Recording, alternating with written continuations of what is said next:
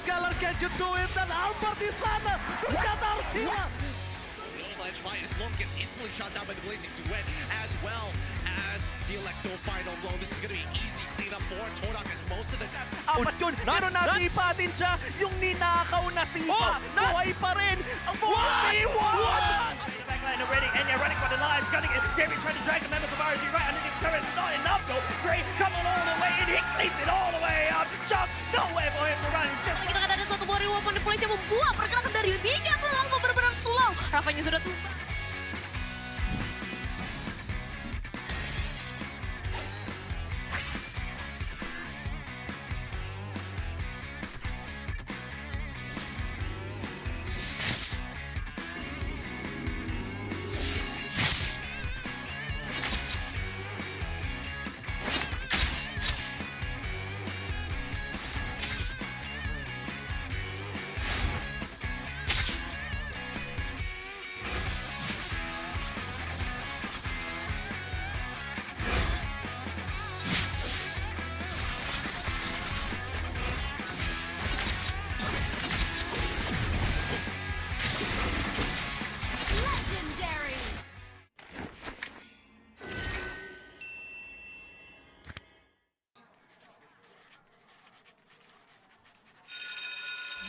Okay, class, finished or not finished, pass your papers, and have a great weekend. Mahiwaga ang mga araw na ito. Pagkalipas ng dilim ay may bukang liwayway. May urong sulong at alinlangan. Huwag mangamba, pangakong ito'y pagsubok lang. Di ka mag-iisa, walang problemang di kaya. Ngumiti ka muna, sumama ka sa aming gumalaw. Oh. Ibang lakas pag may kasabay.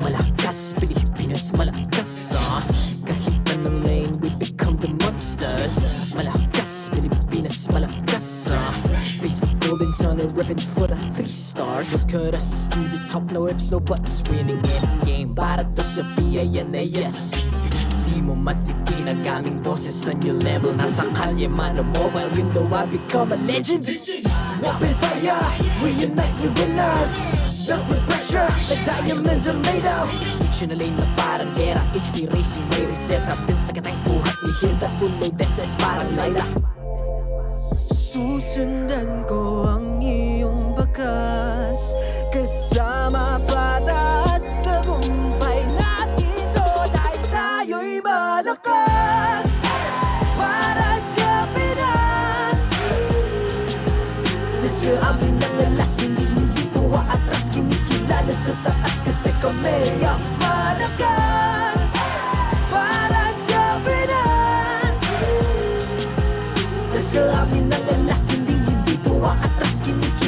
sa taas, ganito kami sa Pinas. Wow! Hold on. Yeah, wala ka sa Pinas. We are laging every beat, no surrender, no retreat. Pag nagsama-sama, just imagine what we can achieve.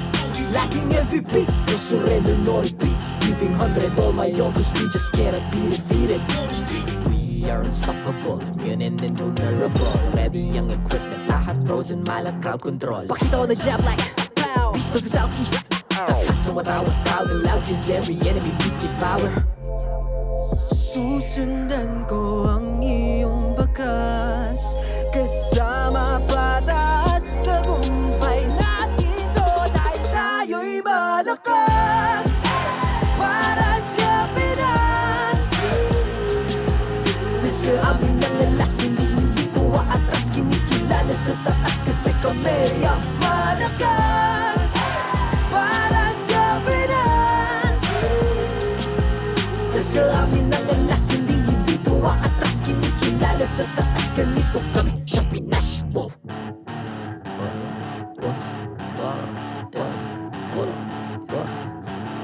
Malakas, Pilipinas, malakas. Kahit anong lane, we become the monsters. Malakas, Pilipinas, malakas. Face the golden sun and repping for the 3 stars.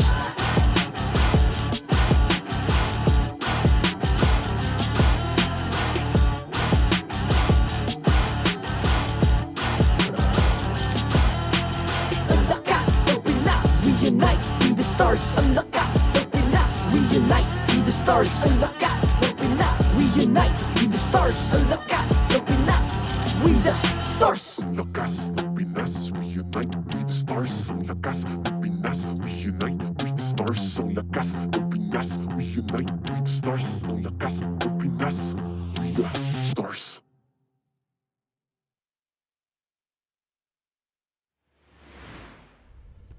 The 13th season of MPL Philippines is brought to you by the following sponsors. Smart, the official telco partner of MPL Philippines Season 13. Infinix GT Series, outplay the rest. Experience the MPL PH Season 13 action live at Shooting Gallery Studios. Tickets are now available on our official ticketing partner at /event.com. Don't miss any MPL PH action by following our official Facebook page and subscribing to our YouTube channel. Follow MPL PH on TikTok as well for more content.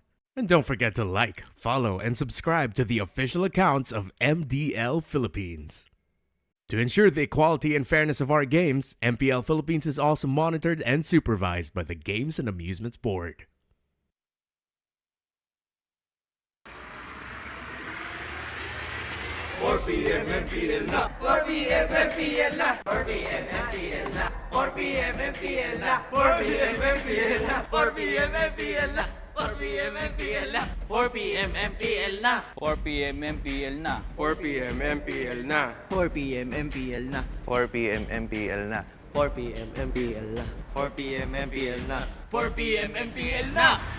Catch your favorite MPL matches every Friday to Sunday. Only at the MPL Philippines YouTube and TikTok. 4 p.m. MPL na! 4 p.m. MPL na! 4 p.m. MPL na! 4 p.m. MPL na! Maligayang pagdating sa tahanan ng pinakamalalakas na Mobile Legends Bang Bang players sa buong mundo. I'm Mara Aquino. And my name is Hans Galeria. And this is MPL Philippines Season 13. We're down to the final 3 games of the week. And after yesterday's bloodbath, what do you think is in store for us today, Hans? Feeling ko mas maraming dugo ang dadanak sa Land of Dawn ngayon. Gusto ko talagang patunayan na ang ating mga tagumpay ay hindi lamang sa ating husay pagdating sa micro. Kaya naman sa lahat ng ating mga viewers dyan, let us know your thoughts because we want to know kung ano nga ba ang inaabangan nyo for today. And to give you guys a glimpse of what we're about to see, let's check out our match schedule. For the first series, it'll be TNC versus Echo. Can the momentum-driven TNC snap Echo's 3-match win streak? And we will also know how much of a dark horse Minana is going to be this season as they go up against the world champions, APBR.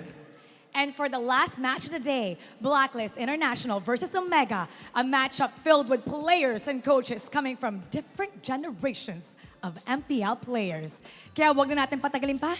Simulan na natin ang ating unang laban. This is TNC Pro Team versus Echo. Casters, pasok!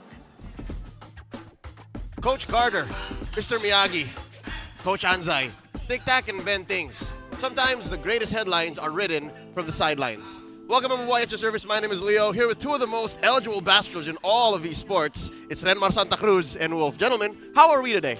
I'm doing great. I am excited. I love your opening there. Yeah. You worked on that for a good hour in the talent room, so I'm glad that you got it done, man. I'm proud of you. Yeah, great intro, but even better introduction to us. Like, what's the term?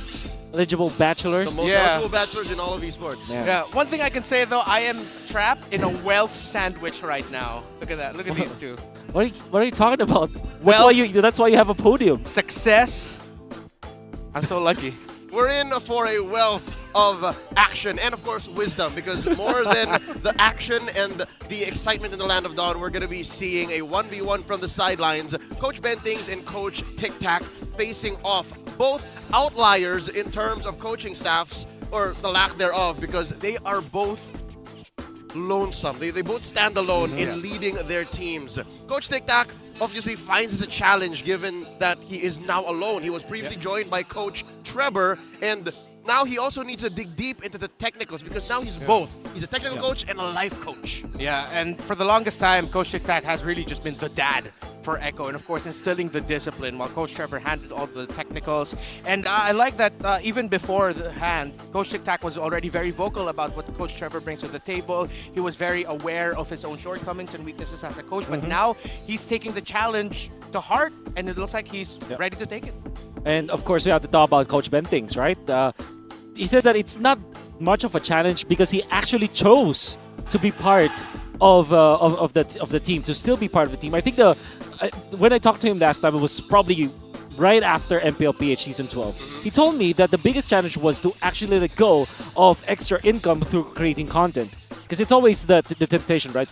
It's always a temptation for players where you take off a lot of your playing time just because you want to be a content creator. And that was his biggest sacrifice so far.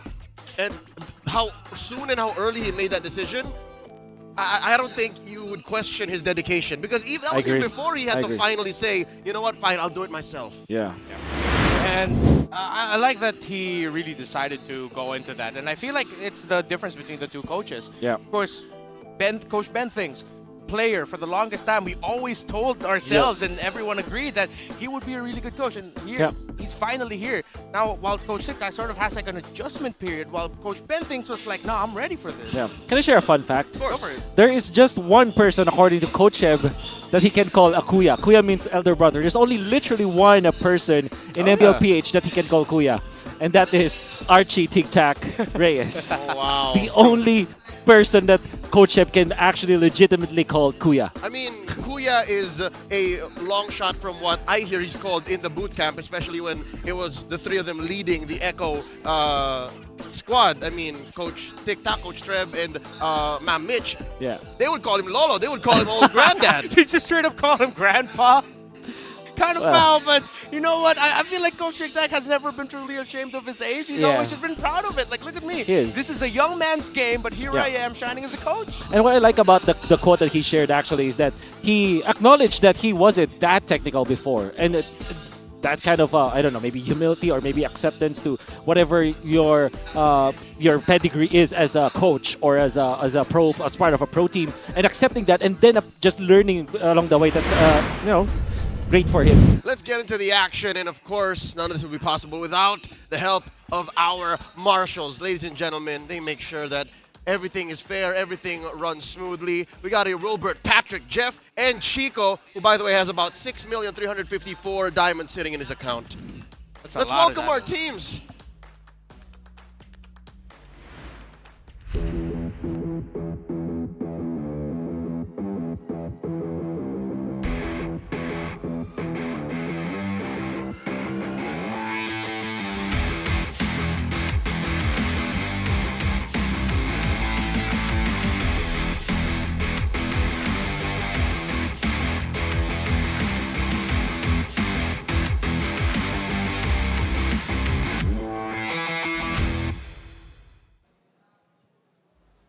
Phoenix Army have found a foothold towards their charge to the playoffs. With Captain Super Yoshi back at the helm, can they continue to get points against the hot streak of the Orcas and stop the Express? Always rise! It's TNC Pro Team!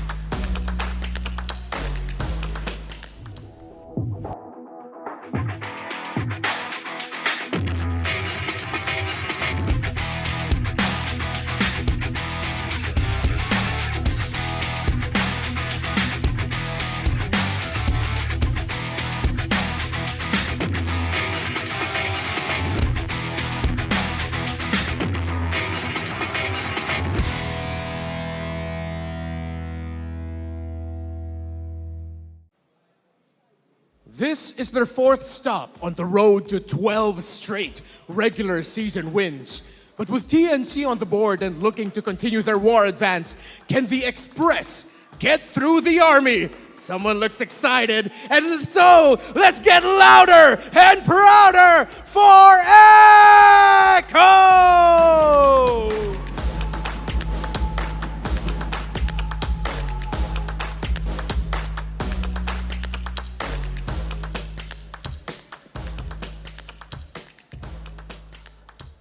And of course, welcome the two men at the helm, our coaches, Coach Ben Things and Coach Tic Tac.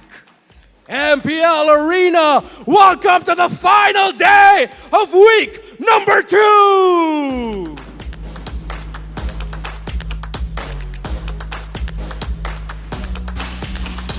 How rich is this matchup? We focused on the coaches and we've yet to even talk about the players. Folks, here's TNC, and finally I think they're with the starting 5 that they want to see. Super Yoshi back in the roam. And it was instant, his effect. You saw the confidence in the rotations of TNC Pro Team. Having someone in the roam who's really used to playing the roam, leading the charge, TNC looked like a completely different team under Super Yoshi. That isn't to discredit Nomad, because when he finally got back into the gold lane, he shone, he shined. He was MVP. He played really well. So I really want to see how well TNC Pro Team will continue this streak with Rise and Hatred. But personally, my favorite that I want to see in this matchup is Heads. They now be comfortable. TNC. Let's talk about Echo. They're actually using Outplayed and Zyda now.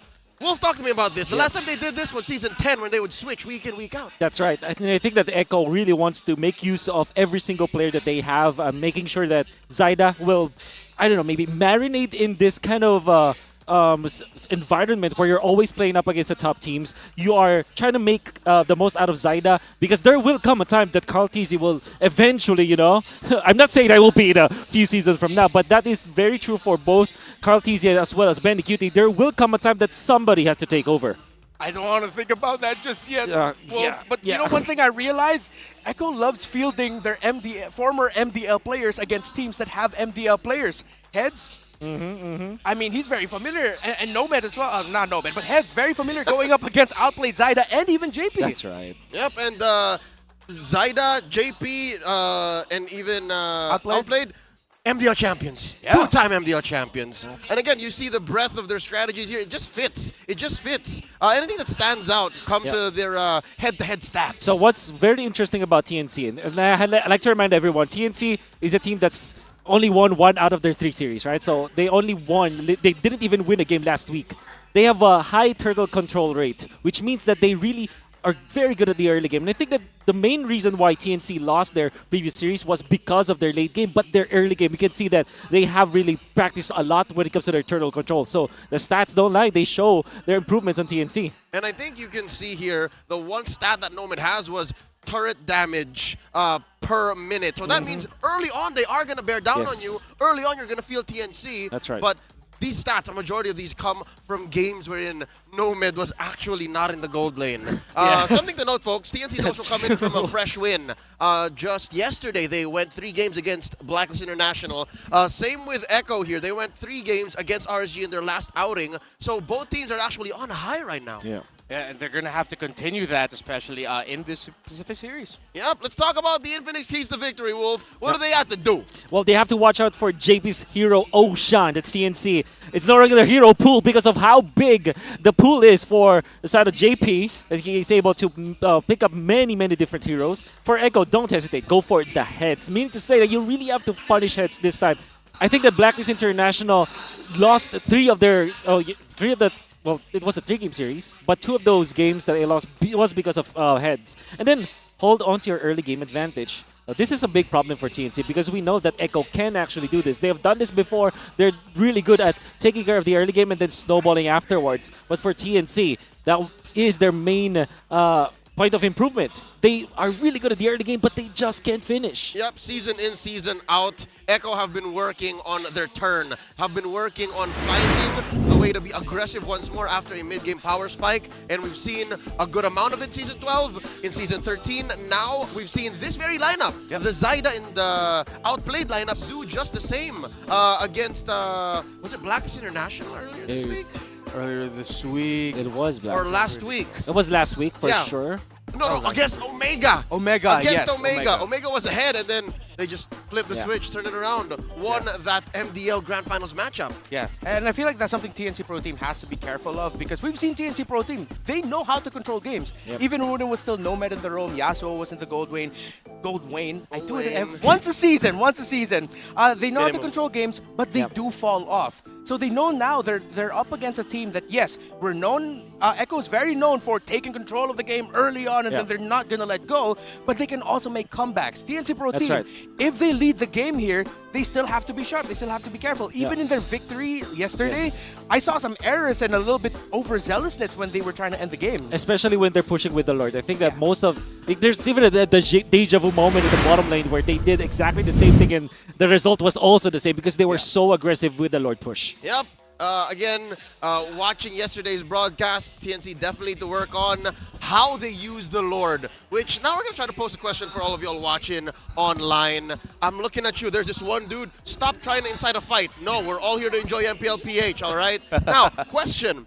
What would you rather have to trade out early? Do you want the Nolan or do you want the X board? Because both are still open. Both are still open here. Oh, whew, that's a very interesting question. I would say X-Borg should have a better stock between those two, just because of how much it can bring to big objectives. Going into a blind draft, going into exactly. I mean, like if your enemies allocate so much to just countering X-Borg, which is there's just only a little pool when it comes to like X-Borg counter. So I think that surely X-Borg should be the priority. But between T-Echo and TNC right now, with Nolan being available eventually, maybe that also means that TNC will just have access to the Novaria, which they really like for Hatred.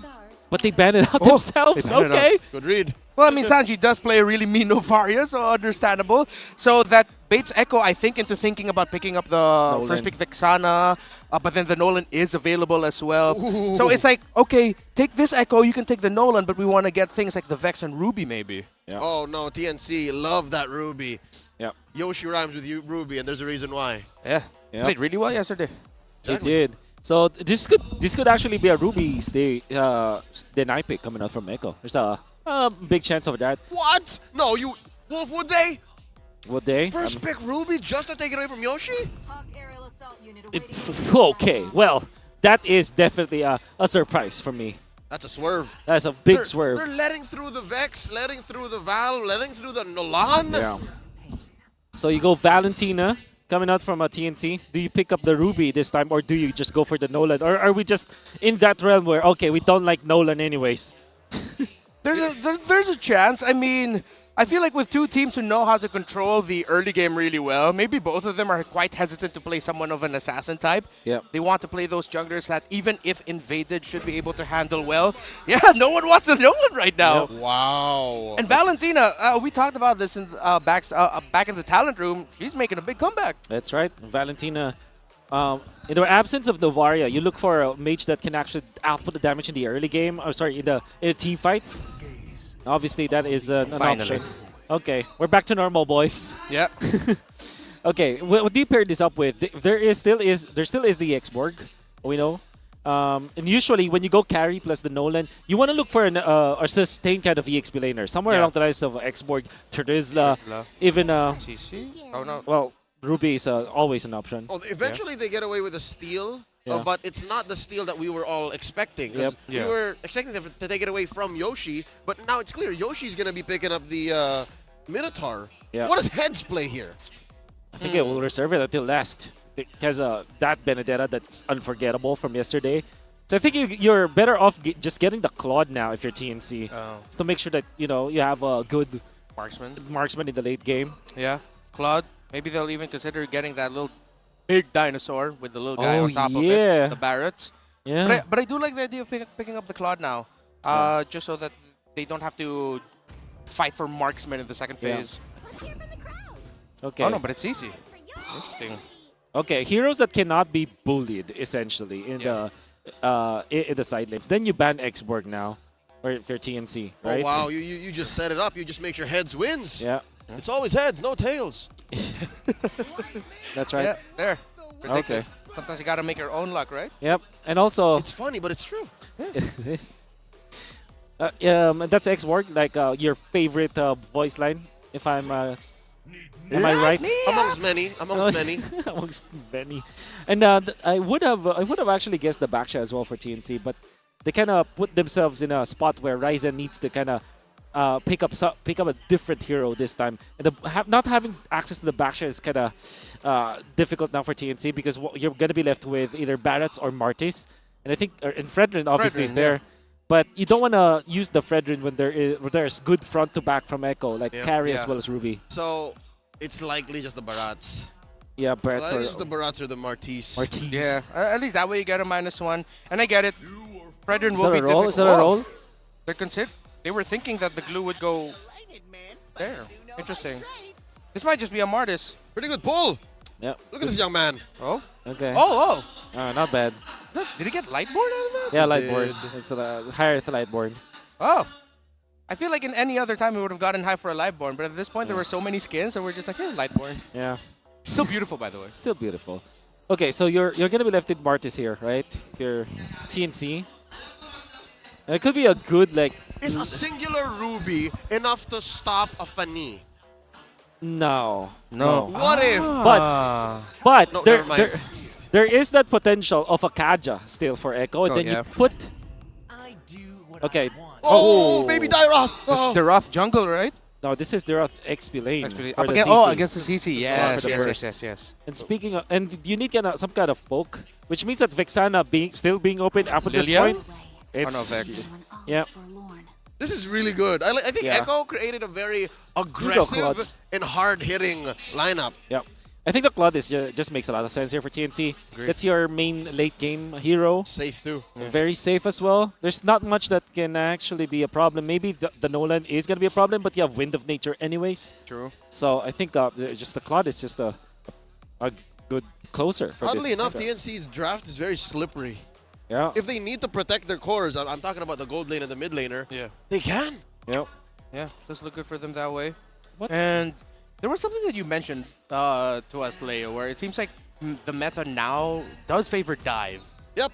Again, just looking at what heroes are big, the trinities from role to role, they all seem to play from either close range or mid range. And wait, no, is this from last night? Okay. Is this the fabled gold lane Roger? Yep. Yes, it is. We saw this last night. MPL Indonesia.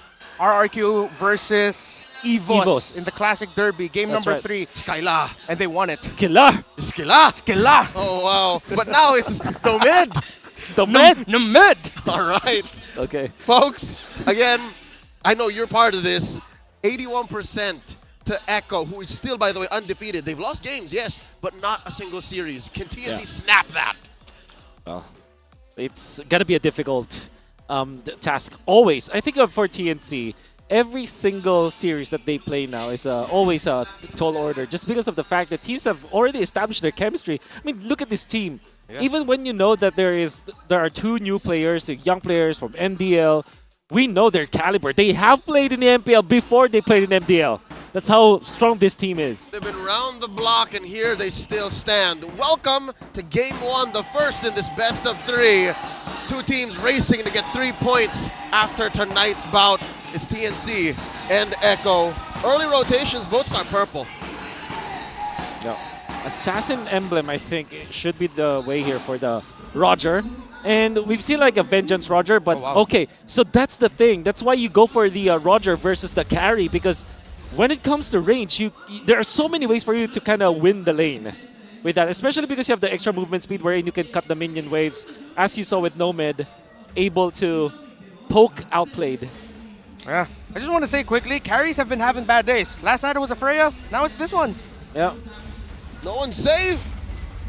Meanwhile, Yoshi just getting poked down here by Zyda, unless Zyda wants to commit it. Nope. Still just playing around that Little Wander. Everything's chill. What? I wonder. So Super Yoshi went for that tank Minotaur, but even, you know, despite that fact, I mean, still is taking so much damage from this Nolan. Really, teams have started to give the Nolan, you know, they kind of give away the Nolan. That's what I'm trying to say. And I think Nolan is just such a strong hero. And I'm not sure whether or not TNC is actually prepared for this Nolan. I think the only good hero here is definitely this Minotaur, but that will come into the late game where you can save your teammates and also kind of punish the Nolan. But it's not an easy thing to do. Truth be told, Kaisama, I thought you were going to say Nolan has evolved in his play style, because he used to play very differently when Fracture had that CC. Yeah. But now, again, maybe because teams are so willing to let him go, let him through, we might be going the route of Lancelot Season 8, Season 9, where he had to change his play style to change the way he affected the metagame. First hurdle spawned up already. Echo with a small lead, 300 gold. I like how there's a little duel here in the EXP lane while the Nolan's getting spotted by Super Yoshi's Minotaur. There's going to be no contest by Echo, but Sanford not going to be going after Ryzen. So TNC Pro Team, again, they're continuing their trend of just wanting to control the early to mid game. Yep. 76% turtle control rate for TNC, despite them losing their first 4 matches. We know for sure that they have something prepared against teams, and that's the early game. Man, I've never seen a Martiz hit a turtle so fast, alone, and actually score it like that. Even I wouldn't dare do that in my own ranked games. Yeah, it's been a while. Dean. But that was, Mr. Dean. That's right. Yep. That means that it was Super Yoshi that actually allowed for it. And Reptar pointed it out. Super Yoshi spotted out where Zyda would play. Yeah, Super Yoshi going to be going in, and that's going to be a massive pull coming in by Hatred as the Ruby, as the Valentina, but that's going to be Decimation by Ryzen. Early blood, first one, but that's going to be a counter. Super Yoshi with a massive knock-up, but it's not going to be able to help Ryzen get away. Echo traded out. Oh, it's the rifts. It's the delayed damage from Nolan's passive that took down Martiz. Whew. That's going to be explosive. Definitely good for Echo because they punished Ryzen. And not only that, that's a kill for the Nolan. And you always want early kills if you're an assassin jungler. Yeah, and you mentioned something about changing the playstyle similar to the old Lancelot, Leo. I feel like there's a time where the more players seem to forget about like what heroes do, the more they get a little bit careless, a little bit too overzealous going up against them. They're like, oh, he can poke me. Later I'm going to get him back. He has no CC. I feel like that's where we are now in this era of Nolan. Like, people just tend to forget just a little bit. Yeah. Which circles back to what Kaisam said. Like, he can't believe TNC just let it through. Yeah. What's going on? Turtle spawning here in just 10. Relative piece up top. Again, earlier it was Nomad who was just super aggressive and outplayed. Why the change in tempo up top? Well, definitely some of the occasional visits to the top lane kind of made it difficult for second turtle. There's going to be an entry in. Super Yoshi gets knocked up. Eternal Guard already out. EG committed. Echo trying to find an opening. TNC as well. Ryzen dancing around Sanford. Hatred and Heads, though, on the back of Echo. They're going to try to chase after Zyda, who gets away, but Hatred's going to get punished. Super Yoshi jumps in. A massive heal as well from the Motivation Rod, but he gets picked off by the Nolan. Minotaur goes down. Ryzen and Hatred try to take down JP. Just see if they can get a trade after it. Yes, they do. Decimation. Make it 2. Double for Ryzen. Will it be 3? Bang! For the jungler of TNC. Mean Dean strikes again. He does get traded out earlier on, but he comes back with a vengeance. Oh my god, the Mean Dean. That's a Ryzen. But actually, I would like to credit the Heads because of the way that he managed or, he defended against Zyda. Didn't let go of the grip of the Zyda. Zyda eventually gets a kill of Super Yoshi, but he cannot position himself onto the turtle. And that delay on the turtle for TNC gave them 3 kills, a bonus turtle to go with that, and a lot of gold back in their favor. Oh, man, top lane. Nomad and outplayed. It's a duel. Get it out. Oh, will Nomad actually fall to outplayed here? No, he won't. Still a little bit of a fighter, so he'll be able to get away. I like the tracking of these two teams. They're targeting when it comes to the big team fights. That's right. And that's Thunderbelt Roger. That's why he felt a little bit tanky. Oh, they're going for the heads. Vengeance committed. Is it actually going to be enough to survive? What? Yes, it is. The damage of the CC stopping Zyda from chasing him down. He got max stacks. Yeah. Them yo-yos were helping with the life steal and the spell vamp. Yep. What would win? Literally time-traveling blades or yo-yos? I like this yo-yos question. apparently. Roger, there's MP. Is it Full Moon now? Oh, stolen. Grand Theft Orange by Ryzen. And JP not going to be able to get the pull. And TNC back off. Again, signature TNC playstyle. They are giving a lot of difficulty to Echo. Yeah. But then again, when it comes to the economy, Echo still is ahead for a little bit. Great news for the Nolan, obviously. Especially because Zyda hasn't died yet. So that's really a good tell of good early game. EG committed. A lot of damage onto the Ryzen. Zyda is going to be able to get the fracture. Oh, very close. The damage coming out from the Vexana as well. TNC Pro Team, 26 seconds before this turtle spawns. They're now going to be going up top. Nomad, does he know? He feels it. He senses it. Super Yoshi nearby, though. They're going to commit to play. They pull Yoshi. Is Yoshi going to be able to get away? Minana and Fury committed. A little bit of a knock-up, but they're just trying to delay the inevitable. Maybe Outplayed not going to be able to get the turret just yet, but Nomad goes in. Nomad goes in, and he gets punished. No, he does not. He survives, but the turret falls. Literally the same thoughts. Again, he was trying to save the turret, but why would he put himself in such harm? I think he wanted to go for the pounce coming out for the Lycan pounce onto a minion, the cart.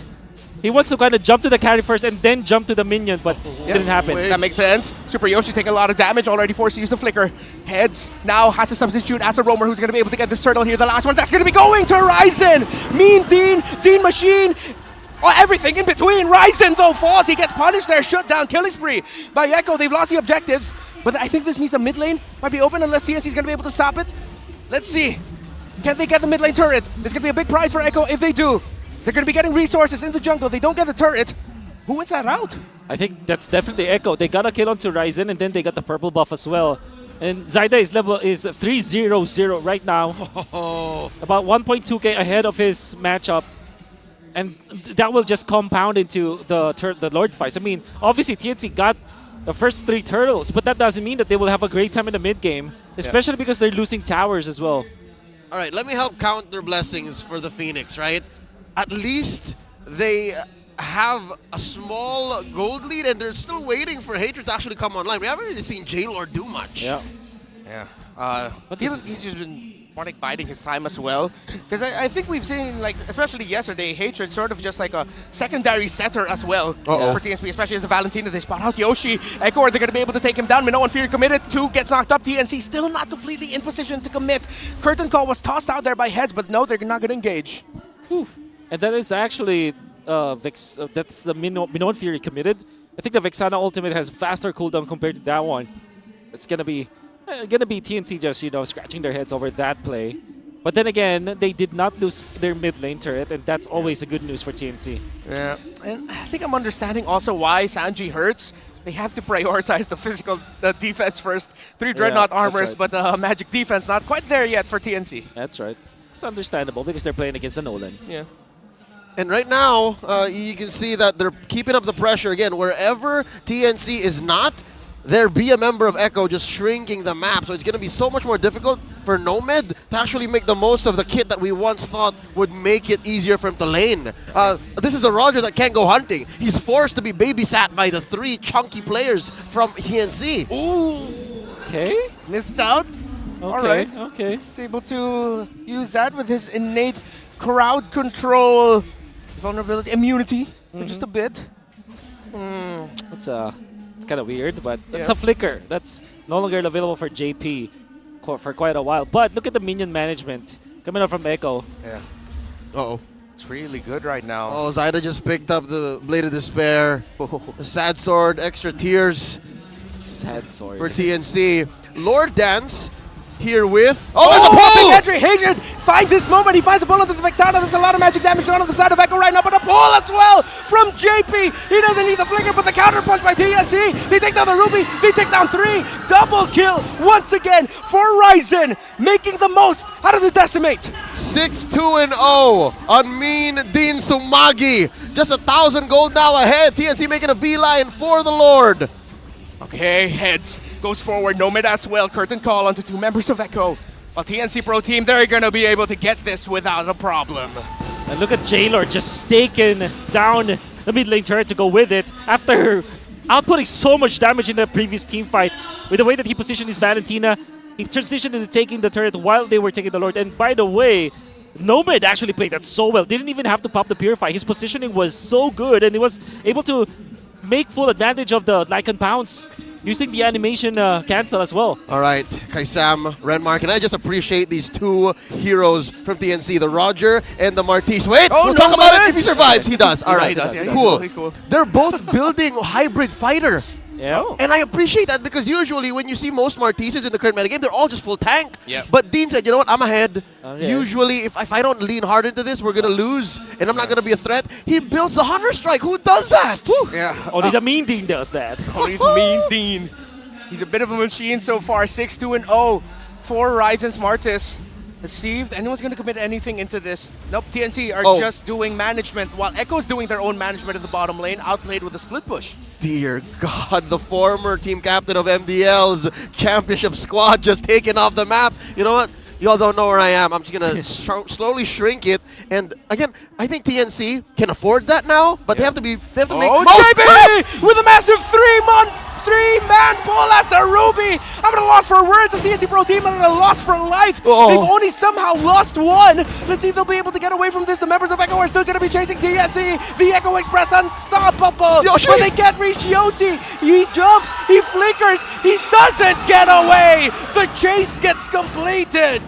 The 3-man pull. The 3-man pull. The 3-man pull just opened up the map, and TNC wasn't expecting that. Absolutely. It was a little bit of loss when it comes to the damage output of Echo when JP is not able to land that ultimate, but now this time he lands it onto 3. The big one. The big one. I mean, he missed some of those shots, but man, when he hits JP, come on, dude. Oh. You can see it, but I guess the only sacrifice there for Echo was a little bit of damage. Well, not a little bit, but 75% damage to the turret up top, but the fact of the matter is it's still standing, so they're still pretty good. All right, it looks like old habits die hard. We talked about it in the pregame, and TNC still struggles to make the most of their Lord. Yes. Yeah. They seem to have some trouble making the most of this major objective. Yes, they did get away with, I'd like to correct you, Wolf, maybe 80% of the turn. Okay, you're right. But they lost in the end. They lost, what, 2 pickoffs, then negative 400 gold. That's right. And it was kind of sad because if you look back at the past of TNC Pro Team, let's bring it back to just even last season. I feel like we've been saying the same thing since Season 12. They know how to control the early game, mid game, and the games where they're leading it, and then somehow around maybe the first, second Lord, something slips, their formation gets red, or maybe they just look like they're scrambling a bit in terms of the map control. I mean, what's going on? Oh, the burst. No, that's a rush. Yep. Yep, right under the noses of TNC, Echo gets it. And this is not the first time that this happened to TNC, actually. If you remember, when they went up against Blacklist International, that's always their problem. Their map control needs a lot of fixing. So I would say it's not a Blacklist thing when they face off. I mean, Blacklist is given very strong when it comes to the Lord take, but TNC definitely has to work on that right now. They're down 4,000 gold. They have a respectable kit on a majority of their heroes. Their cores are functional, dare I say. Something to note, Wolf, check this out, the dire hit on the Nomad's Roger. Yeah. Well, I'd like to remind everyone that you usually will not get into that zone where you have the blessing anyway, so it's just a free 20% upgrade on your gold with assists. That's just it. Oh, basically. JP going in. Big ultimate as well. Eternal Guard, and it's going to be a punish to Yoshi. Yoshi goes down, right in broad low. He's forced to go back. Echo now with a man advantage. Let's see if they're going to continue this. It looks good for them. They don't have the Lord. Will they risk it? They were able to spend some utilities on the side of TNC Pro Team. Echo still looming. Are they overstaying or are they waiting? What are they looking for? Are they going to find the entry? They got to pull their other heads. Heads gets bursted down by the Tyroth, by the Nolan. Ryzen could be up next, or maybe it's the base, or maybe it is. Echo's time to win the game. TNC Pro Team falls to the Express in game number 1. The Orcas find the turning point, make the drift, switch it up into high gear, and take the first game. Yeah, it was the shift in the gears. I think that's definitely the best metaphor that we can use, because they were kind of chill in the first stages of the game. Obviously, TNC are getting everything in the first 8 minutes. But come the 8-minute mark, when you saw that Outplay can now be activated, as well as Zyda just making another rounds around the formation of TNC, that's when they found the opening to shift their gears. You like that? Because they got the racing gear, right? Yeah. It's like I prepared for it. It's like I wrote it down. Yeah, Wow. F1. All right. So with that said, it's not just because Echo switched gears or Echo found that slipstream, so to say, on the race to scoring the first game. I like to think that there was a lot that TNC could work on too, because they definitely had that window in time. I'd say, again, I would stand corrected when we see the highlights, but at minute 9, minute 10, wherein it was clearly theirs, and then they got that turn into that purple side for Echo, and then the Lord take. But then something slipped, and it was started by that one moment down bottom when Outplay was left alone, and then what was that, gentlemen? What was Echo? What was TNC thinking that allowed for Echo to get there? I just want to say, Wolf, it feels like TNC Pro Team needs to really take care of their minion wave management. Yes, especially sir. once they snowball, it's like they forget they have minions sometimes. That's very true. And I think that this is not the only game that we can look at and say that, yeah, surely TNC's map control and minion wave control needs improvement. But then again, we have to look at the victors of this game. Obviously, it will not be easy for Echo had it not been for Outplay's positioning. 2-0-3, 63% kill participation, wonderful recovery up top when he lost so much health against Nomad on this Roger, but then eventually he found his opening and then stabilized that lane. But let's look at the highlights. Mean Dean making a lot of progress in the early stages. However, Zyda just looks for a proper angle. But then look at this. Hetz is able to do his job to make it difficult for Zyda to position himself around the turtle area, which I think it should be the way to go for TNC. But in the latter portions, Heads on the CC was not activated anymore, right? So this is just a 7-minute mark where they will get away with murder. I believe that there will be a kill onto Ryzen after this one, but TNC, they're still in control after this. Then the first Lord fight. You would think that Echo will win this, but because of Heads and as well as the Roger just outputting damage, look at how he utilized the Lycan Pounce to get from right to left and then keep himself up, with, dodging some of those. But then this is the turning point. JP just found an opening onto 3. He snagged that. What was the term you were in? 3-man pool? What's that? 3-man pool? 3-man pool. 3-man pool. But then in the end, Echo had so many resources. 3 waves of big minions. And not a lot of defense from the side of TNC. Still can't get over the 3-man pool. I didn't mean to do that. I just got so excited. Yeah. Well, let's look at some of the important emblems here. I think the only difference, or the only non-standard emblem set should be from Nomad, who went for the Assassin emblem. But look at how tanky the Roger can be, even when he's rocking the Assassin emblem. Also true for Super Yoshi, who went for the tank emblem. Remember, yesterday we saw Ogwen actually utilize the support emblem on the Minotaur. But this time he went for the tank emblem. Still is not enough against the damage output of Echo. I would dare say that sometimes in MLBB games, if you pick the strongest heroes in the meta game, it looks very easy. Carry as well as Nolan, we know that they're the strongest heroes, like pound for pound, when it comes to their stats. And it looks very easy and very fluid to look for damage output from these players or heroes just because of how strong they are. And that is why Rich Guy, the carry, is Zyda now played. Yeah. And obviously, we can see that from TNC's perspective, it kind of looked so difficult for them to output the damage. But then if you look at their composition, now you'll know, despite them rocking this Minotaur, they don't necessarily have the AoE to back it up. Usually when you go for a Minotaur, you want to combo it up with big ultimates or big, AoE damage dealers like Vexana, for example, or maybe, Aurora, perhaps. I'm just making stuff up. But yeah, single target Martis, Roger, and then CC as well. There's not much AoE that can come from TNC. All right, more on the Game 1 analysis and, of course, what this means going into Game 2 as we try to go 4-3, speaking on behalf of TNC. But first up, I'd like to remind everyone that the Leslie and Changi Aspirant skins are available now. The first one draw every day is, and the first 10 draws are actually 50% off, so get to the event now. Yeah, an unknown epic skin is guaranteed on the first 10 draws, so go ahead and grab them now. All right, so with that said, I'd like to go ahead and acknowledge Infinix GT Series Outplay the Rest, brought to you by Infinix, the official sponsor of MPL Philippines Season 13. Be unstoppable and outplay the rest with the Infinix GT Series. All right, now with that, out here, you see the phone, and it's the phone that our players are actually using. Where is the headspace for Coach Bentings and TikTok? Do you think Bentings knows that that's what went wrong, like right here, right now? I'm pretty sure he does, and actually that's one thing I wanted to bring up. Yeah. Whereas what we saw, I feel like, is sort of like the styles of the two coaches. Echo in TikTok, he had to learn the technicals, but then he also always has had the discipline. And for Echo to come back in that scenario, you needed discipline. They showed the technical side of it, JP with all the plays and everyone else doing what they needed to do, but you need a lot of discipline. Yeah. And they did that with good map control. While for TNC Pro Team, as a player, sometimes when you're in the lead, trying to move and captain everyone, trying to control everything, it happens, you let go of the map.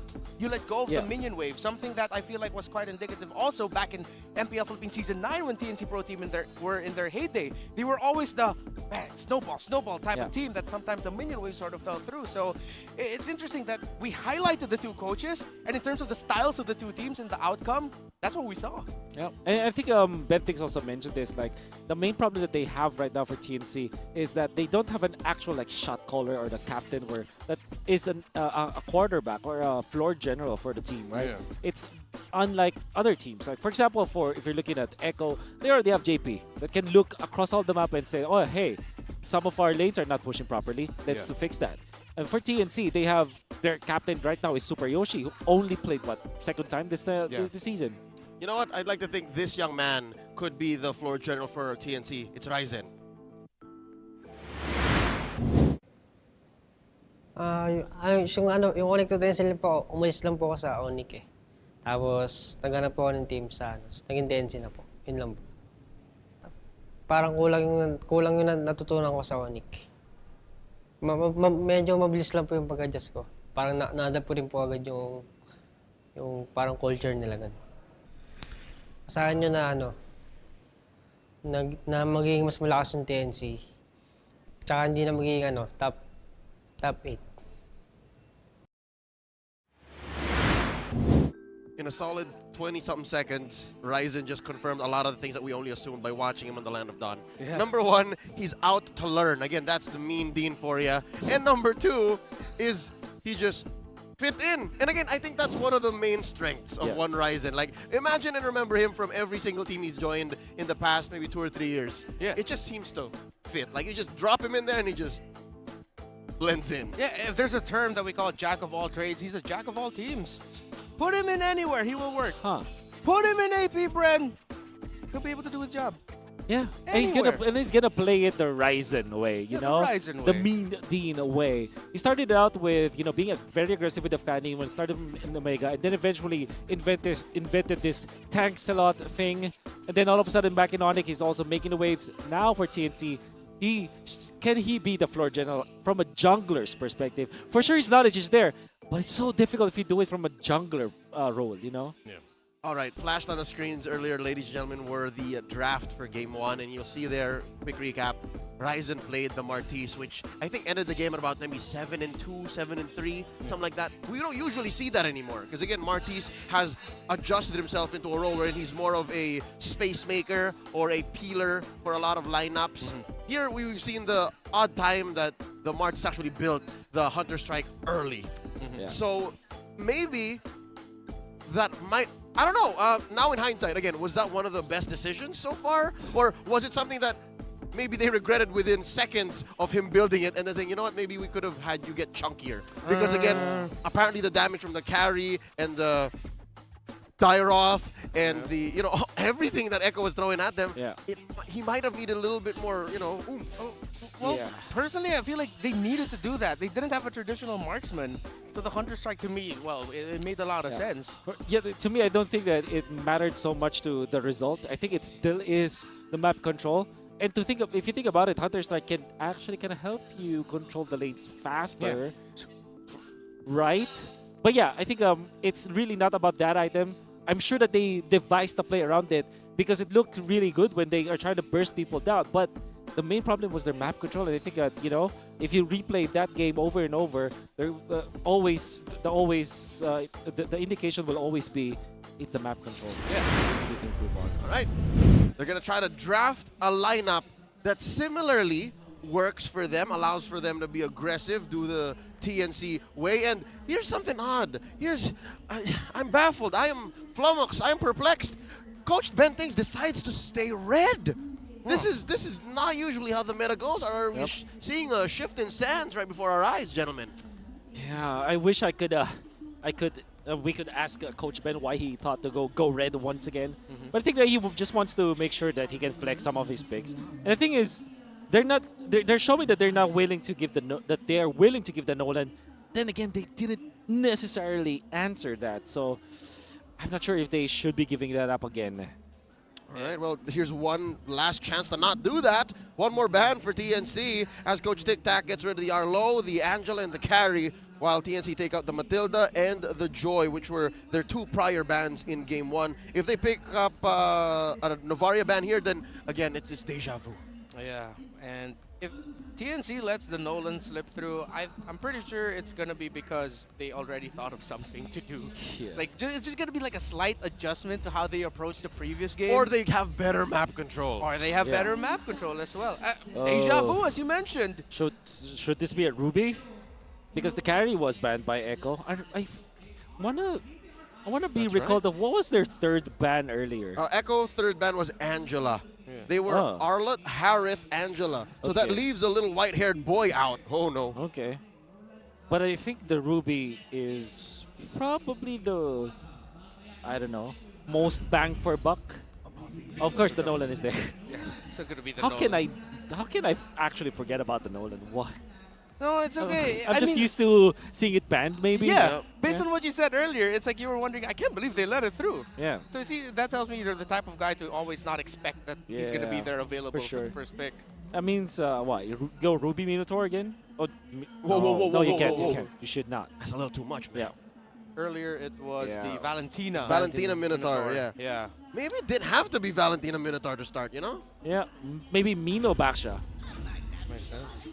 Or Barrett's Valentina, apparently. Okay. A few little adjustments here and there. Okay. Lexano, Lilia, still available for Echo, yeah? But the Lilia would be too early. Yeah, maybe they just secured their gold lane now. Carry being absent.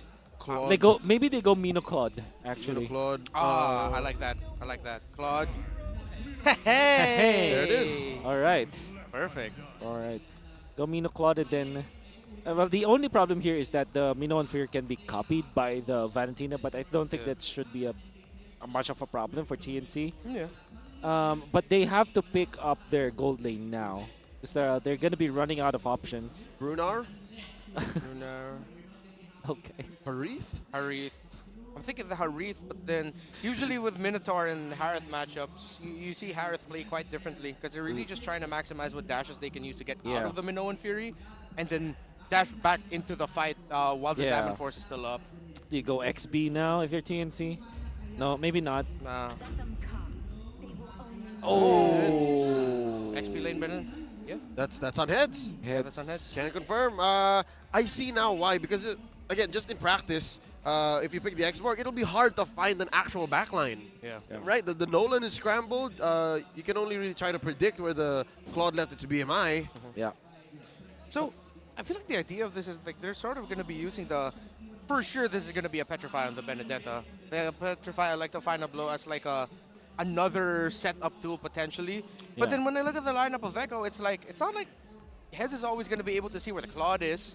Claude's always playing in a very off angle. If ever, he's just going to be really using his abilities to maybe stop Zyda, JP, Sanji, most likely. Yeah.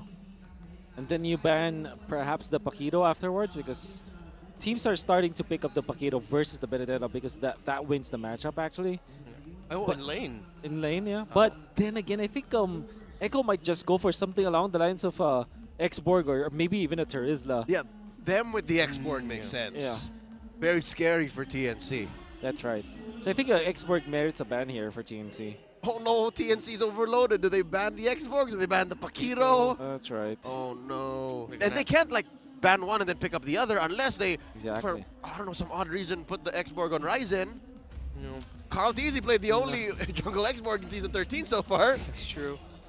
Yeah, we heard that right. That actually happened. That's lore. What's that? Lore accurate. That's lore accurate. Yeah, and I love me and my lore. It's a canon event. It's a canon event. That's right. No, Flap Teasy plays tonight though. Don't worry about it. Oh, that's the canon event later. Yeah, you're right. TNC, they need more frontline here. I don't like that it's only the Barretts that are frontline. That's not enough peel. It's not enough peel. Whatever the roamer has to be. Yeah, Tig. I don't even feel like a Kaja. Oh, Tig, yeah. Something like a Tig. Beefy boy. Beefy boy. Maybe if they go Bruno eventually, so they ban. Okay, that's understandable. Right after Sanford just played that well and was a problem. By the way, the combo will always be Dyros plus an assassin, physical assassin. Oh, they banned a Tig. They read it. Oh, they read it. Oh no. What's Yoshi stuck with? A Kufra? Oh like, man, I'll not be surprised. What if they finish it up with a Diggy? Last pick. For TNC or Echo? For TNC. But they need peel. Yeah. Their peel will be a big ultimate called the Time's Journey. Maybe they can go Kaja Harith eventually. Is that enough burst? Is that enough burst? Maybe it is. Because they have the Valentina to go with it. But then, you don't want to go Harith plus Barretts. You want to go for a marksman. Late game marksman here. That's right. What else is left? Maybe Nathan? Maybe Clint. Actually. Did Brunar get banned out? Clint will be good, but yeah, that's only if they have another frontliner.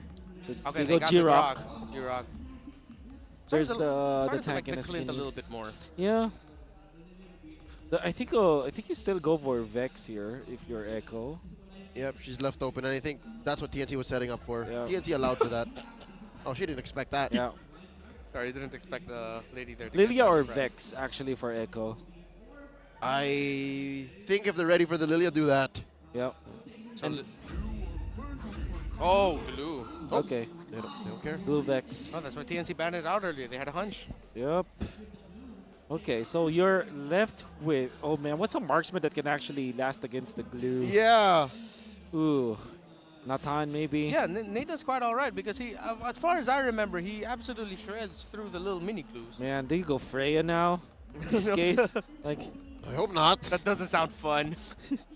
I think TNC was trying to set up the prison pick. Like, they were trying to trap Echo, and then Echo was like, you know what? Never mind. Never mind. I'll just pick the glue. Clint stuff, Nathan stuff. Everything is stuff, actually, just because of Mino plus glue. Yeah. So you're going to be left with whatever works with yours. Oh. So, okay. Oh. There's the Harith. It's a blue boy. That's gonna be Blue-haired tough. boy. Or silver. Is this blue or silver? White. Both. Yeah. White. He's colorful. Yeah. Depends on the skin. All right. It looks like they've agreed, and so far, I'm worried because a majority of the reliable damage that they're putting on is magic. Yes. Right? You can have some damage from the Benedetta, some damage from the Barats, but your cores, again, in practice, are magic. I think if you're TNC, you want to end this quick. No, for sure. Yeah, that's the main win condition and probably the only win condition. End this game as soon as possible. And to be fair, even with the Valentina picked up here for Hatred, there's not much that you can actually copy, right? I mean, what do you copy? The Vexana ult, Minoan Fury, perhaps. That's decent. Pretty much it, yeah. Yeah, it's pretty much it. All right, let's get back into the Land of Dawn for Game 2. It's match point for the House of Highlights. Echo looking to zip through, zoom out of this matchup with a sweep. Let's see if TNC can stop him doing just that. Oh. A counter start, rather a mirror start here for Ryzen and Zyda. There's this potential of the Grok trying to invade But then, he we started to do it. Yeah, he checked in and then just moved over. Yeah. I think he went there thinking that Echo will start there. So maybe that's why. No. And now he was forced to use the flicker out. Oh, he's okay. It looked like that was a good read by Echo, yeah? But they were like, oh, we're up against a Grok. If we start here, we might get invaded. Start here instead. Yeah, I wonder what. Oh, okay, so there's actually no chance for him to invade because he went for the Guardian's barrier anyway. So I think, yeah, it's like a. So he wasn't planning to do that. Yeah, he wasn't planning to do it. All right, He's just literally just scouting. He just wanted vision. Just information. Yeah. That's okay. And it's a value you get out of the Minotaur. By the way, you have so much damage with your leap. He actually stole the Lethal Wanderer. The Desperation Stomp. Yep, the stomp. How the map's looking right now, especially with how the draft looked, rather. I feel like there's going to be a lot of pressure onto Heads here, but he's been pushed back by this glue. And I think Echo understand that, and they want to pressure this Benedetta. Because usually in lineups like this, right, Wolf, like it relies on the EXP laner to sort of help you build up pace in the early game. Oh! The pokes from Super Yoshi hurt. Yoshi was put Zaida, down. he was... Yeah, Yoshi was put down to a down. third of his health. Yeah. From Zaida, who barely just hit level 4. Especially because usually... Oh, hey. Okay. I mean, usually Groks pick up what? Maybe tough boots. So you don't necessarily have the anti-physical damage that you need. Is this going to be Grand Theft Turtle is the question. I don't think the TNC Pro Team know where Zaida is. That's going to be a fight engagement. No one fear. Big one! And that's going to be more than enough health for Zaida to be able to secure that first blood. Plus the turtle for Echo. Nolan gets it. Can they get another? Super Yoshi trying to get away. No, he does not. Double kill for Echo. And a purple steal at that. That looks like a big early game swing in favor of the Express. That was premeditated theft from the House of Highlights. Take that clip. That was amazingly set up. And again, there was very little in shenanigans. He just literally just walked up and clicked Retribution. And that's 2,000 gold lead because not only do they get the purple buff, they take it away from TNC, they got 2 kills, they got a lot of outer turret and shields in the middle. Everything that Echo needed in the early stages, they got. Yeah, and it looks like Ryzen couldn't retry at that moment. It looks like it was Zaida ahead by a second and a half or maybe even 2 seconds looking at the ticking timers. Now Invade. TNC want their own version of Grand Theft Purple this time around. Can they balance it out? Oh, Ryzen actually going to be able to secure it, and JP might get punished. Death as well come onto him there. Eternal Guard also out here. Oh, he missed! No! He missed! It was Ryzen who gets punished instead, and Super Yoshi now have to run for the hills. Double kill! That's 4 early kills for Zydus Nolan. Again, to mirror Wolf earlier when he said, why would you let this Nolan through? As JP with Minoan Fury, or Hatred rather. There's 2 Minotaurs. Can't blame me for it. Able to get away. Echo rolling away with it. Almost 4 minutes into the game. Oh, that was miserable. Ryzen missed it by maybe, what, 20, 30 degrees? Yeah. And that spelled the doom for TNC now. 3,000 gold. Echo's favor. No chance for Ryzen to keep up. There's always that dilemma where if you lose the first 2 minutes of the game, you can rush getting back to recovery. But because of you rushing and being too anxious to get back into the farming battle, you lose even more. And that's literally what happened to TNC. They didn't cut their losses. Oh, and this is tough given that in game 1, it was, again, their discipline, their map control, their cross-game procedure that actually suffered. Now they're in the same position again, if anything worse, because they're clearly on the defense. Yeah. It's also clear that the Vexana is a much stronger mid laner compared to a Valentina. And it's only because of one thing, the scouting prowess that you can have from the Vexana. Yeah, the range, the poke, it's so helpful. I like the final blow, entry petrify as well. Heads chasing after Sanji. TNC Pro Team calm and controlled. They want to secure this turtle to even out the momentum of Echo. Unless Zaida says yes, he will get the turtle. And that's going to be the ultimate committed onto the JP by the Barret. Zaida going to be chasing after Nomad, who's chasing after Sanji. Can he get the Vexana down? Yes, he does! JP and Sanji fall, but the Harith gets exploded on by the Nolan. Zaida, 5-0-0 in this game. 2-for-1 trade, but all this time, it was a 4v5. Check it out. Outplayed off camera, off map, just pushing. Same thing he did in game 1. Whew. Be a big problem now for TNC because not only is the position one having a lot of farm that's outplayed as the Claude.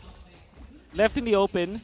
You also have your position to also very far with his second item. That's Hunter Strike and Heptaseas at 5 minutes and 42 seconds. Folks, Wolf is referring to an older MOBA principle wherein you call the heroes by the roles based on their need for golden XP. Exactly. So that's why one is outplayed, their gold laner, and then in this case, two would be the jungler, in this case, Zyda. So that's what that's all about, in case you're wondering what pos 5, pos 4 means eventually when people do mention it. Oh, Yoshi! Oh, face check!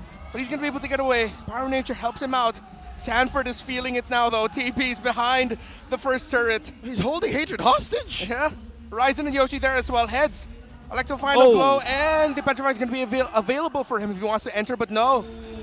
Oh, Echo is feeling it. They are in the zone. Nowhere in the map is safe. Nowhere at all.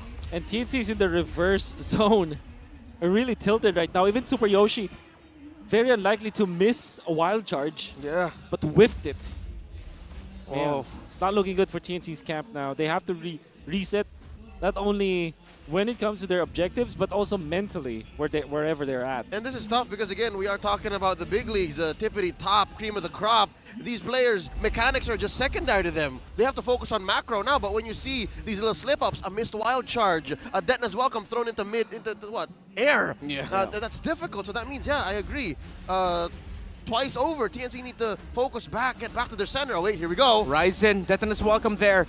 On to Sanford, can he get the glue down, and that's going to be a free turtle. All the space provided for Zyda to be able to retribution his away without a problem. Ryzen now taking the run of damage on the side of TNC Pro Team. Echo's going to be able to get the kill onto the barracks. A blazing duet, outplayed. How many kills can he get?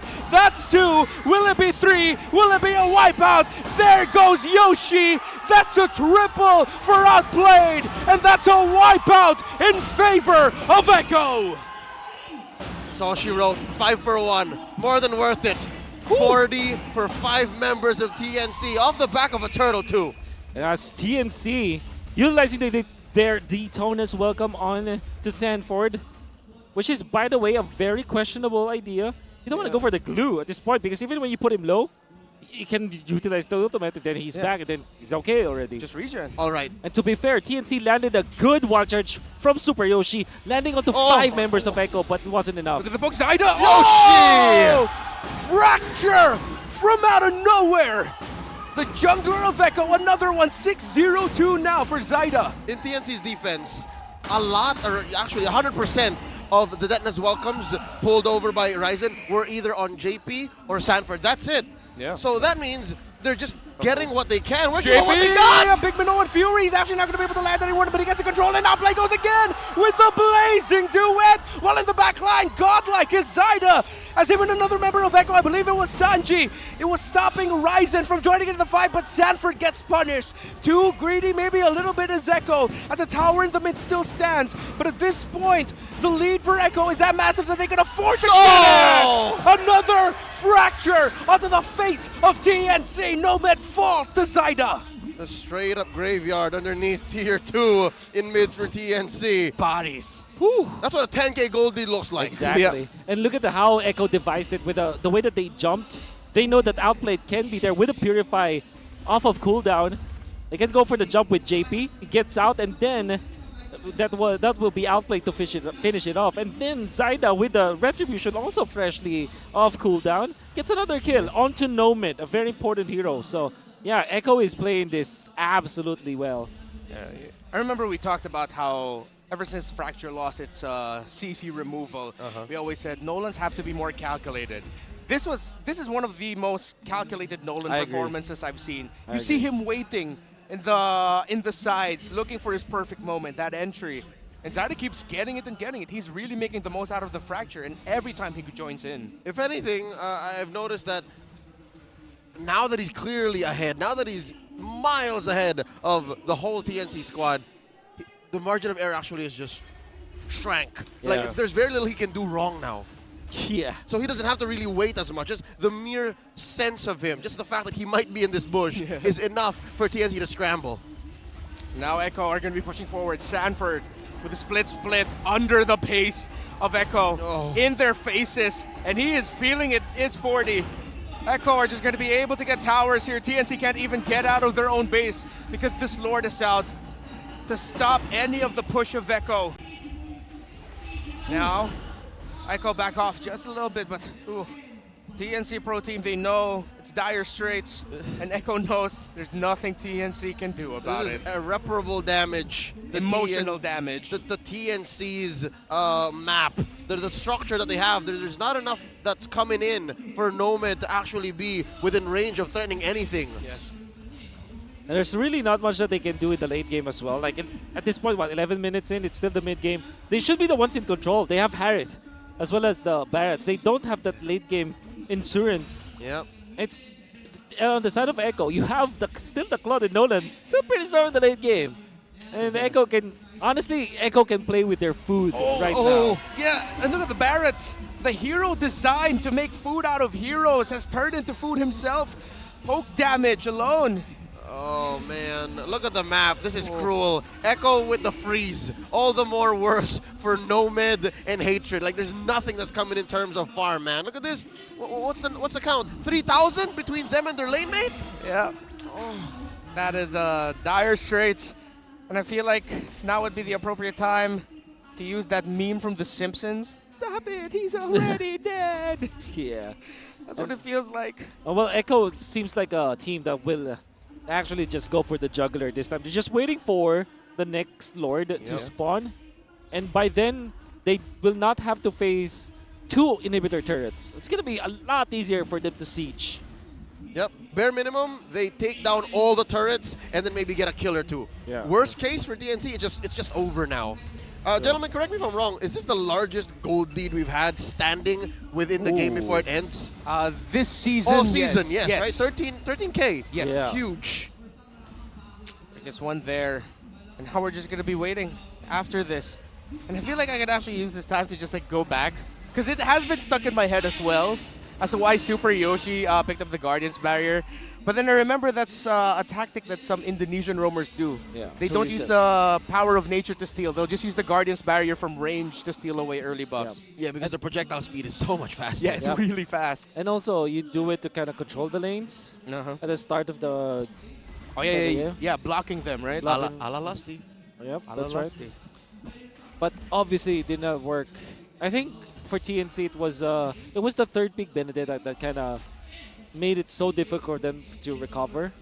Kind of felt like they had to really just resolve to this kind of pick where, okay, you got the Benedetta, but you don't have a valid marksman to go with it. So if they picked up the Brody instead, right, things will be totally different here for TNC. It's like they picked, oh, wait. Zyda. Whoa. Heads doing really well up against the Oh, side. no! Can he- oh! It was just that massive. The lead that Zyda has over that Benedetta. What an exchange, though. Heads, despite being behind. That was, okay, I'll be honest, that was cool to see. Anime was cool. sword fight. Anime sword fight, yeah. Anime sword fight. Something to note. Was it just me or was that mid, unless he had it already, mid-duel, Zyda bought an immortality? Look Oh, it looked like it. Was it? Because he suddenly, I mean, I felt less worried for him. And I'm sure he could afford it. That's what's scary. Yep.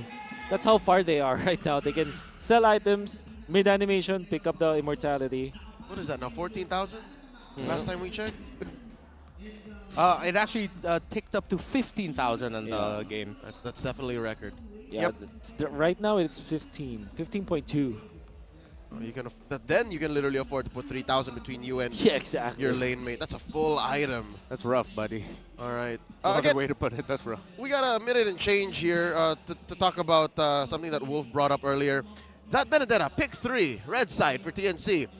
It's very similar to deciding to wear a pair of pants and then not thinking of what other pieces of clothing do I have. Like, absolutely. I've decided these are my pants. Absolutely. They kind of Now what? put Now what? themselves, They have no choice. I guess, kind of put themselves in a hostage situation where they are the hostages. They suddenly have to repair a lineup. Exactly. So, and it's not like, obviously it can be banned out, but it's clear that Echo is prepared for that. And this is a team that plays with Sanford. Sanford, the first Benedetta god or young prodigy that we have. For sure, Sanford knows how to deal with that Benedetta. And the answer is Glue. And by the way, Glue was actually banned out by the side of TNC earlier in the game number 1, which now makes a lot of sense. But this time, they picked up the Benedetta and did not ban the Glue. Are you saying what I think you're saying? Is this Coach Tic Tac getting into the Jedi mind tricks on Bentings and saying, this is not the hero you want to ban? Yeah. And then suddenly just goes in. Because, again, even I was invested in the whole Paquito Benedetta situation. Exactly. Yeah. And then it was the Glue all along. Yeah, the glue is great. And at the same time, you pick up, again, Nolan and Vexana together in a team with Minotaur. It's like you're playing the strongest heroes in the metagame where your opponent's just trying to be very creative, and usually the creative composition does not work.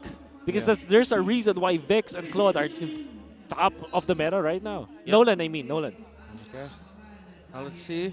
As we're about to just enter the game again. How close are we to ending this? Very close. Oh, yeah. Last we checked, Echo didn't have that Lord with them. But now, they're under the base of TNC. Look at Zyda biding his time yet again. Sanji, can he even be reached by the members of TNC at this point? The entry coming in by JP Bigano and Fury, forcing out the flicker from Hatred. Zyda takes a fair bit of damage. Nomad dashing in and out under the base just to make sure that he can clear the minion waves, but he gets cleared himself. Ryzen gets taken down. Hatred, last man standing, blazing duet. That is signature. Echo Express, the system. TNC can only stand and watch as Echo sweep them in the series. Echo on the fast lane, zooming straight for the sweep. 3 points to the Orcas. And not only that, game number 1 looked close and looked like it was TNC just getting it, but then again, we know that because of Echo's playstyle of the Express playstyle, but also with a touch of like good macro, they were able to last against a team like TNC. Experience is what we are seeing here for Echo, and how deep their strategy pool is.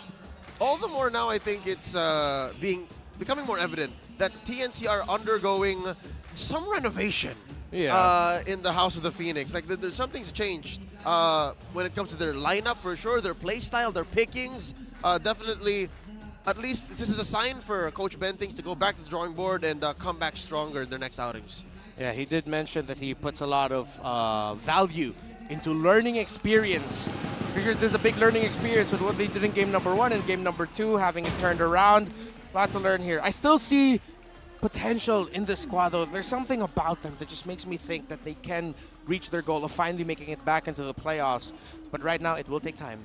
For sure. GG well played, the TNC. But for now, let's go ahead and throw over to the stage and hear from Hans Galleria and Marakino as they talk to Echo.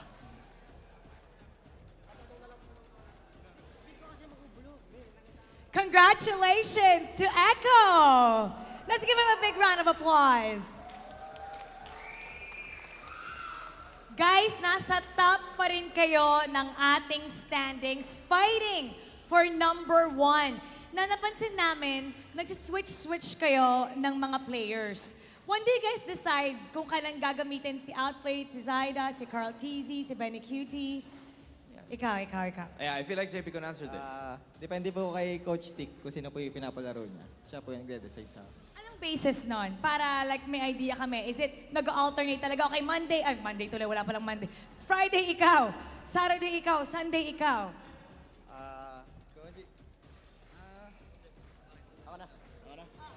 Usually po kasi sa scrim parang hati po sila, parang 2 games po sila. Then kung saan niya po naiisip na parang saan bagay na composition si Outplay tsaka Saida or si Carl or si Ben, yun, doon po sila lalaro. So even yung rotation. Even during the practices. So at least nagaran sila ng division on that part. I would also ask, Mara, may nakita tayo last time, right? Yeah, actually, pansin namin, may earrings ka na. Kailan ka nag-earrings? Matagal na po. Nung nagpa-rhino po ako. Ano siya, very stylish na sa ngayon. Very stylish. Ngayon guys, we're going to have almost a 2-week break. Okay. Ano ang gagawin ng Echo in the 2 weeks? Konting pahinga po pero magpa-practice po habang nagpapahinga. Vacation. Magba-vacation ba kayo? Oh, do you plan on going elsewhere? Uwian lang po pero maglalaro pa rin po ng ML. So you're just gonna go home. And then we'll see you back more refreshed. Once again, everybody give it up to Echo. Congratulations. You may now take your bow and take your walk of victory.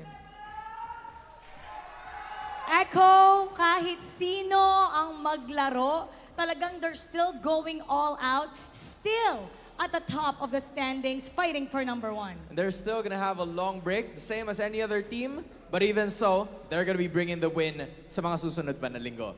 Let's break that down for you, and we're gonna go back to our casters. Fasa. Congratulations once more to Echo for scoring the sweep, and indeed, Tic-Tac's tactics prove superior, leaving a lot of things to think about. TNC has to really consider what went wrong there, and I think the long break is going to help. Let's talk about game number 2, bigger picture. Who's our MVP? Should be Sanford, but now it's Zaida. 10-0-4. Okay, never mind what I said earlier. Never mind my first sentence. That's why. 10-0-4, 970 GPM. At 5 minutes and 20 seconds, he's got Heptaseas and Hunter Strike. What else can we say about Zaida? I think that he felt a lot of steam from game number 1 playing this Nolan, and then played the perfect Nolan game in game number 2. And let's look at it once again, taking that first turtle of the fight. And TNC was in a very bad spot here. Actually, when it comes to their turtle dance, it really didn't look good. And the fact that Ryzen was taken out early, that really meant so badly for TNC. TNC tried to go for the purple buff steal afterwards, but then it went into a disastrous situation. Nomad eventually gets a kill, but at what cost? He actually lost so much. And even Hatred picking up the Durance now for TNC because they need it. That's how much they really have to fix this composition. That's why we feel that this draft is not looking good for TNC, because they really have to solve so much. The triple kill coming out from Outplayed, and then eventually the snowball from Echo. At this point, there's not much that they can do. Look at that well-devised play coming out from Echo, with Outplayed having the Purify, so there's not much that the TNC can do. And in the end, the Heads can only watch, as there's nothing that he can do against Echo's composition. This pickup on the glue really is a problem for many, many things. Like, there's no marksman that you can pick up in the latter portions of the draft to kind of fix the composition of TNC, and it will be the side of TNC to lose again, 0-2 against Echo. And now we're looking at important emblems. It's really not much that's different. Maybe the fact that Glue right now is played not as an actual tank, but still is very tanky with just the common emblem that you saw from Sanford. Picked it up with a common emblem so that he has got a lot of mana to go with him. And then Echo also banked on the fact that this Outplayed Zaida position 1 and position 2 combo is untouched by TNC. There's really not a lot of heroes that can be a problem for these heroes. Think about it, maybe Heads, as he tried to play his heart out with his Benedetta, but he had to deal with 2 heroes from Echo. There's not much reach for TNC to be able to get into the backlines and punish the Claude as well as Zaida, because TNC's front to back just didn't work. And unfortunately for TNC, the way that they decided this draft to go with the 3rd pick Benedetta, that kind of put them in that prison where they really have to look for a marksman that can solve the glue eventually, which they couldn't find. Even for us, like, you know, we're not put in a spot where we're pressured by the clock or pressured by the stage or by the audience. We can't even think of a solution to the last pick of TNC. Tough, man. That's how tough it was. Just really feels like, as you mentioned, they put themselves in that corner unintentionally, of course. It seems like they overshot it. Yeah. And I wouldn't blame them, is because there's a lot that you're thinking of. Again, this new lineup, this very strong opponent with a shifting roster. But we'll leave that for then. But for now, coming up next, it's going to be Minana Evos going up against Bren, a brewing dark horse over our defending champions, who will reign supreme. And let me get that one more time. it seems like Tic Tac's tactics are definitely superior, and there's been things that TNC need to work on. There you go. That's what I was trying to go for. Yeah. All right, cool. I like it. I'm glad Clip that. On behalf of Wolf and Renmar Santa Cruz, we're going to have to call it a break here now. I hope to see you again when we come back for matchup number 2 on this lovely Sunday for MLBB. You're watching MPL Philippines Season 13. 13th season of MPL Philippines is brought to you by the following sponsors. Smart, the official telco partner of MPL Philippines Season 13. Infinix GT Series, outplay the rest. Experience the MPL PH Season 13 action live at Shooting Gallery Studios. Tickets are now available on our official ticketing partner at /event.com. Don't miss any MPL PH action by following our official Facebook page and subscribing to our YouTube channel. Follow MPL PH on TikTok as well for more content. And don't forget to like, follow, and subscribe to the official accounts of MDL Philippines. To ensure the equality and fairness of our games, MPL Philippines is also monitored and supervised by the Games and Amusements Board.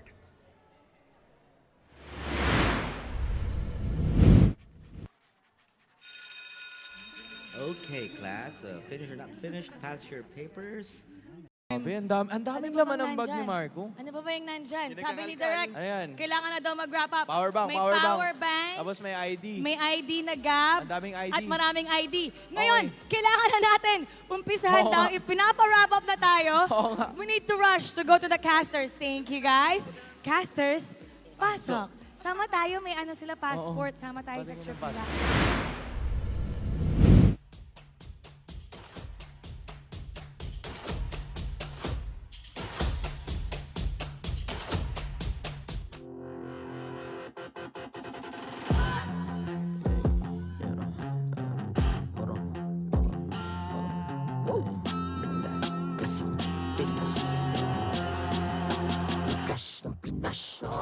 Malakas, Pilipinas, malakas Kahit anong lane, we become the monsters Malakas, Pilipinas, malakas Face the golden sun and ribbon for the 3 stars Look at us, to the top, no ifs, no buts Winning any game, para to sa PNNS Di mo matitinag aming boses on your level Nasa kalye man o mobile window, I become a legend Open fire, reunite with winners Built with pressure, the diamonds are made of Switching a lane na parang gera HP Racing may reseta Built na katang buhat ni Hilda Full load SS parang Laila Susundan ko ang iyong bakas Kasama patas Tagumpay natin to Dahil tayo'y malakas Para sa Pinas Nasa amin ang alas Hindi to atras Kinikilala sa taas Kasi kami ang malakas Para sa Pinas Nasa amin ang alas Hindi to atras Kinikilala sa taas Ganito kami sa Pinas Wow! Hold on Yeah, malakas ang Pinas Laging every beat, no surrender, no retreat Pag nagsama-sama, just imagine what we can achieve Laging every beat, no surrender, no retreat Giving 100 all my all, cause we just cannot be defeated We are unstoppable, immune and invulnerable Ready ang equipment, lahat frozen, malang crowd control Pakita ko na jab like, east to the southeast Taas sa matawa, proud and loud, cause every enemy we devour Susundan ko ang iyong bakas Kasama patas Tagumpay natin to Dahil tayo'y malakas Para sa Pinas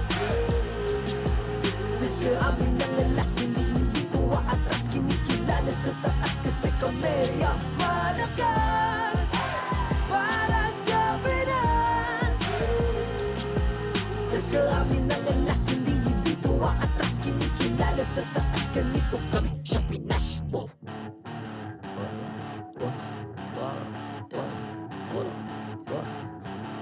Malakas, Pilipinas, malakas Kahit anong lane, we become the monsters Malakas, Pilipinas, malakas Face the the golden sun, I'm repping for the 3 stars.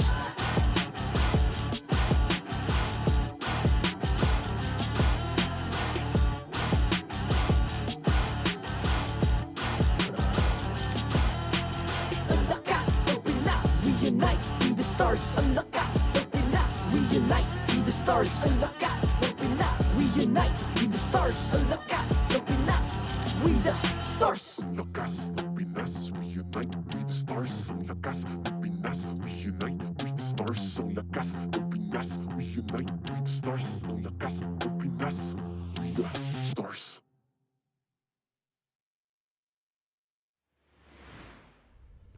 The 13th season of MPL Philippines is brought to you by the following sponsors. Smart, the official telco partner of MPL Philippines Season 13. Infinix GT Series, outplay the rest. Experience the MPL PH Season 13 action live at Shooting Gallery Studios. Tickets are now available on our official ticketing partner at /event.com. Don't miss any MPL PH action by following our official Facebook page and subscribing to our YouTube channel. Follow MPL PH on TikTok as well for more content. And don't forget to like, follow, and subscribe to the official accounts of MDL Philippines. To ensure the equality and fairness of our games, MPL Philippines is also monitored and supervised by the Games and Amusements Board.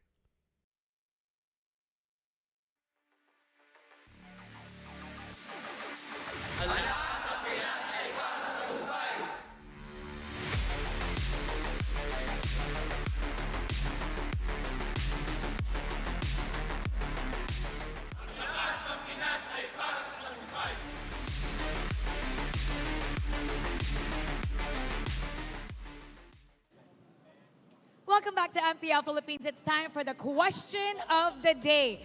Coach, ang ating question of the day, sino sa team mo ang nonchalant at sino ang OA? Between the two. Between the two, yes. Well, kita nyo naman, kita na natin kung sino yung OA. At saka ito yung, ano yung word? Nonchalant. So, ikaw ang OA. Ikaw ang nonchalant. Agree ba kayo?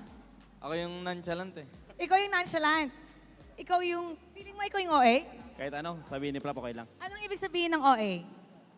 Ay no, si Flap.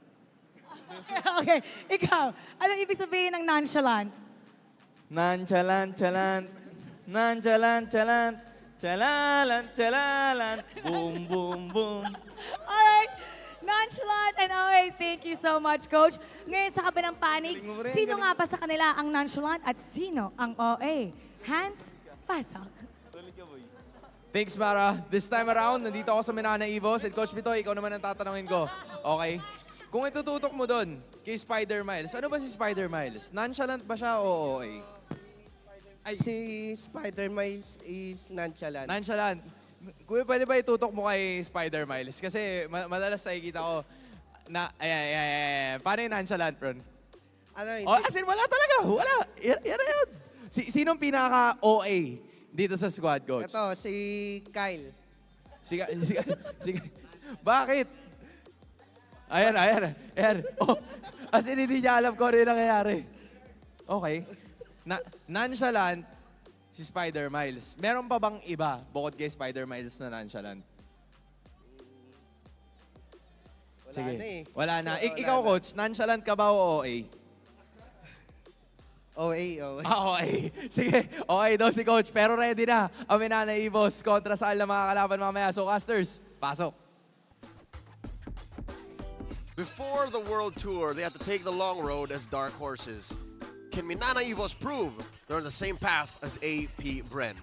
Welcome on Buhay Service. My name is Leo, here with the voice of MPL Philippines, Renmar Santa Cruz, and aspiring barista and international analyst, Wolf. Gentlemen, how are we? That's very accurate, especially your description of Wolf. I saw. You should look at his tablet. It has a picture of himself holding up coffee. Yeah. Watch out for it. I think you're going to be posting about it. So, yeah, watch out for it. Do follow Reptar Santa Cruz and his pages, and he's going to be posting there. It's on my Instagram. Back on the matchup at hand, this is Minana Evos' ultimate test as true dark horses. Yes, they have stumbled in their previous matchup, much to the surprise of many, because again, I personally would like to think that that could have been a longer match. I'm talking about them and Onyx PH just yesterday, but here tonight, we are putting a focus on the two different kinds of roamers. We're talking about Spider Miles as a utility roamer and Ogwin as the old-fashioned just up front, just tank. I'm not saying that's how Ogwin sounds like, but yeah, Ogwin is the modern roamer. You're expected to be able to play a wide array of heroes when needed, a lot of versatility, while Spider Miles harkens back to a past similar to that the Queen brought to the table here in MLBB, something a badge of honor that he wears with pride. Yeah, so Spider Miles is that guy that practices 1,000 kicks once. Yeah. And then Ogwin is the... Don't you mean one kick 1,000 times? Yeah, that's what I meant, actually. Kicks Yeah. once. I'm bad at metaphors. Here's a roundhouse. You're usually great. It's all right, man. Maybe you need to drink some of that coffee. I need that coffee. I need that coffee. You need that coffee right now. Why don't you bring your machine? You should. I should probably next time. Yeah. But kidding aside, I think Ogwin has already improved himself so much in a way that he can actually. I think he mastered the role. It's not the heroes that he mastered. It was the role. And that's definitely, I've always said this in the Tagalog broadcast, we're running out of adjectives for AP Bren and for Ogwin. That's how good they are. You know what?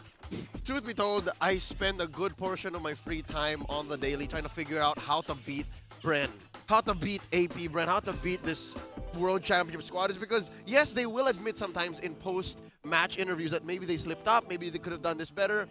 But even in those times and even in the replays, you see, what are you talking about? Where? Yeah, exactly. It's like their worst is probably one of the team's better days. Yeah. Their worst day is a good day already for any team in a business, not only in the Philippines but also internationally. Yeah, and again, we mentioned it. They are the definition of trust the process. Yep. The process still continues, and it's paved with gold along the way.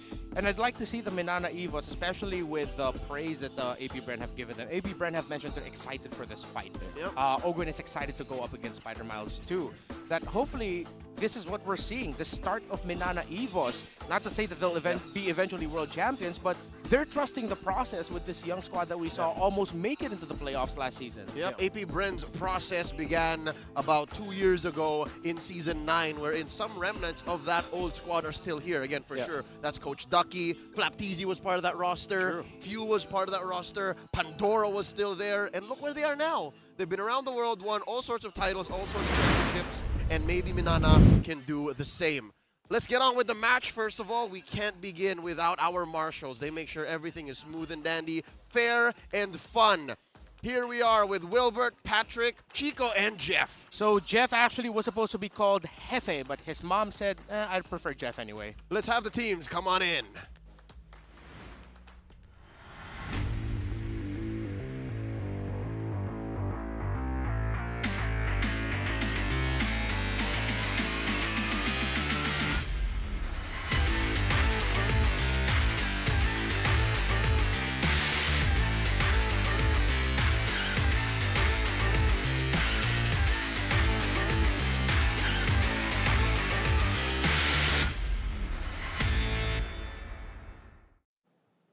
The Tigers were caught off guard by surprise picks against Onic.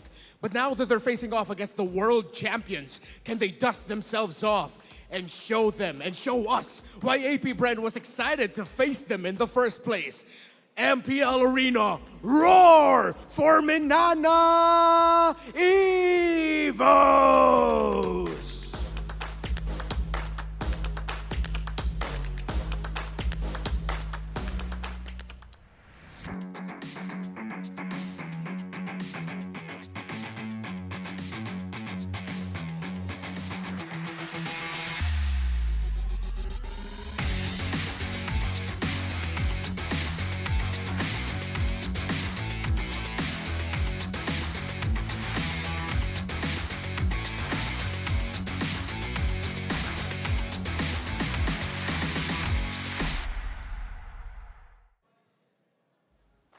It's a perfect run so far for the Bees and the Hive. No games lost, no series dropped, no points squandered. They continue to prove why they are the champions of the Philippines and the reigning champions of the world, AP Bren!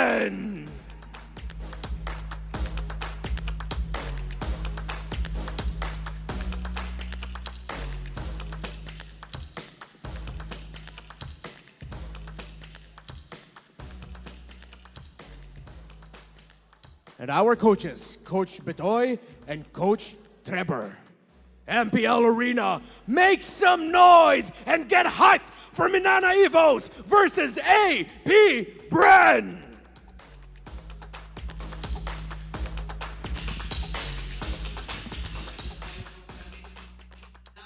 Here we go. The dark horses up to step to the plate and swing.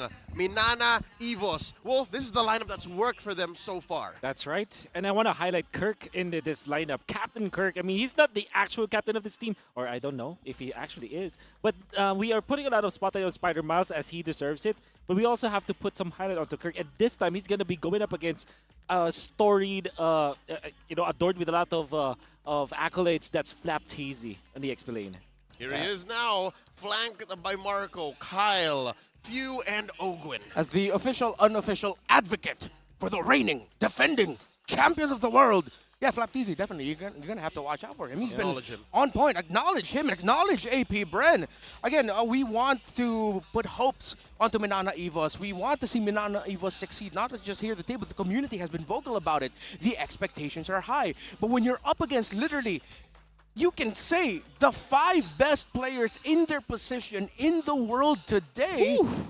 Well, you're going to have to show us something different, a whole nother level that maybe Minana Evos hasn't even known that they can tap yet. Talk to me about a year ago, I would say they're the best pure athletes, but now they're just the best athletes in the game that we play. Absolute best. Something to note here, when you're looking at Minana Evos, a big question that I'm asking is, when will Spider Mouse bring out the heroes that Coach Bitoy, Coach DJ, Coach Supercard has promised? Like, you all gotta watch out, these are the new ones. Where is it? Because he's only played so far Minotaur, Rafaela, and Faramis. Yes, I think that they might not be changing their playstyle because I think it really just works. I think for Minana Evos, they're still on that process of mastering what they're doing. Yeah. APBR have already, that they're like not really few, but a million steps ahead right now compared to the competition. But I think for Minana Evos, it does not make sense to change up something like this quickly just because they're facing up against APBR. It should show a masterful display of their own style of MOBB. Yeah, and I agree here with Wolf. Don't pressure Spider Miles and the rest of Minana Evos to play around the playstyle that they're not fully comfortable yet when they haven't even mastered like their own playstyle yet.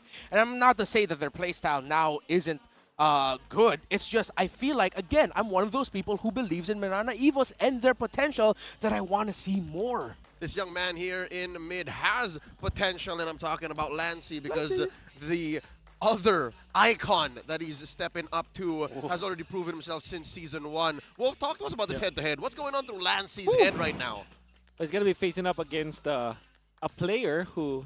It is weird because this is a conversation between me, Burrito, as well as Midnight last night. Oh, yeah? And we were talking about the fact that the way that he played the Vexana and Nana yesterday was as if he's not trying to prove anything at all because he doesn't need to anymore. He's hitting onto buildings. And then Lancey is on the opposite side of the spectrum where Lancey needs to prove himself for now. You can see Few doesn't go for the flash plays anymore because he doesn't need to. Doesn't need to. I'd love to talk to Neil and Aaron more about that. But Wolf, talk to us now about these keys to victory brought to us by Infinix. All right, Minana Evos needs to respect APBR's snowballing tendencies. We're not foreign to the fact that the playstyle of APBR is really based on snowballing, and they're really good at the early stages of the game, so they have to respect that. For APBR, draft against Spider Mouse's pool, which has been proven to be effective the last time that Minana Evos faced up against an opponent, and it might be another key to victory that can be brought by APBR. And of course, for both teams, pick fights wisely. It means that you kind of have to choose the fights that you are willing to take or that you are in a more advantageous spot. I think that's something that Minana Evos really needs to take into heart against APBR. Safe to say, Minana Evos, they got to watch out for APBR going ham, going hack a miles. Yeah, and hopefully Minana Evos is ready for it. I feel like now Minana Evos has to respect the hack a miles themselves and say, yeah, we got to prioritize Spider Miles heroes as quickly as possible. And right now, because of the current metagame, I know I'm not going to knock against the Rafaela pick. They've won with the Rafaela picks. They played really well with it. But I feel like in this scenario, if they can, they've got to rush that Minotaur, I feel like. I agree. Yeah, I definitely agree with that. Because I felt like when they suffered that hack of miles just recently, was this yesterday? That was yesterday. Yesterday, They were forced to pick up Faramis, which, it really just does not work in this metagame that we have right now. I think that I would choose Novaria position 5 many times over than the Faramis now. just because of how weak the Faramis is. In fact, he had to go with Encourage. Because what is a blessing that can be good for Faramis from the roam roll? Nothing. Yeah, no favor, no heals. Dire hit. Again, you're going to put yourself in trouble for trying to conceal. Getting that proc up. When I need to.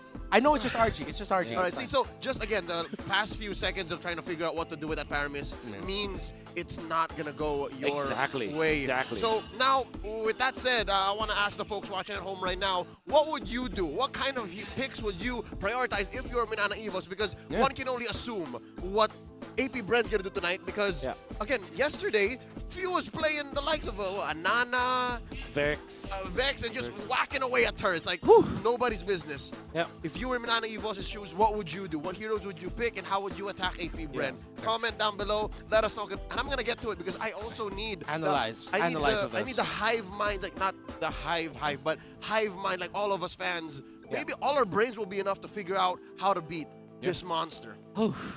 I wish. But you know, of course, we want to hear from you guys, but I also want to bring up the fact that when you look at Flapteasy and the way that he's playing the game, he's just transitioning at this point where, do I go flashy or do I go like the objective way? And I think that so far, being an expert at both kind of makes Flapteasy a very scary explainer to face. You know what, for me, the scariest thing about Flapteasy, along with that, it's how quickly he can bounce back. Knowing that AP Bren lost a game because of something he did. In MPL Philippines Season 12, during M5, he's mentioned, he's had interviews. It's been a running joke with Flapteasy. I was the longest in that last fight, in that last game. And right after pulling off a performance that people are going to be wondering, what the heck is Flap doing? Suddenly, the next game, he becomes one of the main reasons or even the biggest reason why they would win. There's Tolongis. Right. AP Bren's now prioritizing the Minotaur. I love it. This is Coach Treb calling the shots now. And the answer from Minana Evos, the first pick, Lilia. And these priorities are off. Like these are new ways to attack the draft. Exactly. And I think Minana, you have to snatch the Arlot.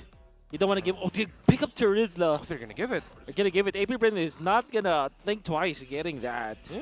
And then get the Vex maybe. Oh no, they banned the Vex themselves. Oh, Vex got banned out. Yep. Novaria, so they go Novaria Arlot.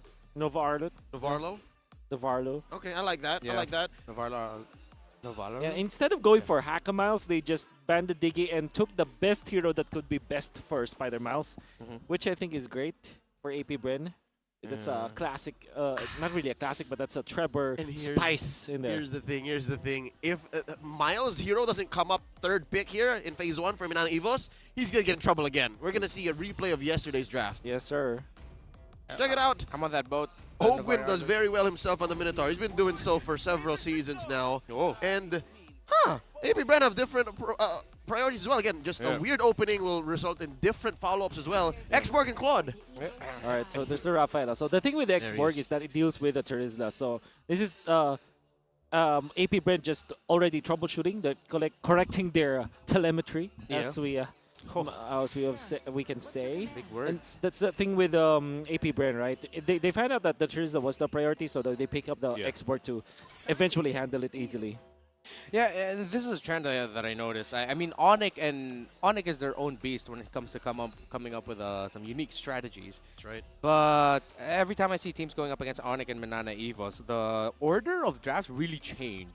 I think the teams are understanding that, when you're up against this team, you can't be predictable. Yeah. Like what we mentioned earlier, the Novaria Arlot. Yeah, in the trends of the current metagame, that's what you're supposed to do. But AP Bren says, no, it's up against Minana Evos. They draft differently, so we have to change the tendencies as well. Okay, so Valentina being banned, I think that's a really good ban here. But then again, AP Bren are forcing, Minana pick up the carry. Yeah. They ban Brody as well as Bruno. You have no choice, Minana. It's either carry or you go for the Harith. And both heroes are not the best when it comes to like having a combo with the Rafaela. Typically it's Rafa Bruno, Rafa Brody. So I do understand why this was the idea from AP Bren. Both are fresh meat to the X-Borg. Yep. I think you will be forced to go Clint here if you're Minana, right? Does Doming have a Clint, though, is the question? Yes. Again, in the current metagame. Yeah. Yeah. He played that. We were there casting that. it was the Clint that TNC couldn't kill. Okay. When cool. it was Oh, a cushion. right. Day Right. one. Day one. Day one. Day All right, one. so it's possible. Yeah. He can. Doesn't have to rush it. Okay. Here's the Martis. Okay.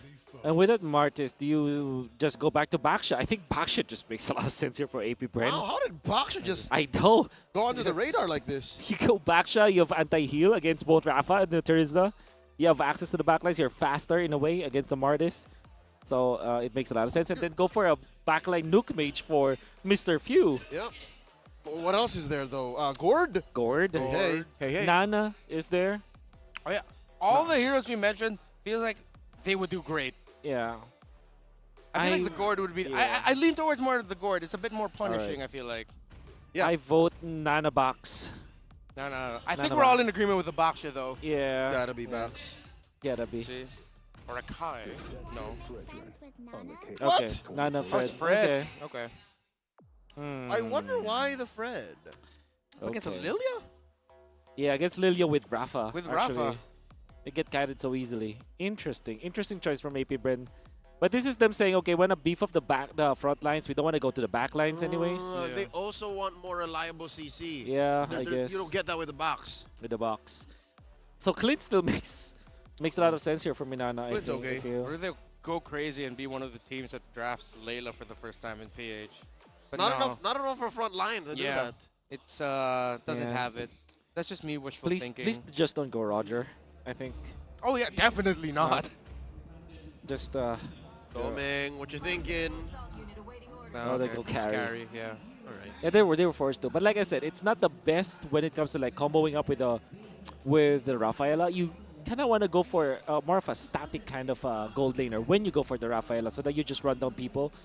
Still, it's pretty good in the meta game. And I guess this carry picked was under good merits only because the Fredrin was picked up. Had it been a Baksha, this will be a different choice from Minana.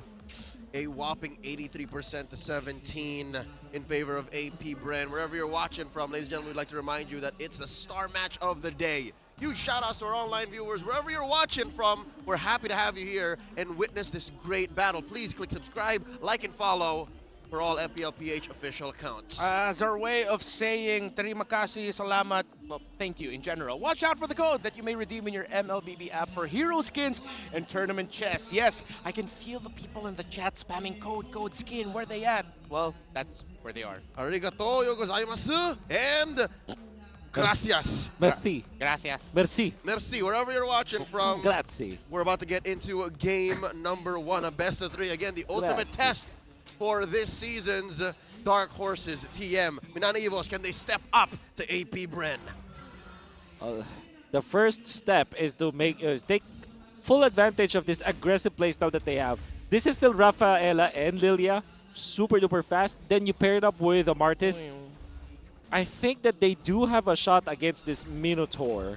So the first step for Minana Evos really is to take over in the first 5 minutes of the game. All right, glad to see that old Ogirunigo is back on the tank Minotaur compared to last night. Yeah, the support, the focusing mark Minotaur. The magic Minotaur. Yeah, magic Minotaur. Interesting approach, but hey, they got the dub here. Uh-oh. Count easy. In his own juggle, not yet level 4. Kaizen is in the lead. So they're both just trying to jockey for position. The question is, I wonder if any of these two teams will go for a big EXP lane gank before this turtle spawns. Against an X-Borg, against a Terizla, I think it's kind of an ambitious way to go to the EXP lane at this point.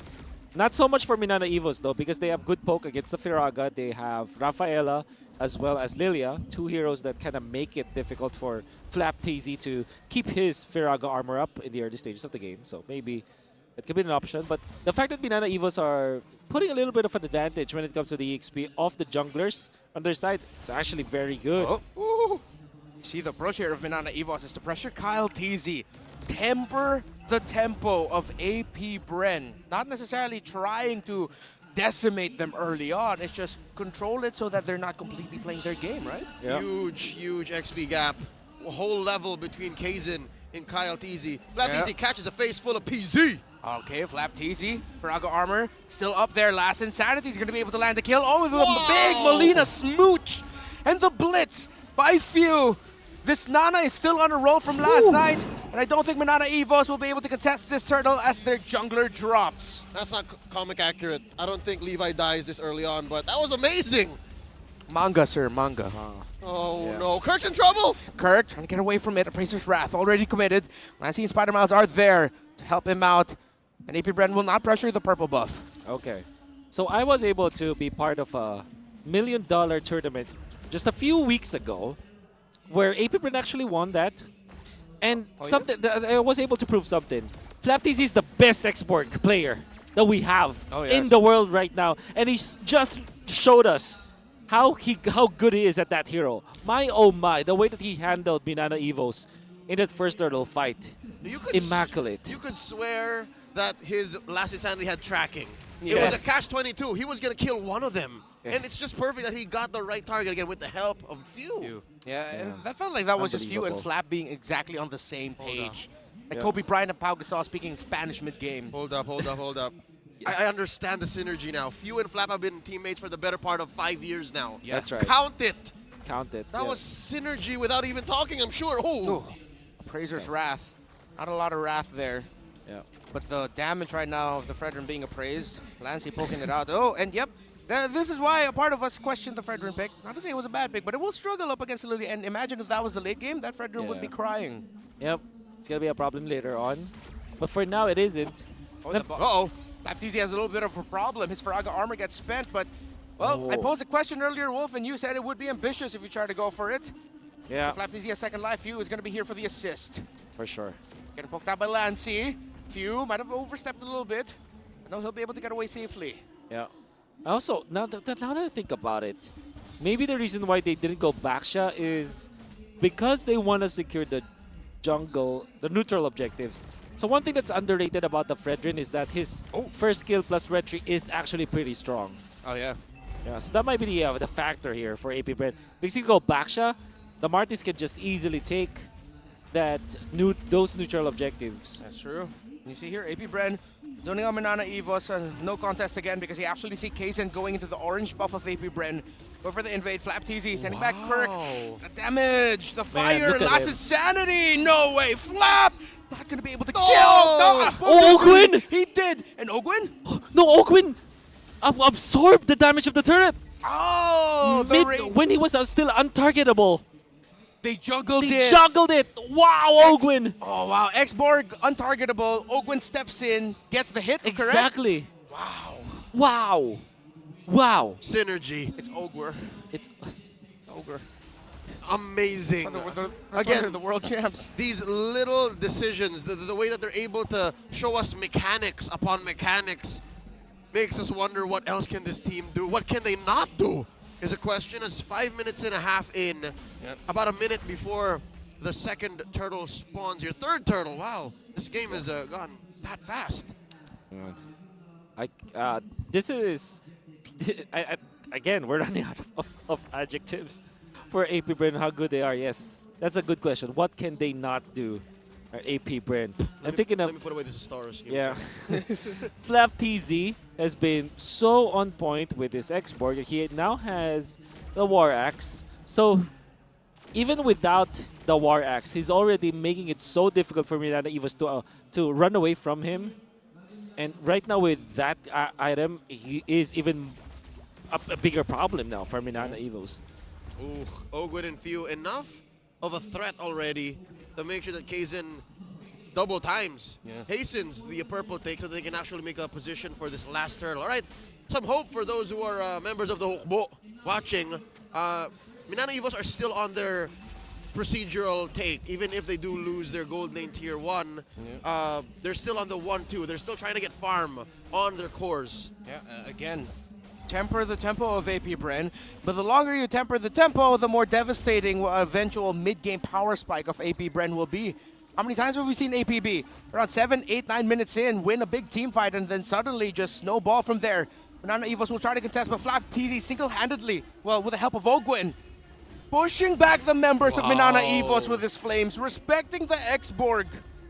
Kirk was like, guys, it hurts, Kaizen, it hurts too. Yeah, let's get out of here. Wow. call him Jonathan Stonewall. You see that? Just two dudes pushing away 4 or 5 members. And doesn't even need to have Kyle TZ use Retribution. Yeah. Jonathan Stonewall. Don't forget the ghost AKA of Stonewall J-Wall. Jackson. Yeah. And now the problem is, will Doming be enough for this? That's why I thought that Carry is such a meta hero for sure. Yeah. But maybe not the best for Minana Evos. They're looking for something long range. And I think that, you know, you said the Layla could have been something for Minana Evos. I think I would dig really that deep. Like Nathan, Layla perhaps, but not Carry. And they're suffering now. Minana Evos getting pressured into jungle. Kyle TZ will not be able to steal the purple buff away. AP Bren now. I have to put on my analysis cap again because there's a lot of action that we're seeing here. It's just us gushing over AP Bren, really, and how they're controlling everything. Uh-oh. It looks like Flap TZ is setting something up here. This is a long pincer play. Oh, yeah. Or at least a push for mid-tier 1. A minute and a quarter here. Under a minute left until the Lord spawns. Ooh, Amazing lane control here. 3 versus 1, Flap TZ. Oh. His Faraga armor's gonna get bursted down. Oh, last insanity, but popped off early. Let's see, Flicker dash as well with the Faraga armor popping. Will he be able to get away? If he does, I won't believe it, but no. Minana Evos complete the chase. They're gonna be able to kill Flap TZ, but here comes AP Bren. Ogwen goes in. The Minoan Fury not gonna be able to hit anyone, but the Purify actually surviving the, helping out the members of Minana Evos. Spider Miles getting chased now. Meanwhile, in the bottom lane, Super Marco pushing out. Double kill here for Kyle TZ. And just like that, that's what we talked about. Around the 8 to 9 minute mark, the turnaround. Mid-game power spike for APB. And it was off of the back of Minana Evos thinking they got a free kill on Flap. Yes. At what cost? What cost? Everything. Everything. For Minana Evos, they do have a lot of chase potential. I mean, you can understand why they went for that play, but they took so much time. That's the thing with Carry. Even with, that's why I felt like it's not the best with Rafaela, because you see them like chasing people, but you're not actually hitting. You're just actually running. If they want to stop here, Flap TZ, Faraga armor. Oh, last insanity already committed, but Super Marco with a massive blazing duet! But it's actually Kaizen who gets the retribution win, but he gets punished. May I have spoken too soon? No, I did not.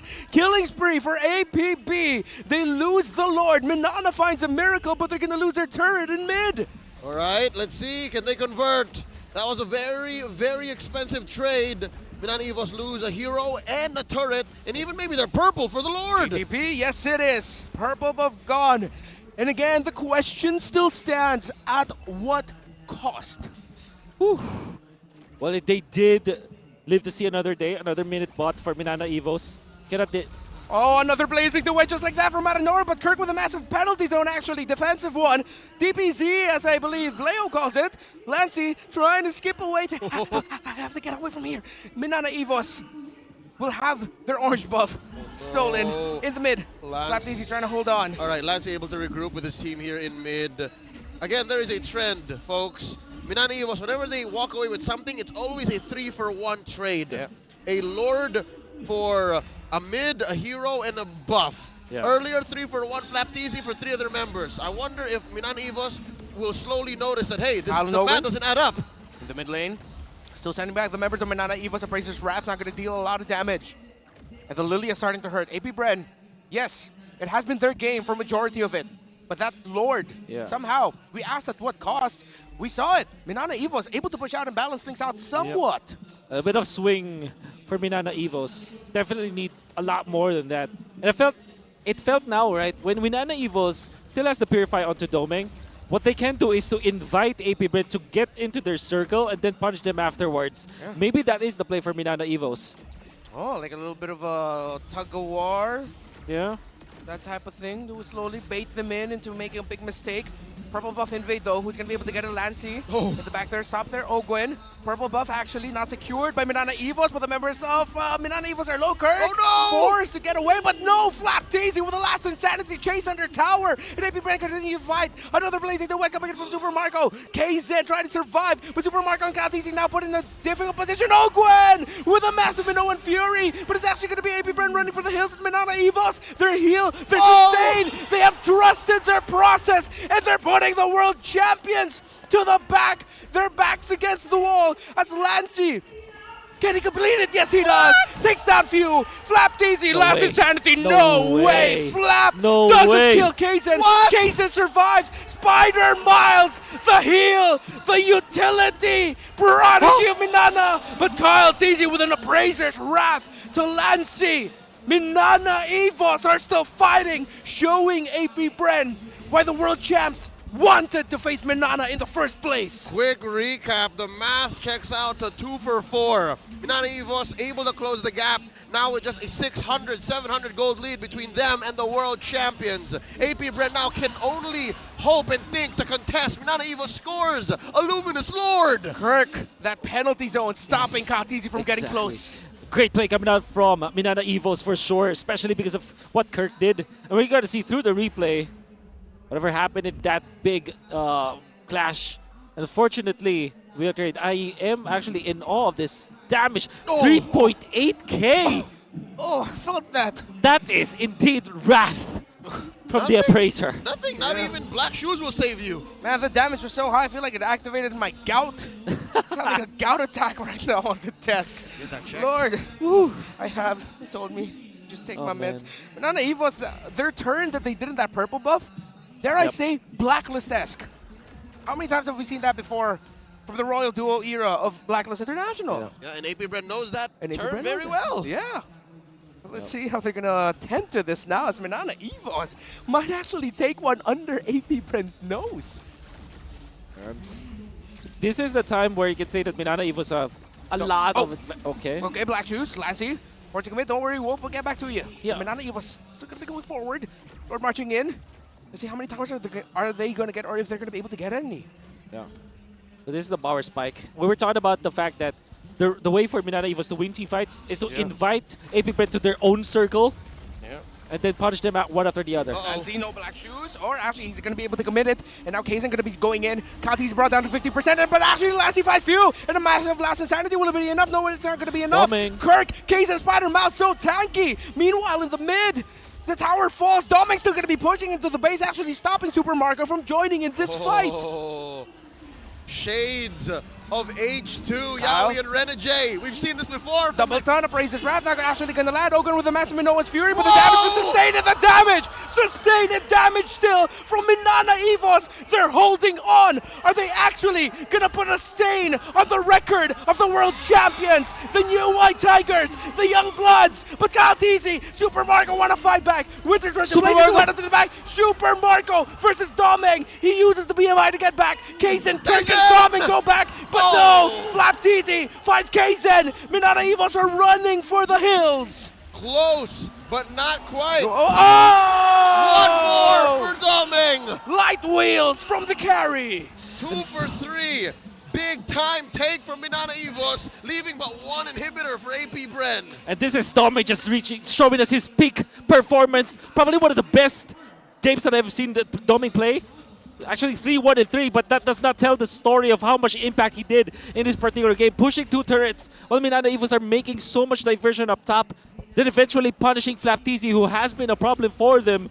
We're talking about how bad the carry is, but he's making it so that it looks really good in this game. It's been a while since we've actually seen AP Bren on the back foot like this, staring at a base, just barely standing, one inhibitor left, and a Lord that they could only dream of contesting. This is a significant 2.5k gold lead, and their old tricks aren't working quite as quickly, quite as simple. Doming is a threat. Doming is a menace right now, and that base take, that siege, as long as it took, was exactly what Minana Evos needed. If anything, if AP Bren were a lesser team, they would have actually lost right then and there on the spot. Sustaining damage. Online for Minana Evos. They've hit their power spike. Watch out, Doming, with his position. Yeah, watch out for Doming. Trying to watch for that old Super Market. Actually finds Doming blazing the wet. Both Wind and Nature's already spent, but Spider Miles! Clutch from the young roamer. Flicker and the Holy Baptism to get Super Marco down, and this looks good for Minana Evos. Quick and hasty. That was a decision made by Spider Miles. We need my ult for this moment now, not for the Lord take. It is clear as day. Minana Evos in control. 4k ahead, and we have the Lord spawning about 5. Oh, that's beautiful. And Doming went in for the Malefic Lord to go with that. I think he still has the boots And that flicker coming out from Spider-Mouse was really clutch. Yeah. With all due fairness from AP Brent, they have so much wave clear. This is Nana and Xborg. So Minana Evos, they are the lead right now, but they have to respect that. And let's see them become creative on how they will approach the siege. Like I said, Nana and Xborg, great high ground defense. One more time. Here we go. Minana Evos coming into the base. Waves in mid, waves up top, waves in the bottom. You have to watch out for initiations from either of the two roamers, or maybe even the EXP laners. Both of them just clearing out the minion waves right now. AP Bren trying to take down the Lord as fast as they can. A bit of damage to the members of Minana Evos. Minana Evos are just going to be throwing bodies. They're going to be focusing on the base. Look at Kaysen. Look at Lassie. No more minion waves, though. There's a minion wave coming in down mid. It will not be popped. Lassie falls. A bit of an error by Minana Evos, but that's going to be a kill onto Flap TZ. A kill onto Kaysen at that, too. 2-for-1 trade. AP Bren. Minana Evos trying to brute force it. Oh, man. Wow. A misjudged moment. Absolutely misjudged. A slip up. If only there was but one minion, Kaysen could have really broken down the base, but no, we're staring at a 2-for-1 trade, and now AP Bren able to step out of their base. Gentlemen, I feel like we could call that a BFS, a brute force siege. Brute force siege, that did not work, unfortunately, for Minana Evos. And like I said, this is Xborg and Nana. You cannot do that, but I understand why they did it. They needed the carry to pop the ultimate, have the Purify, and just go to the base. But at this point, Few hurts a lot. He doesn't just hurt Few, he hurts a lot. That's Few. AP Bren cleaning house, stepping out of their base and just taking away what's left for Minana Evos. That orange buff, mid lane tier 2, Flap TZ working on bottom, Marco up top, and yep, there we go. Minana Evos lost about 300 gold on the clapback. The only thing that they were able to push was top lane inhibitor, and then what? Put AP Bren's base at half. Yes. At half. But that regenerates, as we do know. There you go. It's close to full now. Yep. Yeah. And for Minana Evos, this is already a battle of like maintaining your own circle, or your own influence, your own formation. The box. The box that we're talking about. Invite AP Bren to that box, which generally means that Minana Evos needs to force AP Bren into a fight outside of AP Bren's base. Yes. Oh, Lancey a little bit too eager! No way. Exploded as the Lily of the Black Shoes couldn't even be pressed. That's a mixture of true damage from Flap and just Few. Oh, no way. Yep. No way that happened. That's young hot-bloodedness. No way. Nothing, no Purify, no Black Shoes will save you from the hellfire and brimstone that Flap TZ and Few just threw at Lancey. And that's a Lilia that we said that is very important against this Fredrin. And not only that, against the Xborg Super Marco! MNNE with a brute force play. They find Super Marco, but the Wind of Nature actually clutch. Blazing to try and get away from Case and Ogun trying to provide space. To make sure that Minana Evos Flap TZ with a massive last insanity to the back. Ogun falls. Kaysen already used the Decimate. Super Marco fighting back. Kaysen will fall. Kaysen gets punished. Minana Evos gets punished. Big Minoan Fury with the truncheon of the Spider Miles. Exploded by the blitz of Melina. Got teasing Super Marco with a respawn. They're chasing after Kirk. This Terizla will run and try to swing his hammer, but he falls again. Minana Evos.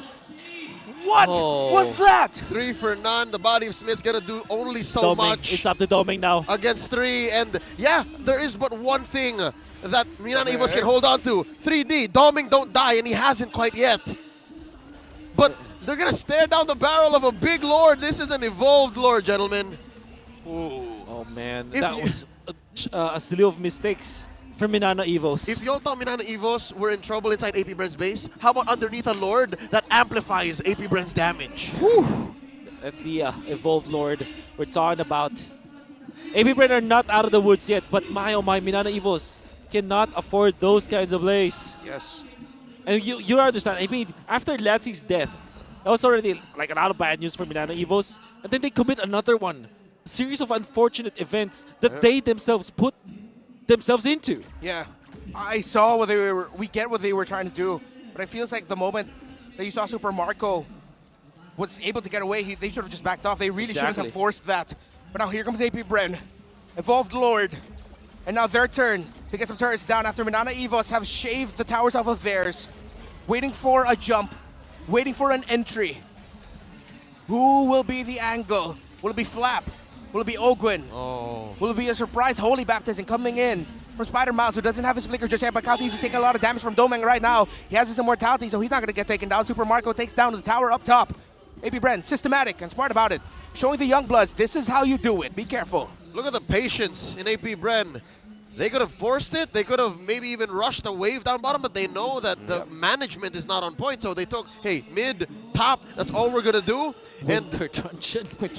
It's just a matter of the little decisions that will really cost you. Oh no, KZ. Few. Does he have his passive if ever he gets taken down? He is still alive though, but KZ and the members of MNNE Evos were able to pressure him. Super Marco now, willing down that tower. AP Bren. Yep, they're not going to dive it. They're going to wait for the next Lord. But now it's even. All 18 towers in this game have fallen. Gold doesn't matter now. 33 minutes, everybody's just maxed out. But you also have to wonder what will be the defensive items now for the marksman. And for the side of Super Marco, only going for the Wind of Nature. I'm still interested in what Doming's mindset is with his Winter Truncheon. Probably just gonna sell it later on. Yeah, it doesn't have the immortality. He'll juggle it. It's one layer of the juggle. So if he gets caught by Flap TZ, he freezes right before the tail end of the burst. If he gets caught into a Minoan Fury, same. And then since Winter Truncheon does give like a little bit of magic power, does that increase the magic power, I magic guess. damage output of the Windtalker? It should be. It does. So maybe that's why he chose that? It helps with the minion wave clear. Minion wave clear, yeah. 'Cause it's going to matter now because they have no turrets. It's just as bad. There's also that that fable that where you have the Windtalker going up against a marksman with a Wind of Nature, and you deal the magic damage.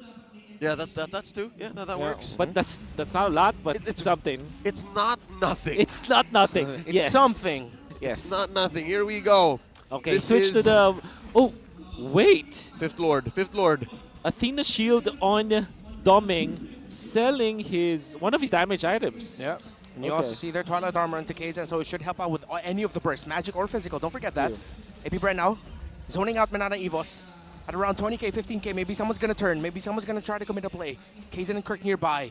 All it's going to take is to throw bodies. A pullback onto KZ using the taunt of that Fredrin. Slow, calm, calculated. Middle minion wave getting pushed back by AP Bren. Few is managing it. Lord gets reset. Lord gets reset here. Yeah. Claude onto the bottom lane. Yeah, watch out for that Claude. I go for a push. Molina, such a problem. Yeah, getting a bit of farm. Molina's a problem, but the damage of the glooms is, again, the shadow energy, a problem. Check out Super Marco here, off map, just managing that wave. Yeah, Flash with the last insanity getting popped off. Is he going to be able to get some damage? Yes, he does. AP Bren now, still calculated. Minana Evos are playing well around that Rafaela. The heal's coming out. KZ and Doming have an angle. If ever they're going to be going for it, the damage out of Few, is it going to be enough? No, it's not going to be enough. KTG with a massive taunt. Immortality on him is going to get popped. Blazing duet by Super Marco. Minana Evos getting pushed back. Immortality's getting popped as well. Meanwhile, Lassie there in the back gets taken down off position. Is that Lily a little bit too eager to get a kill? And that is advantage for AP Bren. 5 versus 4. Huge take here. All the ults, all the time, all the space that AP Bren invested in. Minana Evos now have to face the facts. 4-5, not a good chance, no good odds there as the Lord Dance continues here. But maybe, again, Minana Evos might find a miracle. Yeah, Spider-Bus has Flicker, and that's a massive battle spell to have, while AP Bren have Flicker and Flap as well as Few. Lord here, a fifth. Doming on the backlines. Holding on. Doming on the backline. Okay, they're going to be going in for the entry already. Penalty zone committed. The damage coming in from Minana Evos is crazy, but here comes AP Bren. Few is not going to be here because he has to handle Doming with a minion wave push. Super Marco handing back. The members of AP Bren need to go back because Doming is going in for the push. Doming is going for the ultimate play. Can he actually? The minions aren't in range. The minions aren't in range. Outside. Doming, immortality gets popped. Can he? Will he? They're low. Doming, one man, one dream. He cannot. Few and Flap. 5 years together, that's what you get! Mega kill onto Miles by Marco! Costly gambit by Minana Evos. Again, shades of the old next play way. Multiple times in the history of the MPL, they have attempted to do just what Doming tried to do there. But AP Bren says, not on my watch, as they go for a Lord and manage the rest of the waves. I think this is the part where Midnight says, that's it, that's it. That's it. That's it! That's it! In Midnight Wave. 30 seconds. It's always the we know for sure that from one end of the river to another, or half of the river to another end. That's 30 seconds. That's a 30-second rule, and that's more than enough for AP Bren. 4 versus 3, AP Bren looking at the base of Minana Evos. Can they actually get members down? Double taunt there into Case and Kirk. Blazing Duet already committed there by the Claude. Lancy trying to clear the minion waves. AP Bren, they do not have the minion wave just yet. Kirk with a massive penalty zone to buy time, to find hope. That's a shutdown of the Fuse. Nana by the Lilia. AP Bren still waiting for that Lord. Doming in 3, Spider Mouse in 10. The clock is ticking on AP Bren's chance. Minana Evos will have the members in. The Lord outside of range. The minions outside of range. And for their fighting back, Suppressor to count easy using the Winter Draw Jetty. Kaysen survives. Super Marco in nature. Immortality gets popped. Ogwen trying to save him. Motivation Roar. Healing the claw just in time. Here comes Flap to help Domeng. Last Insanity. Bang! Not enough. They have to go back. This is still not done. 28 minutes in. Ogwen getting chased by Kirk. Wow! The game continues. The game indeed continues. Lancy just respawned at the right time to kind of clear the waves, and they manage it as well. And you can see that Dominic just survived long enough for him to get back into the fray, and now there's just a lot of time for the Minana Evos to work with. We can see through the replay once again that defense as Doming respawns. It's tanky enough with this build-up coming out from the carry. It then goes for Super Marco, Wind of Nature versus Wind of Nature, but Ogwen is just at the right moment to kind of save his mate. Oh, wow. 29 minutes, just about. 7K head AP Bren is, again, it doesn't matter what the gold lead looks like anymore. You're just investing in item juggles. You're investing in lane management. And now as Kyle TZ spawns, all 5 members are back. They're all waiting for their battle spells to go off cooldown and their active items to actually go off cooldown. Something to note here, folks. AP Bren needs few. Without few, these huge sieges don't work unless it's a 1:3 man lead. That's true. So, again, I think also AP Bren here misread that final fight. For sure. 100%. Wanted to go for the play. I also really want to commend Kirk committing that penalty zone right away the moment he's off you. Exactly. Yeah. That was a big one. And Midnight was wrong. It's not it yet. Yep. Not like that. Not if the team responds that way, and if the team who's about to end it miscounts what the opponent might be bringing to the table. So again, clear miscalculation, and just Minana Evos saying it's not over till it's over. 30 minutes. Here we are. The reigning world champions. If you're just tuning in, folks, here at MPL Philippines Season 13 on the English stream, this is where we are at this point. No more towers. Just who presses buttons better. 30 minutes in, we're going into the 5th round of this bantamweight MMA championship match, and it's just but game 1 in this best of 3 in week 2. Wow. That's how intense it is. That's how high the stakes are. And you know what's great about this, Lord Dance, is that nobody has immortality. Yeah. That's it, like literally nobody at this point. So we have to wait at least like 2 minutes. But do we have 2 minutes? Do we have 2 minutes? That's the question. Do these teams have 2 minutes? Because again, Domin can go for the same play again. That's what he's doing here. He's setting it up with the help of Spider Miles. Yes. And the Holy Healing will help him quickly rotate. And Super Marco's on guard. Super Marco's saying, nuh-uh, don't. Yeah, I feel like that's an unsung hero here so far. We don't often hear his name, but we see the effects of it. Minana Evos are playing around the Holy Healing in the range of one Rafaela on their side.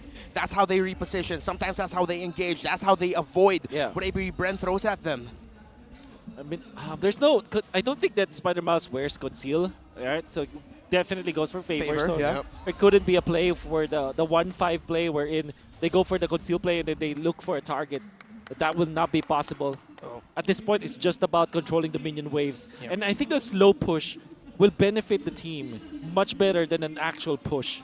Yeah, and I like what AP Bren are doing this. Either a 1-3-1 converted into a 1-1-2-1. And yes, we're talking about the numbers of heroes there, because that opens up a lot of possibilities. Either a split push down mid, a surprise wraparound through the mid, while Flap TZ, you leave your EXP laner there. Classic play by APB.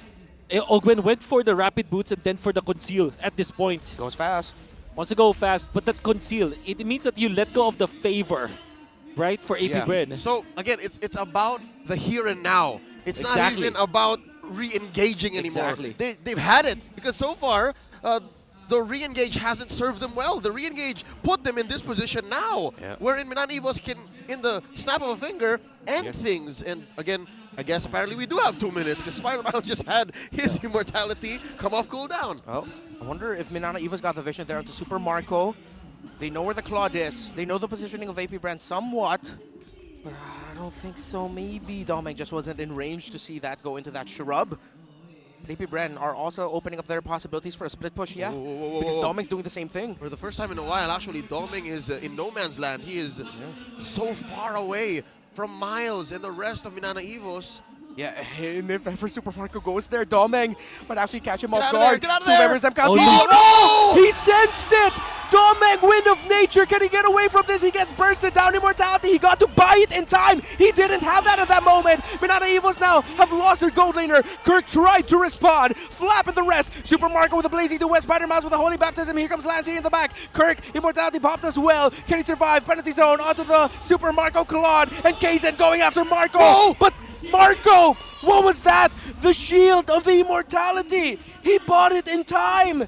He bought the immortality in time and got the shield, and he survived the decimation. And now Kaizen is left out. He has to consider, do I defend? Do I push in? Because Lancey's so close to the base. 1v1 with Kyle TZ. Super Marco, he's still playing this game with Kaizen, Ogwen, Flap, and Marco. Can they get the jungler of Minana Evos down? Winter Truncheon to try and survive. Buys immortality. That's 4 versus 1. And 4 is not going to be the one. Kaizen finally falls. 3's the one as AP Bren have an advantage. 5 versus 2. That's it. APBR's gonna send the wave up Oh top. my God, should we play the midnight wave in sound cue? mid. Kirk cutting the waves, but he's forced to go back. He can't afford to do this, View! Oh, minion wave in the bot, though they have to watch out for that, APBR. It might be a race between the minions and the members of APB. Ogwen now. Minions will spawn in 3 seconds. Is everyone still breathing? I'm trying to. Kirk with a penalty zone. Super Marco trying to survive. The minions have Phew! to Phew! Phew! Look at Phew! What? Focusing on the base. The winning moment isn't just completely there yet. I can't see what I'm trying to play by play. Kyle TZ under the base. Phew gets bursted down but alive. Super Marco is a minion. No way! No way! Ogwen, can you? Ogwen! Master Ogwen! Unbelievable. I don't think it's an understatement. Remember this number from here on out. 916 max damage of what a Nana can do on a base building. That's a basic attack. Basic attack from Few. I don't think I'm wrong in saying even this game right here pushed our world champions to a limit they have not seen in a long while. Is this a new record, 34 minutes in Season 13? Yes, 33-31 was the longest game. Was that AP and Bren and Blacklist International. Now it's AP Bren and Minana Evos. Something woke up. Something woke up in the White Tigers after losing to Onyx last night and decided, you know what? We can't do this anymore. Not like this. This was testament to what they're capable of. Unbelievable. And it all went down to just Doming being in that spot where it was actually a smart way to take it. It's a rock or a bush. Went in there. But I think Kyle was maybe, I don't know, smarter maybe? Yeah, I read it. I think he read it from the fact that the Litho Wanderer was taken there. And the fact that they knew the positioning of where Super Marco was placing. I don't know whose call it was in AP Bren. They're interpolating it. Yeah. It was better map deduction skills. Exactly. In a split second. Because if there was a holy healing or a holy baptism in one rogue bush, maybe that would have made the difference. And he went for the dash, right? So, I mean, like, Kyle TZ dashed first so that he has that knock up afterwards. Correct. But, again, a split second would have made the difference because Doming was already way out. Doming was already recalling. Exactly. So he knows he was in danger. Let's talk about this game now. Unbelievable. Wolf, tell us who the MVP is. I don't know, man. At this point, everybody is. But Ogwen, of course, many times in this game. And this is not the last itemization coming out from Ogwen. In fact, went for the rapid boots eventually to go for the favor back. But then, fleeting time as well as flashing DOAs and Queen's Wings, a very important item to have in this particular game. And that actually transitioned into an actual classic. We're going to see how long this round of highlights will be for both teams. As we know that everybody is just trying to outplay each other, and that's very true for Minana Evos. However, let's just talk about the breaks of the game. Like in the end, Minana Evos didn't have the better decision making. And that's because they are making so many mistakes. And by the way, Flap and Marco defended this so well, went in for doming, and then look at this, no more minions available for AP for Minana Evos. So many times did they come very, very close. And there's another wave of minions, but unfortunately no more damage out for Minana Evos. Kaizen was taken out. Another fight ensues, and Super Marco popped the Wind of Nature. And the Immortality, also bought the Immortality, I mean. The right moment. And then Flap TZ just output the damage. And then on this defense, look at this. Few knew that the cannons will not go up close in person because they're long range, so that they will not be in range of the base, and that's why the base was tanky. But in comes another defense from Minana Evos. Very smart take coming out from AP Bren for sure. However, Minana Evos just, positioned themselves so well, and that penalty zone into the Winter Truncheon really forced AP Bren to commit, and now this was that play. The play that kind of destroyed Minana Evos' hopes. And even when the Minoan Fury wasn't on point, they still got it. You can see Ogwin healing for a little bit. Actually waited for the minions and then just rushed. Going for the attack. Went in to jump to the right side and then eventually took out the base. So many good details in this game that will never be summarized with just a few minutes. We are going to be looking at AP Bren and Minana Evos' choices when it comes to the emblems. Tank for Flap TZ as well as Ogwin. And then for Spider-Man is going for support. Also important to take note that Kaizen went in for the damage build-up, which he had a lot of impact with. There's nothing really special about this, but the fact that both teams are just focusing on the objectives, or at least for when it comes to the Lord Dances, that's how Minana Evos were able to prolong this game, then eventually took out AP Bren. Again, it's all about circle versus circle. Minana Evos, the reason why they were winning some of the team fights in this game was because of the fact that they're inviting AP Bren into their own bubble. Get inside and then punch them afterwards. It happened to Flap TZ, eventually happened against Super Marco. Died 3 times in this game. But you can really pinpoint any kind of bad plays coming up from Minana Evos because there are so many good plays that they did as well.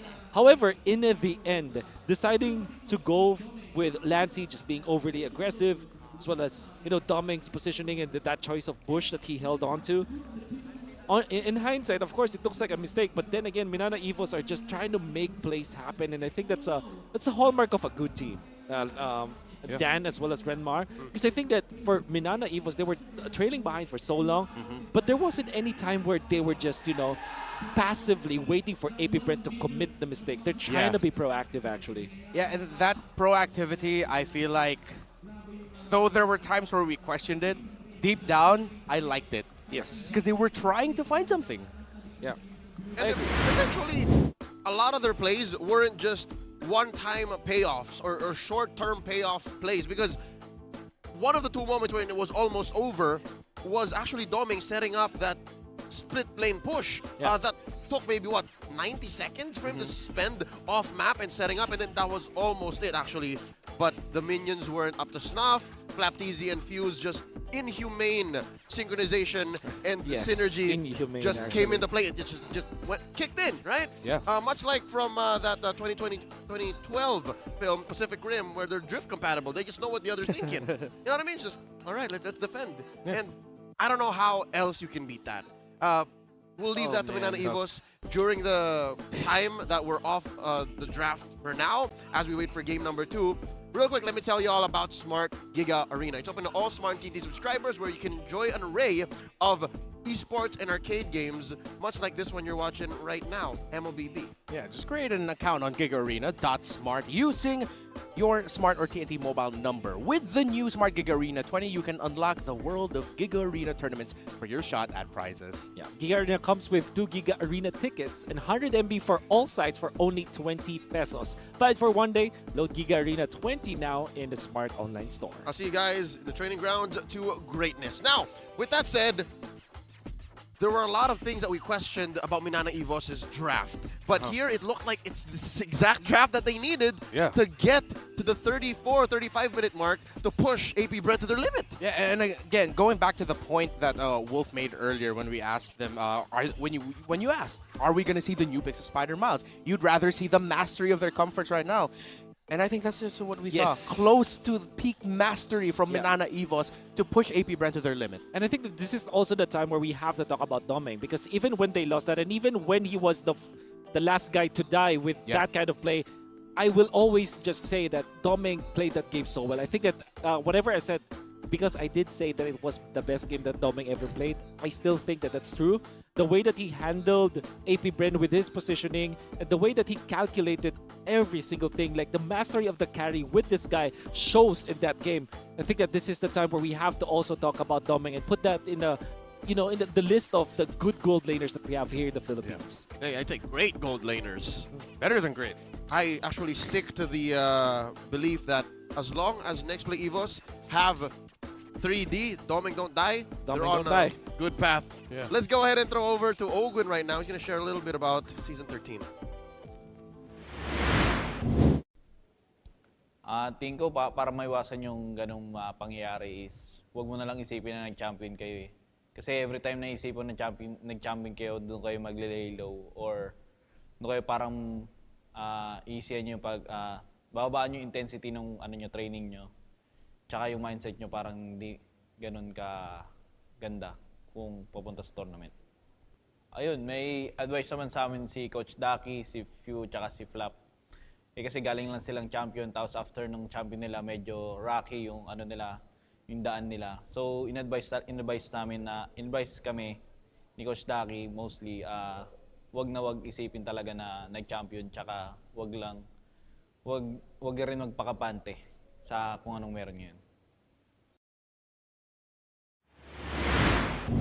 Complacency could have kicked in December of 2023. It didn't.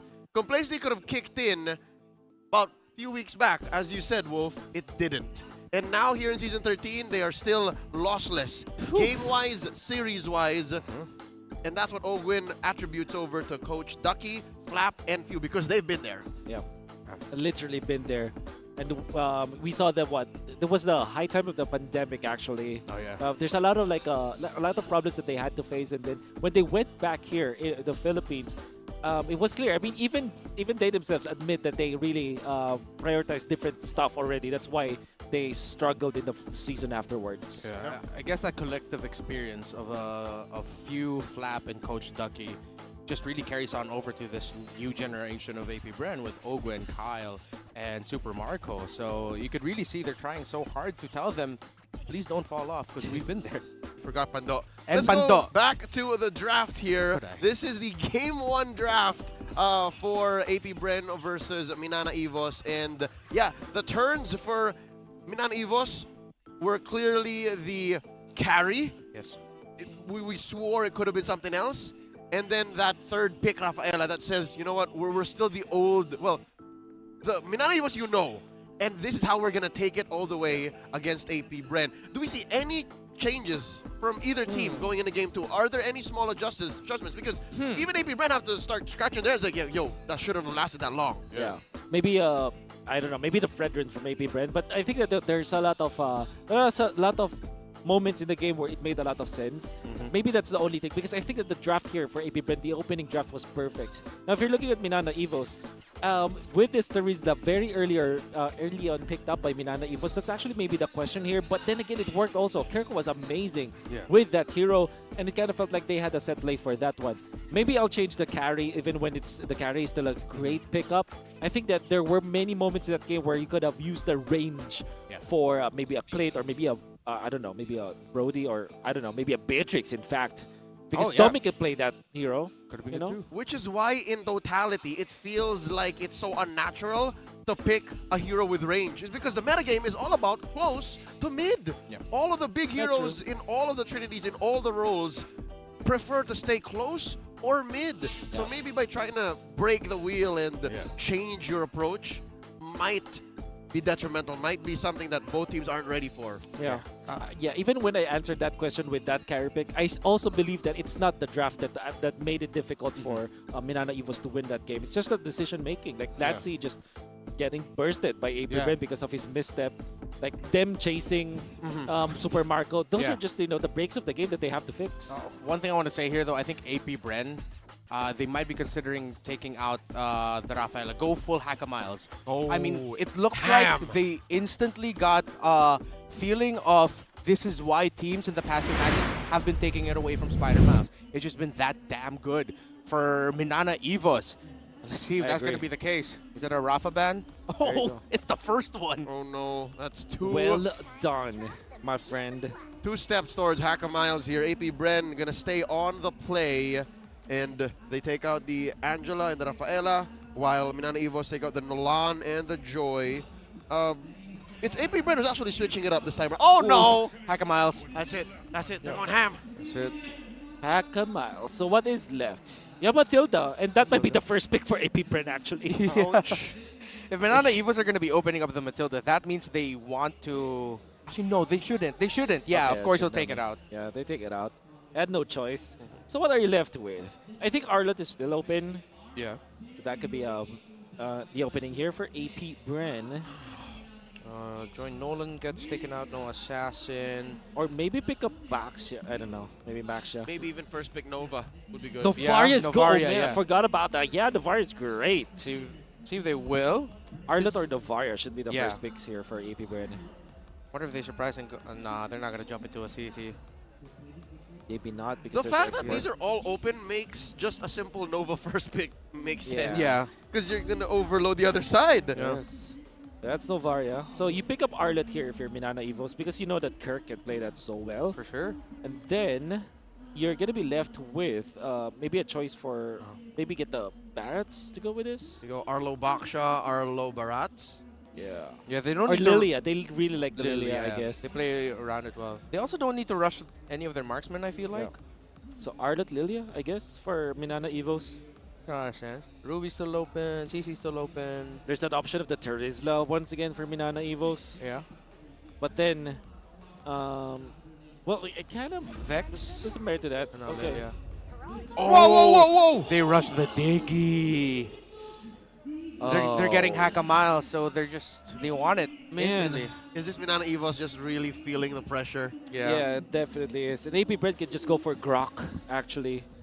Go full damage for full anti-magical damage build for the Grok. Could be A-OK. I wonder if this means AP Bren will be taking away something like the Bruno or the Brody. Yeah, for sure. Yeah, just so that it doesn't pair up with the Diggy. Yeah, I think there's a lot of merit picking up the Brody right now. Yeah. So either Brody Arlott or Brody Grok for AP Bren, I feel. Oh yeah, that would be good. But then again, you don't want to pick up the Arlott because there's a times journey. There's the times journey. So maybe just go for Grok actually here for AP Bren. And then Brody. Yeah, they don't need to get their jungler yet, like Barris or something like that. Yeah. Oh, wow. Okay. Just to pick up. They go Markman already. So it's the long-range combo, right? Oh, yeah, Nova Tricks. Yeah. The Nova Tricks. The Nova Tricks works a lot versus squishy heroes like Lilia and Diggy. And you can be one shot. Diggy wouldn't know what hit him. Yeah, exactly. Yeah.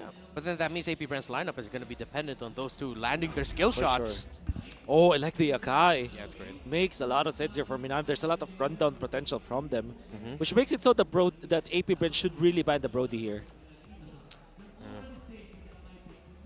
That's just set up. I mean, you have the times journey. Whoever Kaizen finds with the heavy spin, free stacks on the Brody. Yeah. And it also makes sense to take away the pick-off type of roamers for Ogwen this time around. They take away the Bruno. I'm pretty sure they're going to take out the Brody, right? The Brody and the Diggy together might... So they'll leave the carry on? Yeah, they'll just leave the carry on.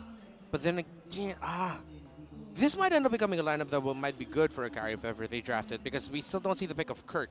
Yeah. And he can just go, like, sustain another frontliner type. You already know you have a tanky presence in the jungle, so you know Kirk's going to be playing something tanky, like a Terizla again, maybe. Yeah. But then when you're facing up against a Beatrix, you're kind of forced in a spot where you want to pick up something like Lapo or Yuzhong. Oh, that's true. Get in their face. Get in their face. Oh, Yuzhong into the Nova or Bea. Sounds That's right. miserable.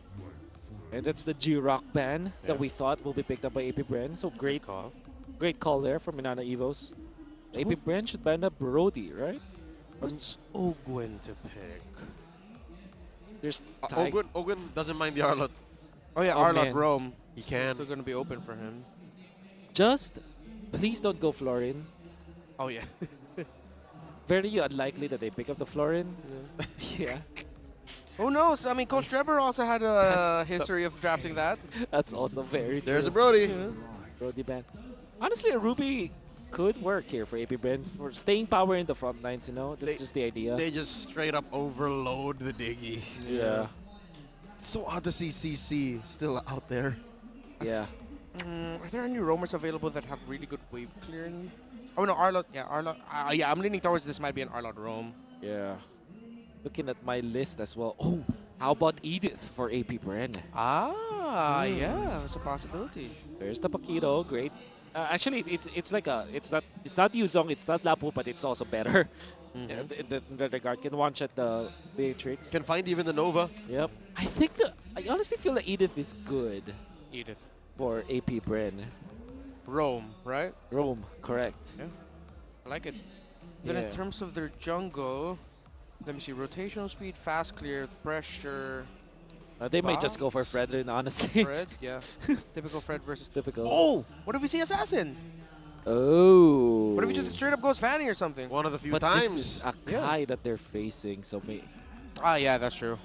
Oh, actually, but they don't have hold. Barrett's is still good for AP Bren, right? Oh yeah, we did float that earlier. I actually like the Barats or Fred, either way. Yeah. Just not a Baksha. Okay, what did they pick up? Fred, There he Lapu. is. There it is. Oh my god! I was a game early, folks! You were game too early. There's I the was a- Layla. I was a game early. There's Game the Layla. too early. Okay. All right. First brought into competitive play by go. RRQ Hoshi in that same tournament that Wolf casted a few weeks back from Kazan Right. with Love. That's right. All right. Man, I can't believe that. It will be happening. But then again, you have a lot of protection between Akai. You have the Diggy. Yeah. So there's a lot of ways for you to kind of outplay that. And the thing with Beatrix is that it has amazing range with a Renner, but at the same time, the way that you deal with it is either through a Paquito, for example, from the XP lane, the one-shot EXP laners that we know, or have a hero that outranges the Beatrix. Yeah, 3 out of 4 weapons you're outranged with. Exactly. So even come laning phase, it's going to be difficult. And also you have to reload with the Renner, Yeah. which is also a problem for the Beatrix versus the Layla. 3.5 weapons and you lose. Here we go. Game number 2. It's match point for AP Bren. But Minana Evos introduces a little bit of spice in order for them to maybe get a chance to take it all the way. Yes, folks, we have seen this in other regions. We know. That's why I mentioned it. That's why I wanted to see it. And there's something about, again, with how Minana Evos played with the Clint before and their general play style. With the Spider Miles heroes, it just makes sense. Let's see if they'll make it work. What we have seen in the past, though, as we look at the Emblems Wolf, is that even if this falters in the early game, once Layla has her item, she is quite unstoppable. That's right. Oh, no! The middle fuel! Lancy! Okay. First blood, starting it off. And that's going to be very bad for Few because he's going to lose some of the minions in the mid. Not only that, he burned his flicker. That was uncharacteristic of the idol ng mga kids. How'd that happen? I honestly don't know, especially because you're playing the Novaria, which can actually play out of range. I think that it felt like he can outplay Lancey with the Lilia, but yeah, Lancey proves to be a much improved player. Yeah, something tells me maybe some minions got some free hits on him too. That could be a potential too. You know how crazily poetic it would be if AP Bren lose their first game in MPL Philippines Season 13 thanks to a Layla paired with a Diggy. Whoa, whoa, whoa, whoa. The lore of AP Bren's hatred, or specifically Coach Ducky's hatred for Diggy, will just expand even more. That's history right there. Yeah. Oh. Oh, no. Okay, both just smacking each other now. Tatizi and Kzen. Kirk about to hit level 4. Baptiste not quite there yet. I think he's a little bit more behind the next. We'll see where he's close. All right, set up for both teams. First hurdle going to be very interesting, given the hot start from Minana Evos. Up top, the fight continues. Okay, Kirk taking a fair bit of damage. Hasn't hit level 4 yet, so he doesn't have that knockout strike. Baptiste is going to hit 4 first. Going to stop that minion wave there. Turtle up for AP Bren, and I don't think Minana Evos are going to be going for a contest. Yeah, they're just pressuring Supermarket down in the bot lane while they're letting AP Bren get the objective. Yeah. Interesting decision from Minana. That's I guess they are now banking on the fact that they need to win Turtle 3 and Lord 1. Because what they're doing now is making it so that Kaizen will have good EXP advantage over his opposition. Yep, but here comes AP Bren with an invade in there. Heavy spin onto Kaltizi. Whoa, whoa, Lancy whoa. being able to free hit. The damage there in the bottom lane off cam. Ogwen actually gets a kill onto the Diggy. Kaltizi brought it really low. He's trying to get away. The dash is actually going to hit the wall.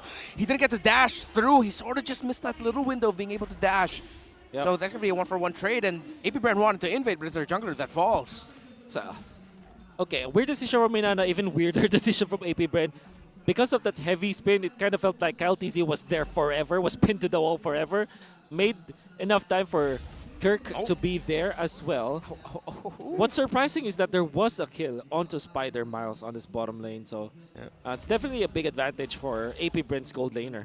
Yeah, it seems like Ogwin and Super Mario actually spent quite a bit. Like they really put the pressure onto Miles. So again, a little bit of breathing room. So far, I'd like to think that Minana Evos won mid and gold, and then lost everywhere else. So that's why they're slowly making the adjustments now. They're making the decisions to say, you know what, guys, we can't keep up this pace, so let's play to, again, protect what we can.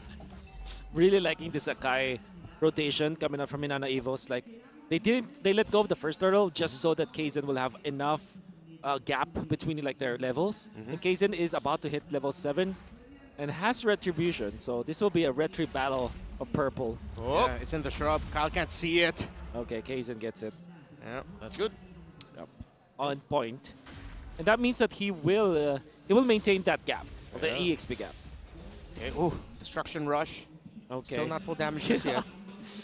Almost nothing at that point. Yeah, it's more of just like a gust of wind. Yes. Blowing through. Y'all laugh now. Y'all laugh now. Yeah, well, I'm laughing now because I know later I'm not going to be laughing. Give it 5 minutes, it'll start stealing lords. Yeah. Here we go, turtle number 2. Minana Evos first to the scene. Kyle with a pull. Astral Echo spots just one. Flap TZ. Ooh, good black trees there by Lancy to actually counteract the stun coming out by Flap, but he's going to get put the pin down by the heavy spin. AP Bren get the turtle. So again, Minana Evos aren't fighting into the turtle fights. AP Bren are getting the turtles, but Minana Evos are trading their objectives. Flap got flattened there. Yeah. Flapping. They want to go for Miles! Boom! Flicker in. Ogwen and Supermarket are going to spot out that Diggy. Lancy, though, trying to stop the exit of Ogwen. But Ogwen, use that stun, vengeance. He's going to continue the chase. He will. Final slash is going to be enough. What? It is. Ogwen! My goodness! Okay, he indeed is the best of both worlds. Yeah. Master Ogwen is definitely a master of this roam role. He knows exactly how much damage he can output with this roam Arlet. Yeah. Again, I think this is just a byproduct of Minana Evos' lineup not having any solid peel. Yeah. Oh, right? Sad Sword. Oh, Sad Sword. Sad Sword by Super Marco at That this early on. This early to go with the Fury Hammer. He is gonna hurt. Miles is just what, maybe 3 or 4 basic attacks? Yeah. Ooh, and Grand Theft Purple. Whoa, wait! Combination of Star Shatter plus the Retribution. What did you see? That's what I was about to say. Like, okay, so they planned it out like that, where Few will launch the projectile, and then there's the Retribution. In case it did not expect that at all. Yeah, they closed the gap, so Kaizen did not even see the Retribution line coming. My God, AP Bren are on a different level. They are. Their synergy is just too much. Indeed. But Minana Evos, again, they tested AP Bren in game number 1. This Dark Horse test for them is slowly proving it. I'm sure a lot of people in the community give a lot of respect for Minana Evos after their performance in game 1, but now in the mid, just a game of chicken, or is someone actually gonna... No. Okay, Lancy answered it for me. They're pushing up. They're trying to threaten Minana Evos to even consider getting turtles. Because again, Wolf mentioned, I don't think the plan has changed. Turtle 3, Lord 1. That's what still Minana Evos is thinking about. But it's going to be so much harder given that they're going to shrink the map. Here we go. Turtles up. Okay, good positioning here by Minana Evos. Actually, good sandwich. I don't think anyone knows Kaizen is actually going to be there. But AP Brenner have the sandwich play, potential possibility. Astral Echo gets the information. Massive coming in from Few. Kaizen not committing the heavy spin to get away. Final slash! Whoa! What a good angle. And there's the heavy spin force out. And just like that, Minana Evos says, yep, we've lost this. Straight up, he changed Kaizen's zip code, man. That was such a huge angle. And by the way, Few landing the godly Astral Echo, hitting onto 4 members of Minana Evos. Never mind the plan for Minana Evos, because Few just spoiled all of it. Huh? Whew. Forget about it. Forget about it. Forget about it. Forget about it. All right, here we go. Mid lane, Lancy set to protect the only tier 1 turret left for Minana Evos, because again, plans have changed, folks. Plans have changed. Doming's ascension into... Okay. It's doming time? Is it what you're saying? Gold lane, into gold lane domination actually is denied. Okay. It's not as easy for him to actually get the farm he needs. Okay. Yeah, but there's an itching feeling in me.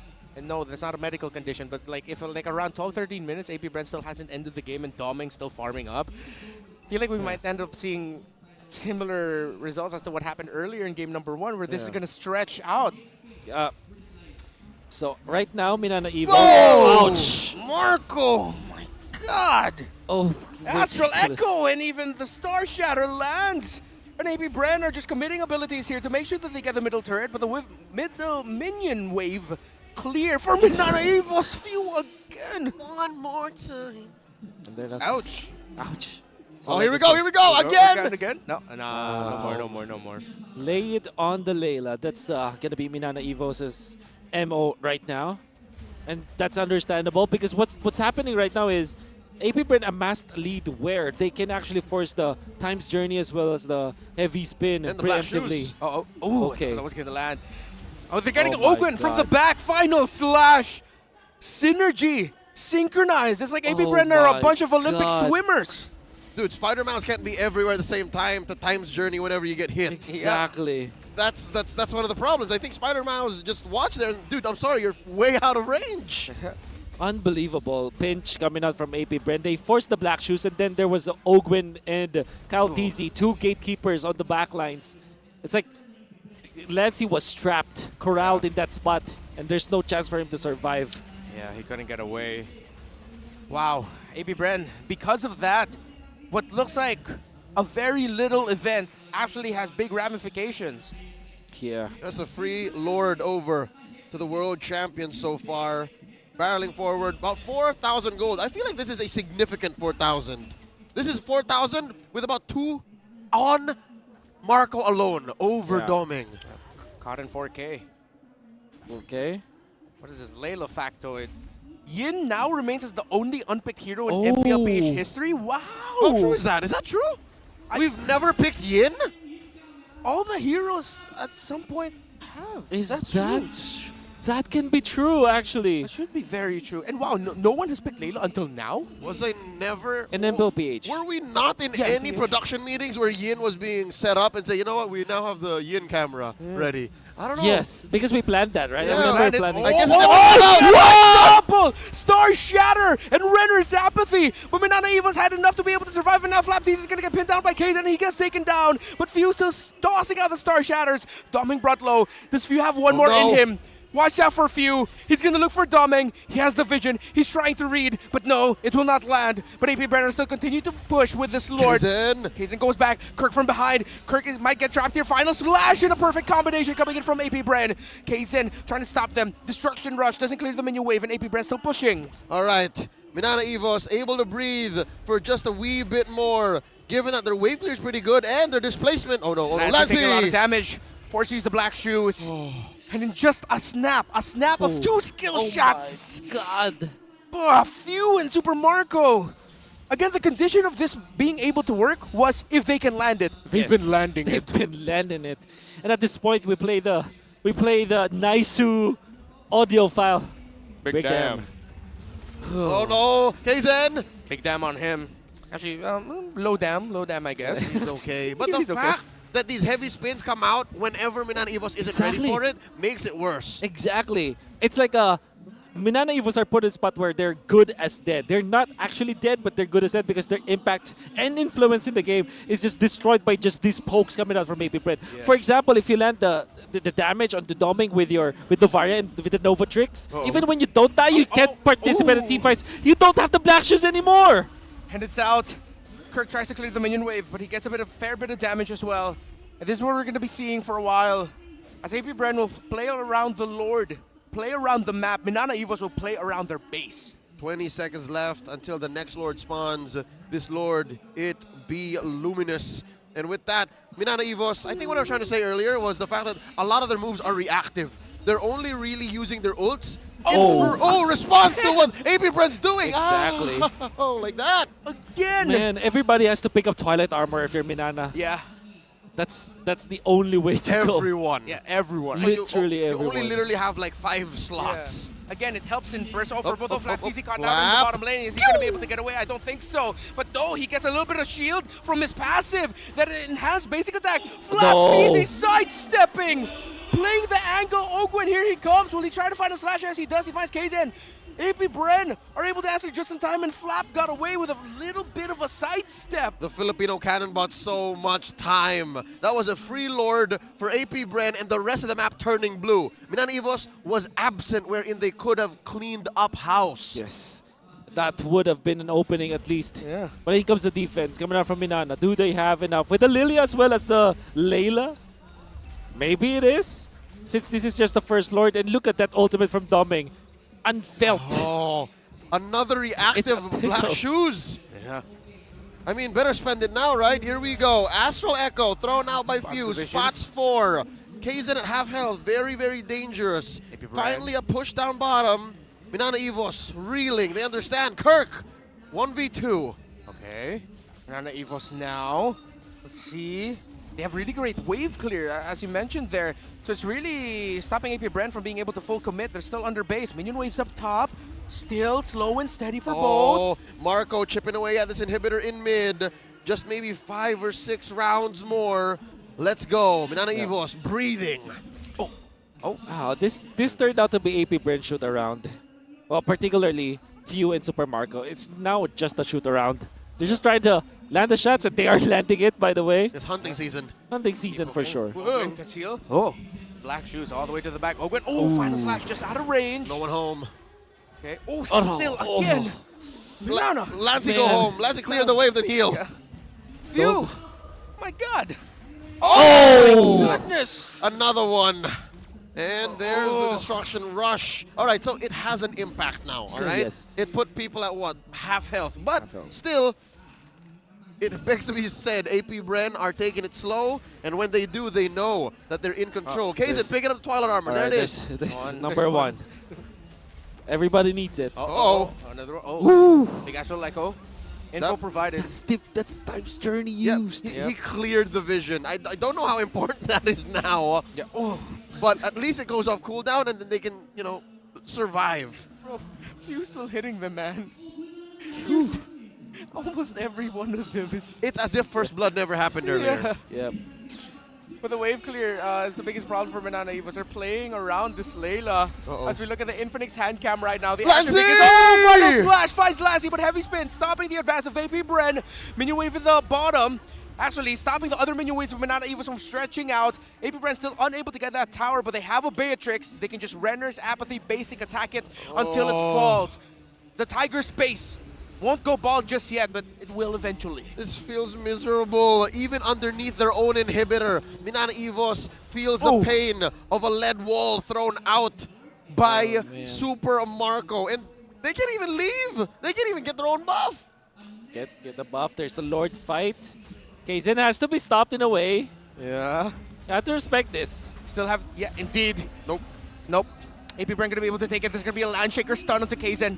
But Doming able to free hit, and they're starting to feel it a little bit. The damage of that Layla, not completely just there yet in the late game Layla we're looking for, but almost. It's getting there. AP Bren, I feel like they need to end it here. What's Doming sitting at? Maybe 4 items? Well, your question will be answered now. That's literally 4 big items. All right. BOD is crucial. Just 4. No. So Malefic will be his last? Should be, because they need some sort of penetration. That's true. Okay. Lancy's starting to also get farmed, but he can be one-shot. That's a problem. Yeah. Let's see. Who will it be? Lord outside the base, 17 minutes in. All right, all waves crashing in. Kirk with the jump in. Astral Echo spots a lot. It's really low, Flap. Kirk trying to get away from it. Basically, Oh my they're God, trying to Flap. get to the Layla. The Layla surviving, but Doming. The shield from the time journey actually able to help him survive. AB Bren still trying to poke, still trying to clear the minion waves, trying to get someone low. But Minana Evos are handling their own minion waves really well, clearing really well, and they will be able to defend. Again, playing around the Layla. Protect the queen. The Layla is the queen right no. now. Oh, no! Comes through! Star Shatter! Shattering the hopes and dreams of Minana Evos to beat the reigning champions of the world! 2-0 for AP Bren! Little slivers of hope. Little moments of a champion's heart beating. And you saw that maybe, just maybe, Minana Evos could defend one more time. But the Nova Trick combo had to come through, man. After a beautiful Astral Echo, again, masterfully synchronized by AP Bren. How poetic is it that the play that we were designing in our heads with this Nova Tricks was the play that also ended it. Astral Echo landing onto 4. Perfect connection of the meteor, of the shatter, to go with the render apathy ult. To one-shot Doming, of all people. And to be fair, Doming got away with it once already. He came back to heal, came out, and then started to go with the pew-pew. But once AP Bren has perfect vision of you and perfect knowledge of where you are, Bob's your uncle. There's very little you can do. I think it was the lightning truncheon and the extended hitbox as well that kind of destroyed Doming in the end. But man, I gotta say though, this went too close for AP Bren. This series went too close for AP Bren. Yep, that doesn't take away from the effort and the skill shown by Minana Evos. That's Yesterday right. they suffered an L. Today they did as well, but they learned a lot and they showed us a lot. Let's go ahead and throw it over to the stage. AP Bren's going to be talking to Hans Galleria and Mara Aquino for their post-match interview. Wow, wow, wow, congratulations. AP Bren, let's give him a round of applause. Okay, wait. Hans, kailangan natin balikan yung game number 1. Ang daming nangyari nung Ang daming nangyari ng game number 1. Talagang we were at the edge of our seats. First, meron dong time na si Super Marco hinahabol 4 versus 1. Bumaba ka, tapos 3 sa kanila namatay, di ba 3? Exactly. And then at the end of it, yung nasa base na tayo, ano nga ba nangyari? Si Ogwen na lang. It was a 5-on-2 situation. At tumabot sa point na si Ogwen pa yung nag-tower lock. I mean, can you talk to us about it, Marco and Ogwen? Yung game 1, balikan natin yung game 1 para ba kayong muntik na mag-heart attack nun? Nung ano po, nakita po namin na nakita ko na walang pumasok na creeps. So ginawa ko muna, nag-focus muna ako sa creeps. Eh sobrang konti na lang ng Tori nun eh. Tapos kinlear ko muna, tapos nun, ako na nag-tower lock. Ako na lang yung tao dun eh. First time ko kayo makita na super stress. Pati dun sa Players Lounge, Sa pati Players yung Lounge. team manager nyo got up. Usually, chill lang sila eh. Nakaupo lang sila eh, right? But this time, it was different. Even the crowd was like, wow. Pagkatapos nung game number 1, bumalik kayo doon sa Players Lounge. Ano yung pinag-usapan nyo? Ano yung reaction nyo na nakuha nyo yung game? Muntik na kayo matalo, muntik na. Yung reaction po namin nun, tower lock na po talaga dapat. Eh kasi mayroon pong isang creeps na pumasok. So si Captain Few, nag-shotgun na tower lock, ganun. Eh di po siguro narinig ni Super Marco. So parang yun, medyo nagpanic na. Kasi nagkaroon ulit ng reinforcement na dun sa hindi mata-tower lock eh. For me, that was like the best game, pang playoff siya. And you made a comment also, the longest game for Bren. So far, right? 34 at 34 minutes, minutes. Yun yung pinakamatagal. And in addition, Few, this time bibigay ko yung floor sa'yo kasi I heard from a couple of people from our media that Minana was in the zone today. Like, they really specified na gusto nila kayong talunin. There were even some moments na, a couple of players were talking about it at sobrang seryoso talaga nila into trying to, break the streak na meron kayo. It didn't happen so far. But what do you think about the respect na ibinibigay sa'yo, the reputation that you guys have currently still being undefeated at this point? Yung sa match namin nung Minana, nung game 1 kasi trinay namin na na labanan yung support hero ni Miles na tapatan ng Minotaur ni Ogwen. Kaso ayun nga nung nag-scale na sila, hindi talaga ang galing talaga nila mag-macro ng lima kapag utility. Kaya commendable din talaga yung galaw ng Minana pag naka-support heroes. Showing some spirit and of course, sportsmanship still after the side of victory. Yung ibang team nga, hindi sila nag-break during break eh. Pinaghandaan talaga kayo eh. Eto, may isang caster, sinabi nga, di ba? Yes. Na, bakit wala sa meta ang Layla at hindi siya ginagamit sa MPL? Familiar. Okay, familiar. Ngayon, for the first time ever, nagamit ang Layla. Actually, nagamit na siya sa Indonesia. Feeling niyo ba it could still be part of the meta? Oh, sabi ni Super From the Marco. gold laner himself. Gumano siya. Bakit pakiramdam mo papasok pa rin ang Layla sa mga susunod na laban? Kasi matagal ko na pong gusto mag-Layla. Matagal mo nang gusto mag-Layla? Anong sabi ni Coach Ducky? What did you say, Coach Ducky? Ano sabi? Hindi, matagal ko na kasi siyang inuulit mag-Layla. Okay. Hoy, so maaasahan namin na pwede kang mag-Layla. Opo. At mas magagawa mo ng mas malupit. Siyempre. Siyempre! Okay. Siyempre! Okay. All right, everybody, give it up once again to AP Bren. You may now take your bow and take your walk of victory. Ang ganda ng laban kanina, Hans. Sobrang lupit. Hindi ko alam kung ano ba nangyari at that point. Sobrang daming ganap nung game number 1. But game number 2, it went back to their winning ways and got the victory. 3 puntos na naman. MPL Philippines Season 13 has just gotten started. And we will take a look at what else will happen in the following weeks. But for now, himayin natin ang ating laban. Balikan na natin ating mga casters. Pasok.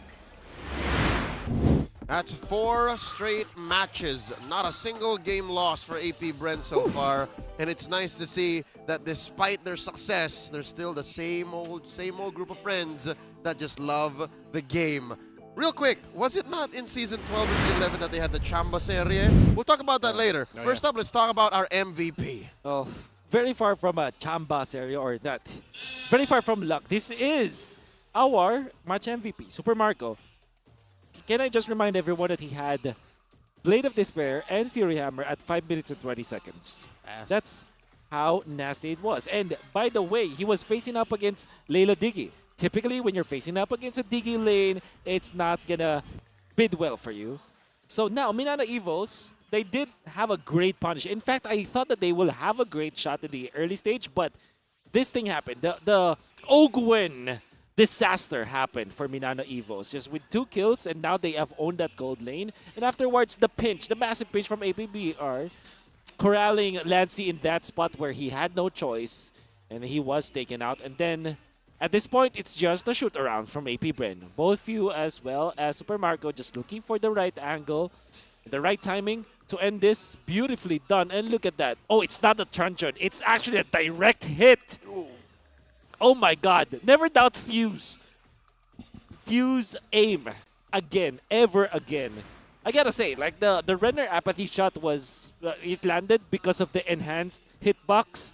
But my oh my, that Fuse shatter was on a point. Like literally, crosshair headshot coming out from that guy. And now, I wonder why he's not the MVP. Well, maybe because he died first, but Minana Evos did not capitalize from that. Interestingly, Kaizen had a great game at the start, and I thought that they will leverage that fact. The thing is, they wanted to go for the third turtle fight. However, AP Bren kind of corrected their way again, invading the 3rd purple buff. So that happened around the 6-minute mark, which when you saw the combination of the Shatter in combination with skill 1 of Kaltizi and Retribution, really caught Kaizen off guard, and that allowed Minana Evos to just, disallowed, Minana Evos to snowball and leverage this Akai early game. But the carry, 90k damage in 17 minutes from Few, the idol of the kids, showing no signs of slowing down. When you were talking about how he hit that last combo onto Domi, I just gotta double check. We're still talking about a MOBA, right? We're still talking about MLBB because Straight up sounded like a shooter. Yes. Boom, headshot. One tap, as they One say. tap. What do you have an accent? Boom, headshot. No, that's a classic shooter Soundbite? game soundbite. Yeah, All right. boom, Well, headshot. Okay. Well, we don't play as much. Speaking of shots, they no longer say one shot. They say ang bagong Barangay Omega, they're facing off against Blacklist International in what many would tout as a rivalry long-lived in our beloved league. They're facing off with their new generation players. How excited are you guys? Very excited because there's a lot of meetups here between long-time presences in our league. I saw somebody with dreads, and I'm already very excited. That's Big J. Ladies and gentlemen, stay with us. You're watching MPL Philippines Season 13. He's Wolf, he's Renmar Santa Cruz, and I'm Leo, always at your service, and we'll be right back.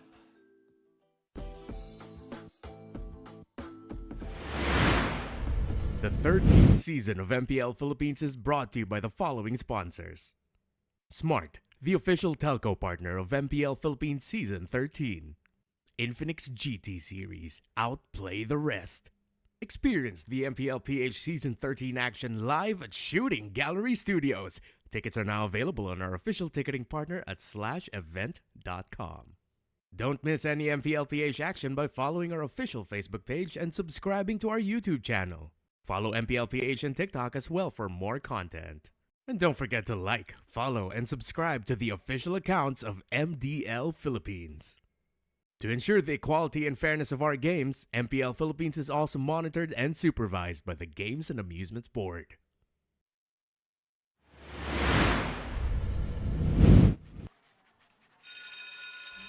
Okay, class. Nanginginig yung isang paa. Para sa'yo, baby. Alam mo yan. Oh my God. Okay. All right. Okay. You take a lead. I'll be at the back. Okay. You guys at the front. Ito yung gagawin natin. Ganyan. Ikaw dito. Yeah, kami blocking. Ikaw dito. Yan. Ayan yung blocking natin. Yan. All right? Okay. Okay. Play the music and then we'll do it. Tama. All right. All right, everybody. Let's go. Hut.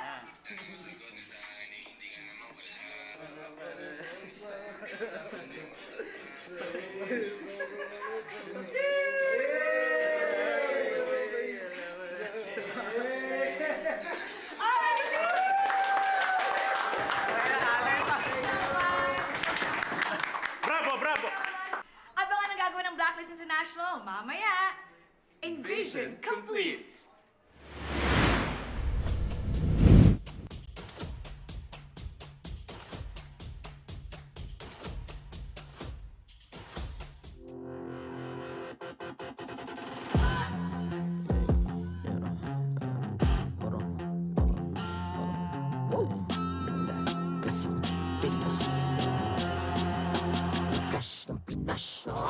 Malakas, Pilipinas, malakas kahit anong lane, we become the monsters.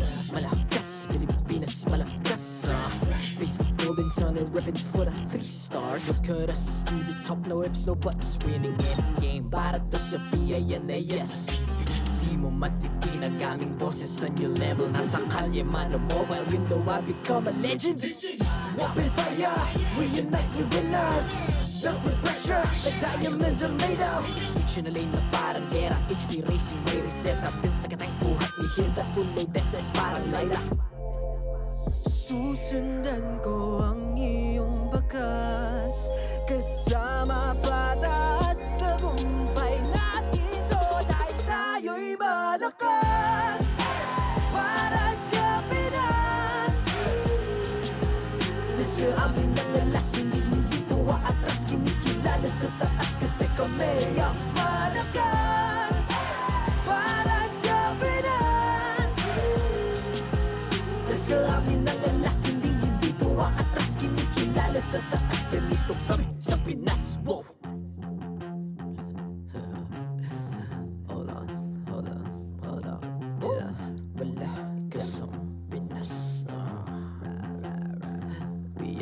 Laging every beat, no surrender, no retreat. Pag nagsama-sama, just imagine what we can achieve. Lacking every beat, no surrender, no retreat. Giving 100 all my all, cause we just cannot be defeated. We are unstoppable, immune and invulnerable. Ready ang equipment, lahat frozen, malang crowd control. Pakita ko na jab like beast of the southeast. Taas ang watawa, proud and loud, cause every enemy we devour. Susundan ko ang iyong bakas, kasama patas, tagumpay natin doon ay tayo'y malakas. Para sa Pinas, nasa amin ang alas, hindi ko aatras, kinikilala sa taas kasi kami ang malakas.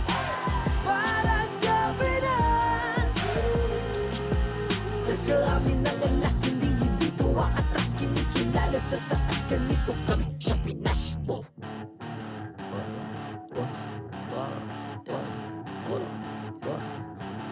Malakas, Pilipinas, malakas.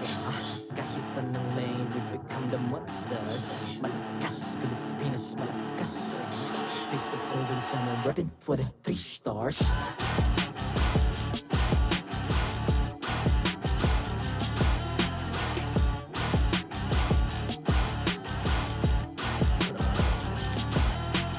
Ang lakas ng Pinas, we unite, be the stars. Ang lakas ng Pinas, we unite, be the stars. Ang lakas ng Pinas, we unite, be the stars. Ang lakas ng Pinas, we the stars. Ang lakas ng Pinas, we unite, we the stars. Ang lakas ng Pinas, we unite, we the stars. Ang lakas ng Pinas, we unite, we the stars. Ang lakas ng Pinas, we the stars.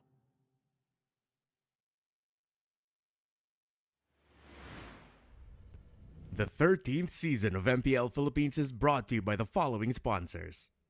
Smart, the official telco partner of MPL Philippines Season 13. Infinix GT Series, outplay the rest. Experience the MPL PH Season 13 action live at Shooting Gallery Studios.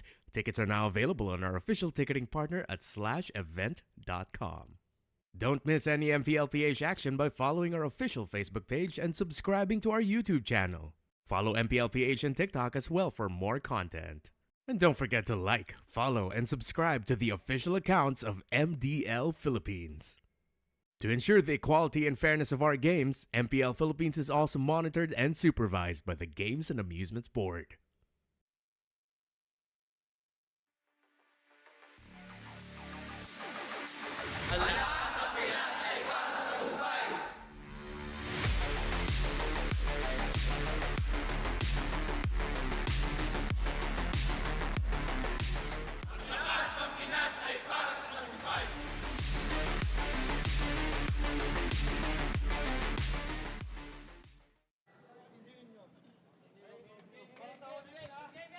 So we're back right now. Kakatapos lang nung huddle nila. Okay, patapusin muna natin yung huddle nila kasi andito na sila mismo eh. Okay. Alright, now we come in. Coach Stronger. Halika dito, Coach. Kailangan ko lang malaman, mabilisan lang. Sino ba ang pinaka-nonchalant at pinaka-OA dito sa Smart Omega?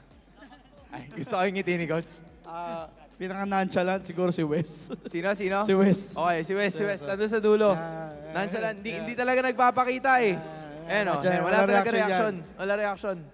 Pinaka-OA. Ang Pinaka-OA. dami, lahat kami. Sige, Coach. Ituro mo. Isa-isa. Tututukan natin yan. Sinong top 1? Sinong top 1? Tinuturo ng manager namin si Exort eh. Okay. Pero kumbaga, lahat naman kasi syempre yung pagiging OA dahil gusto talaga namin yung manalo saka yung ginagawa namin. Okay, Coach. Speaking of which, ikaw ba, Coach? Pag yung coaching, yung coaching style mo ba, medyo nonchalant ba o dapat mas OA? Kailangan all out ka pag ganun?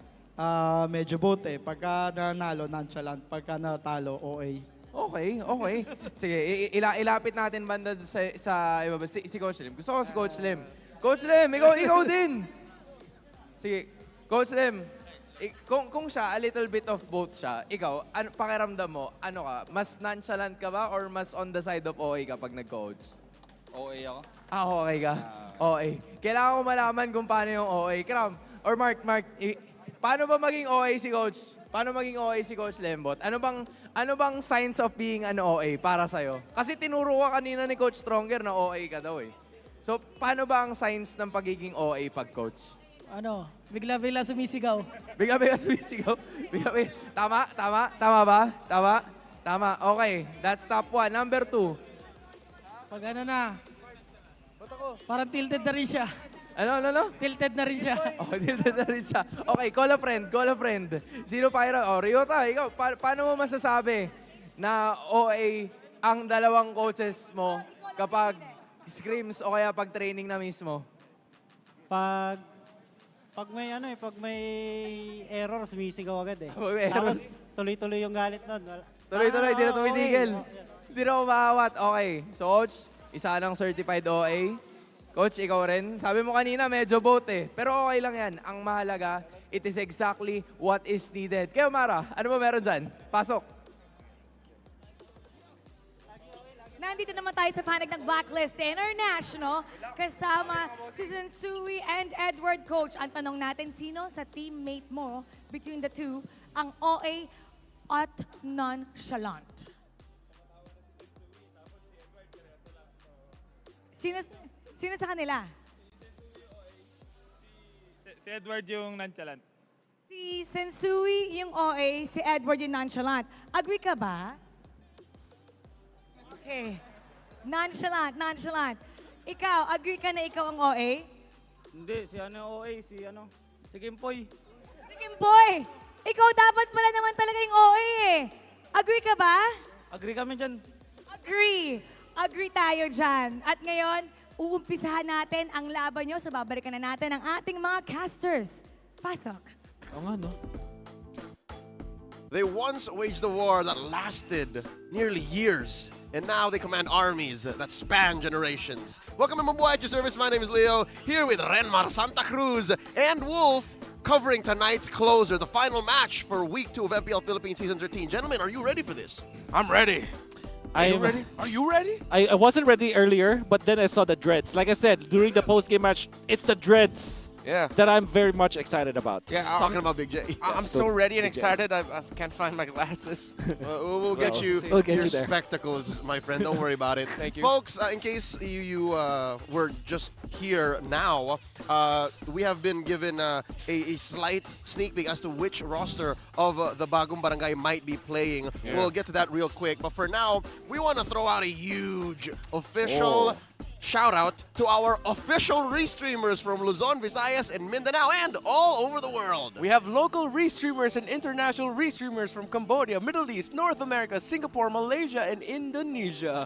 And all of them are tuned in to witness our players fight for victory. And you know what's best about this? What I really like about this is that we're featuring local languages as well, which was always have been a pipe dream for any esports actually. I've been part of other esports titles before, that's an idea, but now we're actually bridging the gap. That's right. This goes out to all of my friends and my blood brothers up north. Agyamanak Absat. Let's get into the action. We're talking about a battle of generations. Real quick, just to clarify, what do we mean by generations? I think we have a silent understanding that when we say Gen 1, it's the first 5 seasons. Yeah. Right? Season 1 to 5. Gen 2 would be season 6 to 10. Okay. And then if you debuted season 11 onwards, then you're relatively new. Yeah, okay. It's like K-pop groups.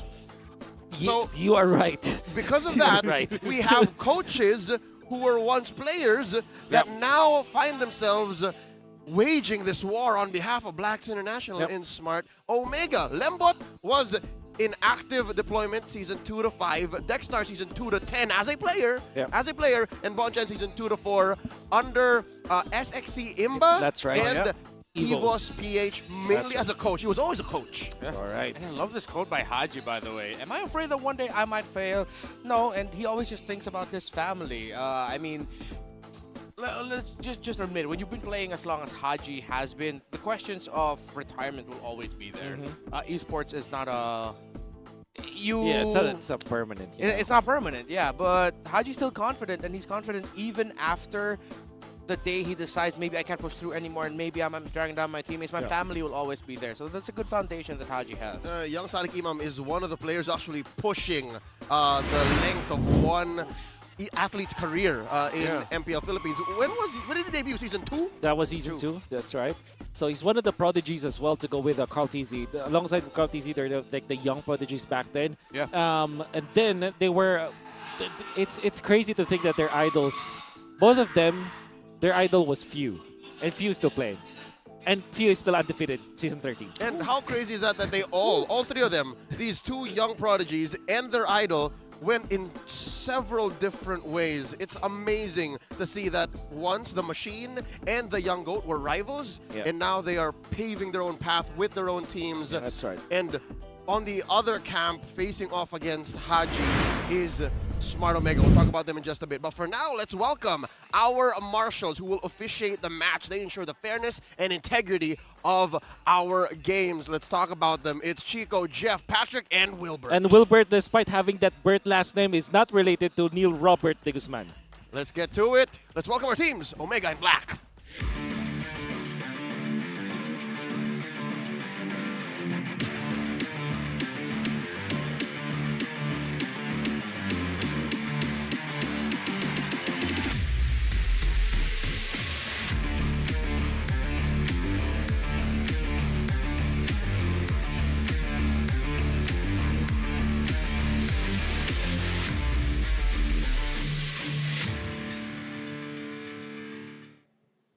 A loss to the Phoenix Army means a little bit of calibration is needed for the code. Up against their longtime rivals in the Barangay, can the code breakers crack Omega? Truly top tier, it's Blacklist International!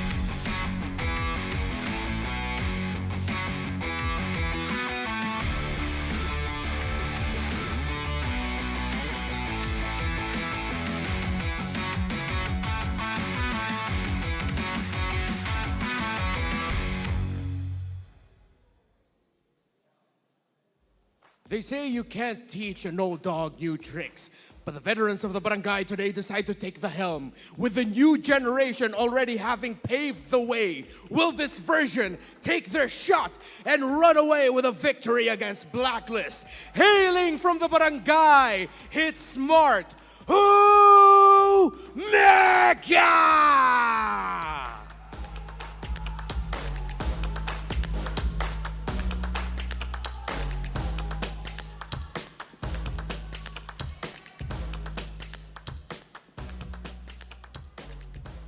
And their coaches, Coach Bonchan and Coach Stronger. Agents! Kabarangay! Magingay!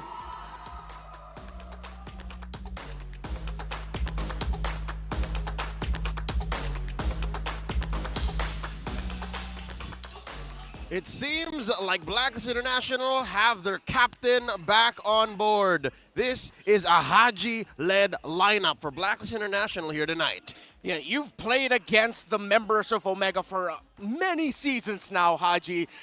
Retake the captainship and run away with it. Lead the team to victory here. Oheb, Sensue, Yue, and Hedward have shown their brilliance all throughout the season. We've already seen your brilliance, Haji, but now up against this version of Omega, you have to be merciless. This right here is the OG OMG. And yes, can confirm, that's Big J with the dreads. And H2 as well, gonna be playing it with Exhort, Ryota, and Rebo. This lineup did not have great results when they went in a few days ago. But that's just one game. We cannot judge the entire lineup with just one game. At this time, they're going to go up against the Blacklist International. And one thing that I do like about what they played is that it's a different story. Like, who would have thought that the first Lancelot game will come from Omega, right? And here we see their sample size is very small indeed. Check out what Omega brought out in their last outing.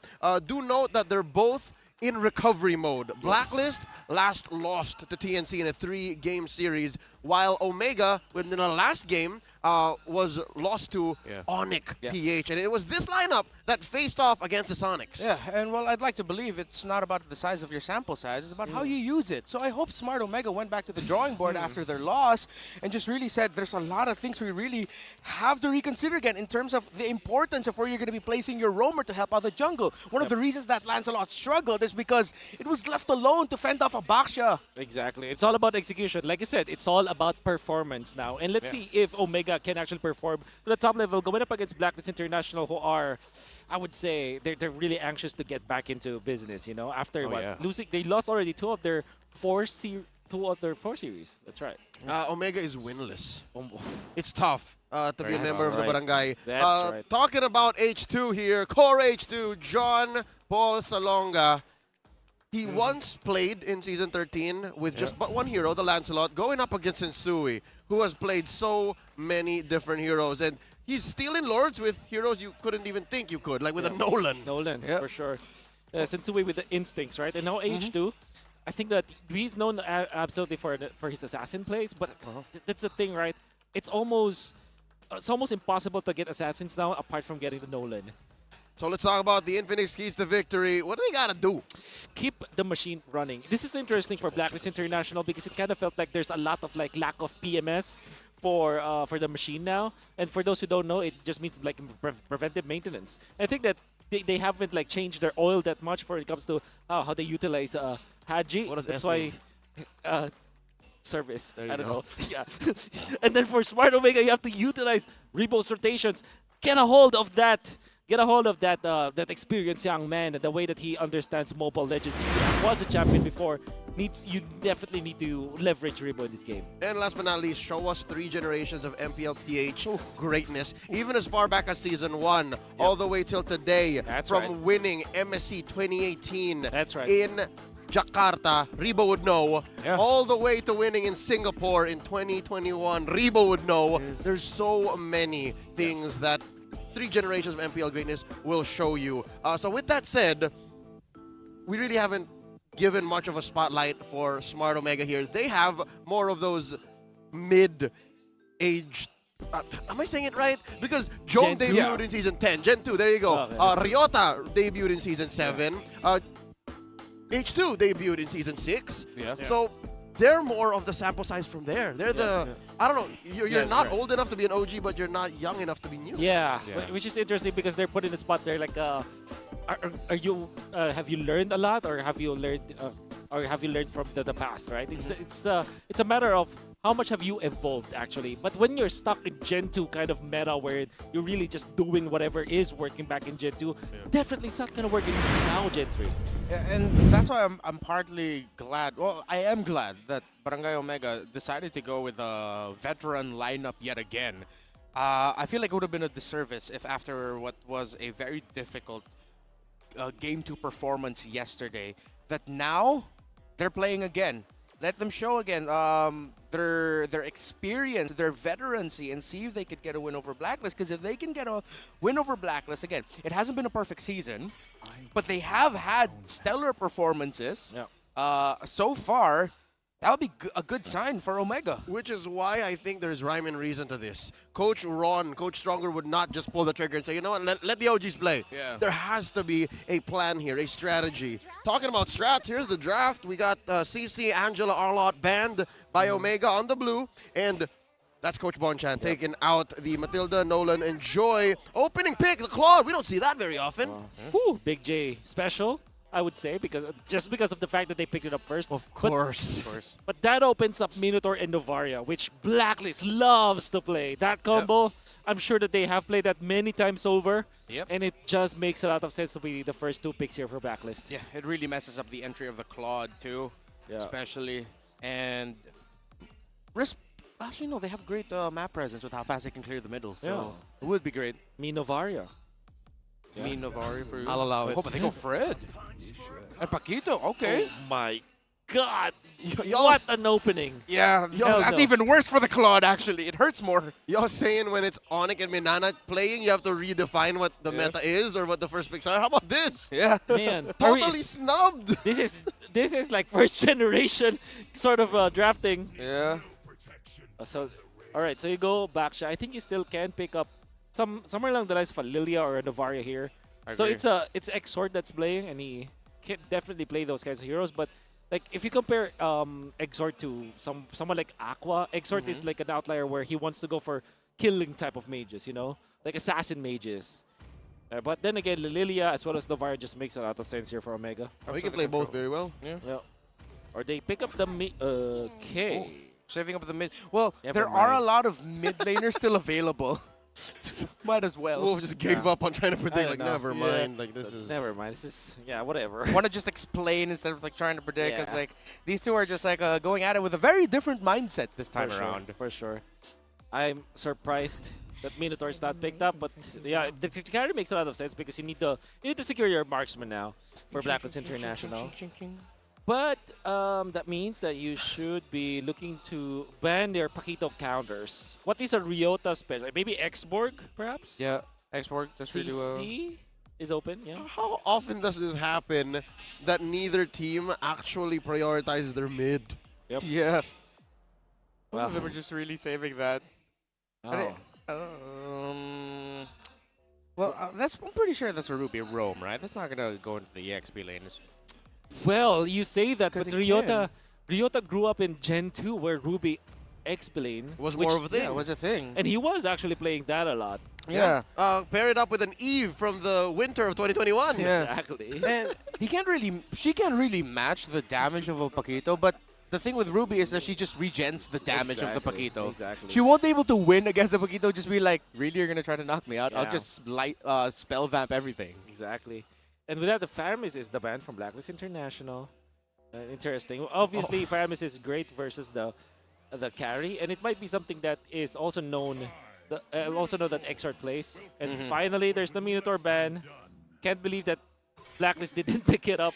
Yeah. Oh, the Exort specials. Oh, Yeah. of course. Assassin Mages we're talking about. Fabled to have held top global Kadita for 6 months straight. Yeah. That's right.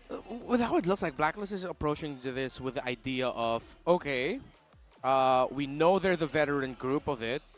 Instead of focusing on the meta, let's focus on their comfort. Yeah. If you haven't played in the MPL consistently Yes. for long stretches Yes. of time, That's right? right. I The agree. idea is take away their comforts instead. Yeah, that's great mindset. There's a Tigreal gonna be banned out. Grok is still open. Might be the choice here for Blacklist International. Maybe last pick their UA hero. The benefit for the Grok is that it has great info, and also you can knock up the Claude if it ever comes to that. As if the Cloud's job wasn't hard enough with Edward Balboa running around. Exactly. But then again, yeah, the Grok just makes a lot of sense for Blacklist. And this is Haji. I mean, I'm sure you can play that. I wonder if they'd really want to feature this Battle of Generations and just pick up something like Cho. Oh yeah, Bring it back. Throw back to his debut with Blacklist in Season 8. Exactly. Let's go nuts. Bring back Jawhead Rome. I don't care Oh anymore. man. Bring it back. Hey, she hurts. Okay, so Oh, there's Nova. Navarro. Understandable. Okay, so that kind of eliminates the factor of the Ruby EXP. Yeah. Yeah, you wanna just look for maybe something like somewhere along the lines of Benedetta actually for Ryota, but it is known that Benedetta is not great versus a Paquito. Oh, nowadays. yeah. What about the huge? The huge? The huge. Yeah, or maybe a CC. Oh, yeah, CC's still is on the actually game. pretty. Oh, no, she's banned. She's banned. Oh, she's First oh, yeah, ban yeah, of the so- game. Huge it is. Huge. Huge it is. I like the huge, the Borg, or the Laps. Yeah. The Laps. And Lilia obviously is still pretty good here. So you can go Lilia Lilia. Laps. Lilia Laps. Or Lilia Borg. A lot of slows. Elborg. Oh, what about a Gord for Omega instead? Jord? Whoa, whoa, whoa. I wouldn't mind Jord. The Jord? The G-Ord? The G-Ord. Lots of possibilities. Whoa, I did not expect this from Omega. How about neither? Huh. How about the Reboella? Wait, let me just cover up the names and the teams. Yep, nope. Left side looks like a Blacklist draft. I agree. I Wow. definitely agree. They're throwing the Ruby back into the XP here. Yeah. I did not expect this. Wow, not at all. So, I think you're just left with the Grok here for Blacklist for Haji.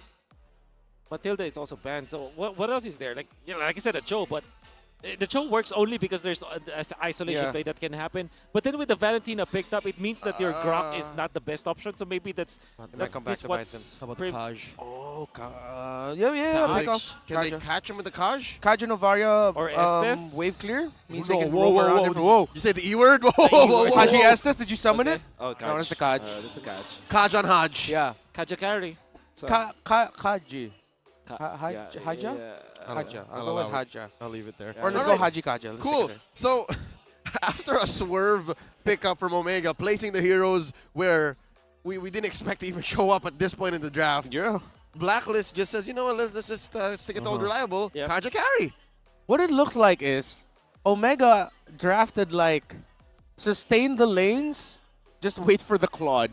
Yep, exactly. For Protect 1. Yeah, for Protect 1. Pretty much it. How about you expedite the double laning with Rafaela too, huh? Yeah. It's actually a pretty smart take in picking up the Rafael. Okay, hello. Okay. They're fine. They're You're picking okay. up the Rafael We have fun means that you also secure the Jome special. And that's the man with the dreads. Oh, but his hairs are tied back. We can't see them like flowing down. Oh, He's it will take fine. time. It will take time. He's fine. Here we go. Game number 1.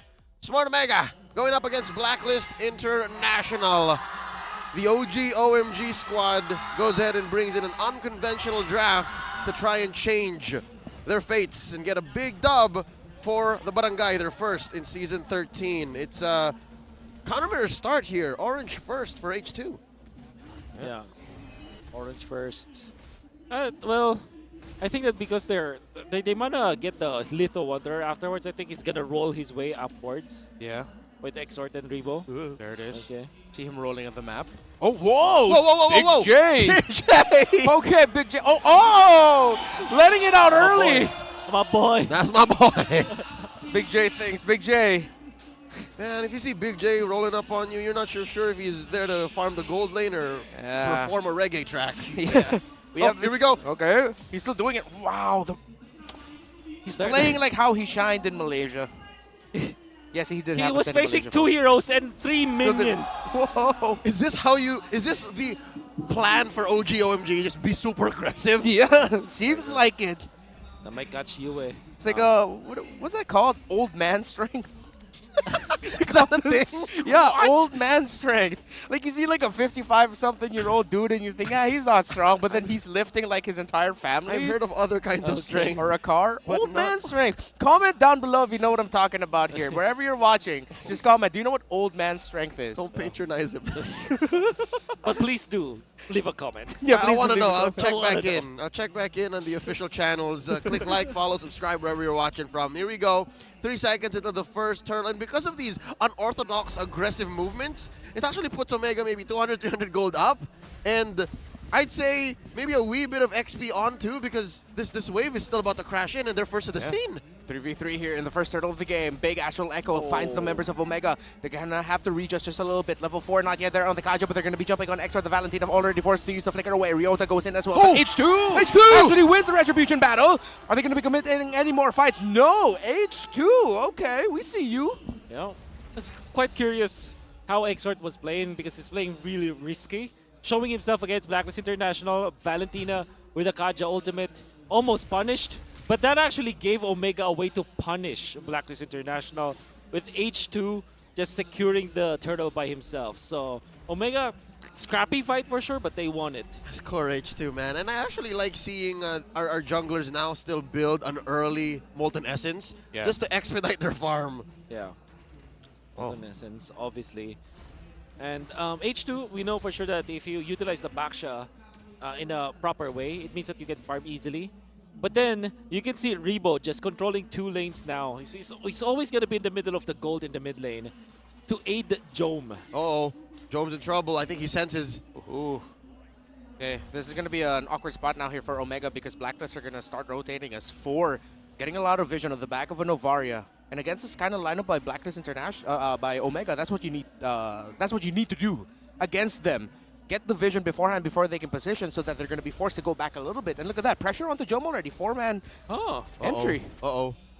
Where's the comeback coming through? Omega's trying to get a response here. Look, they're sending 3 dudes up.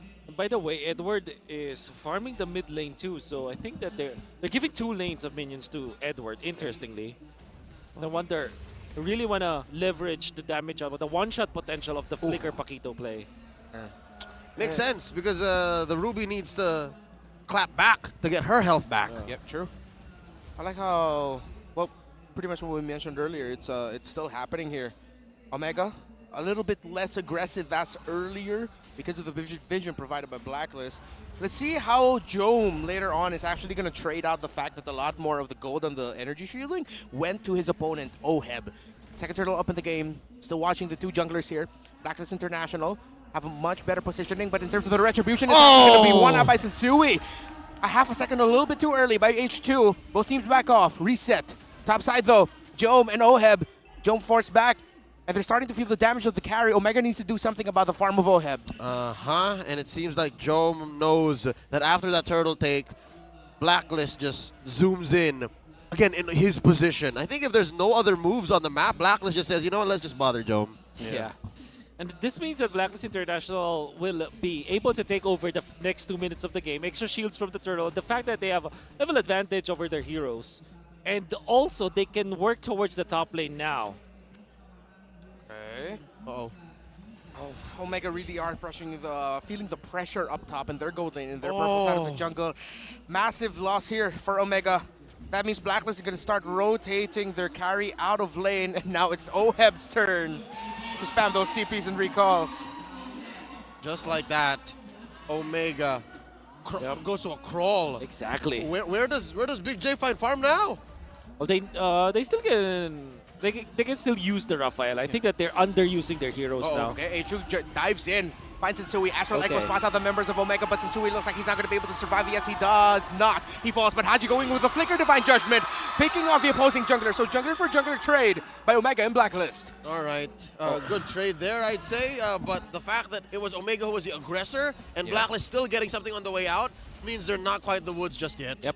And Blacklist, you can see that that lead was translated into a gold lead. And the fact that they've lost Sensui without the turtle spawning yet, that's actually great news from Blacklist, which means that their understanding of the in-game timers is just immaculate at this point. Yep. And you know what the icing on the cake is? Ryota misses the combo there. Right, Edward, he will still have his flicker, so he's going to be safe. Turtle spawns up top. Omega, are they going to decide to push down mid? Oh, that's going to be a bad trade if they lose the tower in mid. Jome already using the Blazing to try and clear the minion waves. Oheb, is he going to be able to take it down? No. Omega needs to be careful with their rotations because they can't lose their middle tower just like that. It's going to make it harder for them. No contest. Blacklist, no contest. They get the turtle without a problem.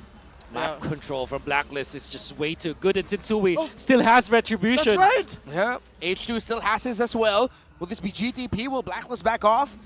Map control slowly favoring Blacklist International as Omega sends Jome down to the bottom lane, but it was stolen by the Star Shatter. That's worse. That's worse. That's worse. Yep, it goes to the hands of the Novaria. That's not good. I was gonna say the fact that the kill went onto Rebo was bad. How about your purple buff gets stolen by Yue? Super duper bad, and you're gonna be scratching your head if you're Omega now, especially if you're H2. Yeah. Because not only do you lose a purple buff, you also lose a lot of EXP. And for the next Lord fight, you're so far from reaching the level that Sensui has. Level 10 for this Fredrin, and H2 losing that purple means there's a lot of EXP that he wasn't able to get. Oh, Astral Echo. H2 sends back Edward and Yue. And yeah, tower here for Omega, so they're playing the map a little bit, but it's going to be a trade. That's already the second tower down up top. Yep. Sensui's 11, by the way. Thought he was 19. Oh, you mean level. Okay. Okay. This is just trades for Omega that are a step behind. Blacklist know where they're going. Blacklist know what they're allowing for. And so far now with 3,000 gold ahead, Lord spawning in about a quarter. This is tough. Omega suffered a series of unfortunate events, Lemony Snickets. Yeah. And where do they find the comeback here? Is because even Jome now, look, it's clear that he can stay bottom. But the fact that they don't know where Blacklist heroes are means he's never really safe. Well, they gotta stay away from the. I forgot whose actor it was. But yeah, can't defend this. Yeah, but yeah, Omega needs to just leverage this this Claude and maybe just at least take 2 lanes that you're confident with. And now you're seeing the problem with the Ruby. even when it's great when it comes to like a 1v1 fight, team fight-wise, it's amazing. But if you compare it to a Pakiro and his impact in split pushing, it's not good. Okay, poke out there. Purple buff, I believe.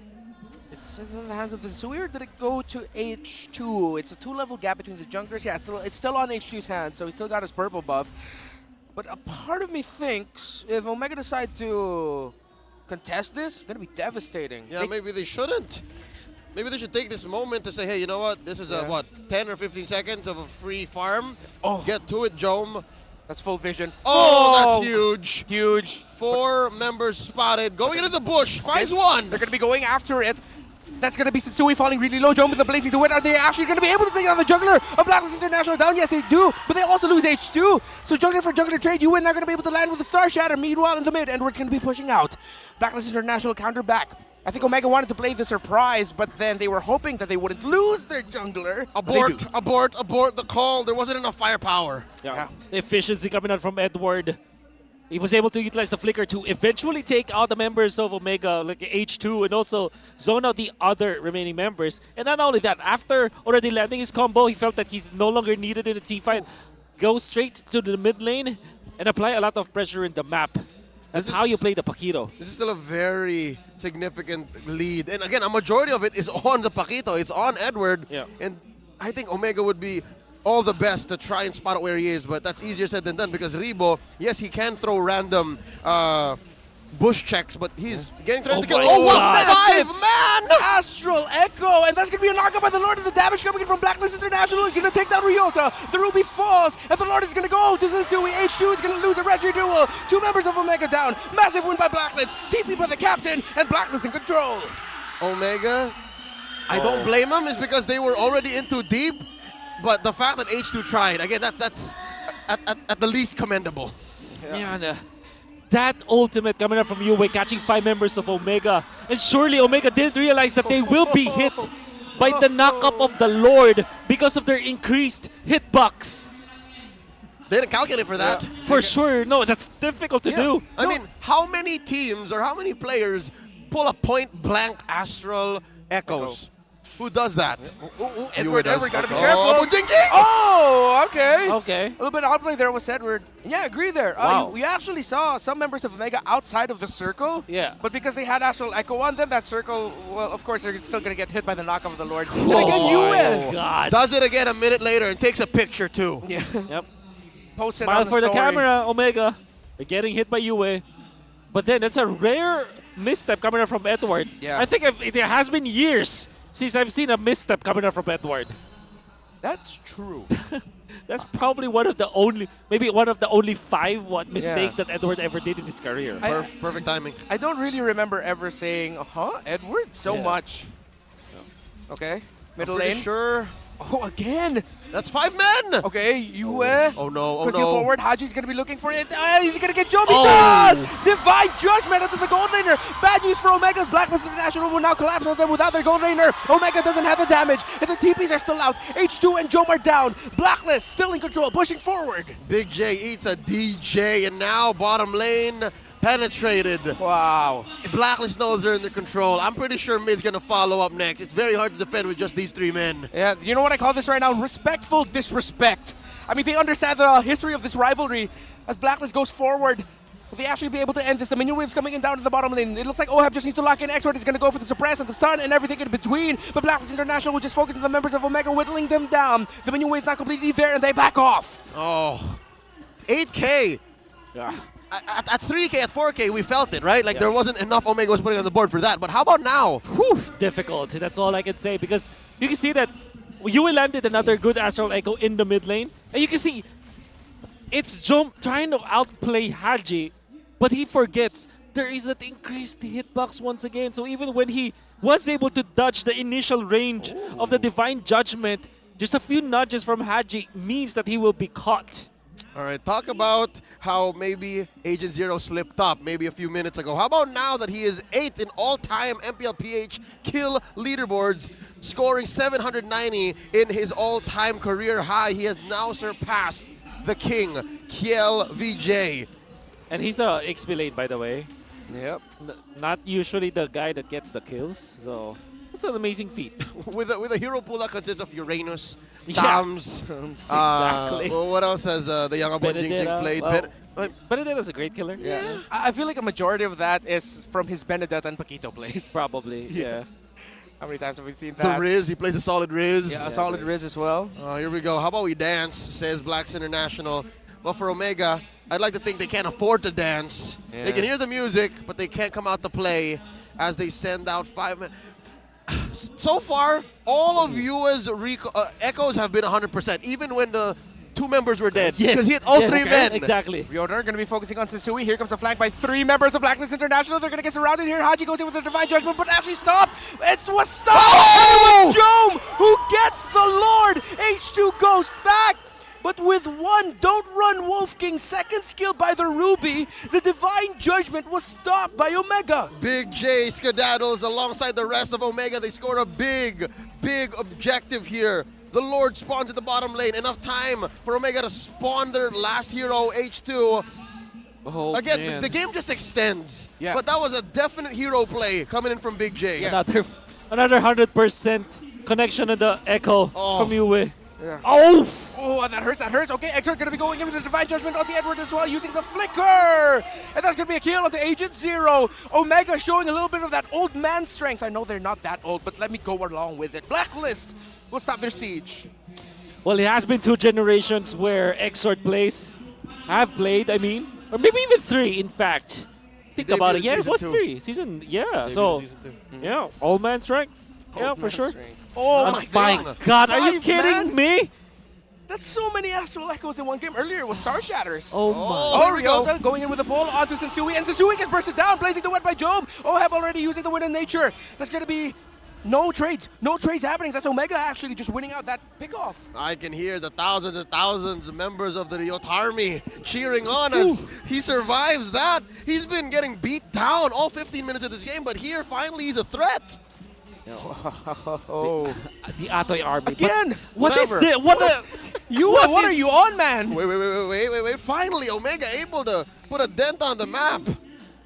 Wait, I'm just still in absolute confusion and absolute disbelief. Echoes everything. Echoes everything. Yue, is it because of Omega just sticking up with each other? That too. This is an Omega Ube, and I think US just making the most of it. Yeah. But just the perfection of how he lays it down. Exactly. It's just so wonderful to watch. The accuracy. And by the way, he's rocking what? 0, and 8. Oheb is also 100% kill participation. In fact, almost everyone is. Everybody except Edward has 100% kill participation on Blacklist. Yeah. Edward's at 99. Yeah. Close enough. Close enough. Yeah. Oh, Lord. Okay. Lord, speaking of, spawning about 30 seconds here. Smart Omega able to close the gap now just at about 2,000 gold. I'd say that's workable. I'd say in a firepower sense. Yeah. Blacklist now has to respect that. As the young ones will say, winnable. Winnable indeed. Oh, well, if they find the comeback, especially if this Lord goes Omega's way again, you can call it Shishable. Shishable. Shishable. That's right. Definitely a thing, not like old man strength. hey. I'm gonna let the viewers decide. Please comment down below. Old man strength is a thing, believe me. Shishable, not that much of a thing compared to old man strength. That's because you don't know. You're not Gen Z, dog. Is old man strength a sticker in game? Shishable is. Fine. I will concede this. But will Omega concede this Lord? Here we As go. they're going to be getting close. H2 a little in too deep. Lord at less than half health. Haji taking the pixel brush. Yeah. Omega scoring their own purple, trying to at least give it the exhort, and Lord retreats. It's like an angry slow dance between 2 divorced couples who are just forced to dance together in the mixer. 2 divorced couples, so it's 4 people. 2 divorced partners. There we go. Okay. All right, estranged lovers, let's call it that. Estranged lovers. Sensui here. Oh, that's going to be massive Astral Echo. The Divine Judgment there onto Adrian. He's going to get bursted down. But the Immortality pops up for the jungler of Omega, and it looks like he's going to be able to get away. And Rebo going in with a massive Holy Baptism, but no, the Baksha falls. Blacklist almost loses their EXP laner, but Omega are pushing forward. They don't have a retry. Exort with his own Divine Judgment. He picks off Yue, Rebo, and Job. Job with a massive blazing duet. He's going to focus on Oheb. He's going to focus on Haji. Sensui has that retry, and he gets it. Job now going to focus on Sensui. Edward in the mid, Edward in the base, Edward in the mid, Agent Zero with a split push end. Abunjingjing zeros Omega's base, score in 1 for Blacklist International. It's all about multiple win conditions. And despite that victory, the Blacklist camp seems unhappy. Maybe because of some of the mistakes, some of the bad calls, but my oh my. If I were an agent, I would be very happy. I mean, a win is a win, right? Exactly. But again, as you mentioned it and pointing out how they look inside the dugout, I understand how maybe those last few moments that led up to that split push victory by Edward may have been, in their books, total fumbles. Okay. Because That's in their book. Right, look back at the That's true. highlights and even maybe the end game stats. Omega was closer here to Blacklist's lead more than they ever were all game. Especially because of what the Blacklists have already established, and definitely there were some mistakes that was very uncanny for the side of Blacklist International. However, you still have to credit the clutch genes coming out from Mr. Edward with that one, identifying again multiple win conditions. That's what Blacklist International has always been famous with. Like, they always find a way to win games even when we don't think that it's winnable. Yeah, and I'm actually really glad you mentioned just, I don't know, Edward. I didn't even see that. The last time I saw Edward while I was like shouting, he went like this. Yes. But then with suddenly he went like HP. this. With a sliver of HP. He made it back. Went all the way. And because of that, now Smart Omega have to think, where did we go wrong and how could we have done that better? And we're going to get a better picture at the post-game once Wolf gets to doing his thing. He's going to analyze game number 1 and bring us up to MVP. Love you, Wolf. Whew. Well, I love you too. Just like all the viewers out there, Edward, we are all amazed by Edward's performance in this game. 73% kill participation, but that ending push that he did, going in for the jugular, as we always say, he knows how to win games. And even when they're almost losing the fights, almost losing the Lords, he's still looking for ways. And this is also a very efficient management of resources coming out from Edward. You can see him utilize his flicker afterwards just to get out. Low HP, no more combo, goes to the mid to apply more map pressure. And this fight was won by Blacklist International, mainly because of UWE's ultimate. And obviously them isolating H2 once again. They get to another good rundown coming from Blacklist. Again, started by that echo from UWE that also allowed Haji to perform the Divine Judgment easier. Another team fight, Jome magically gets the Lord, and Omega also runs away with only losing 1.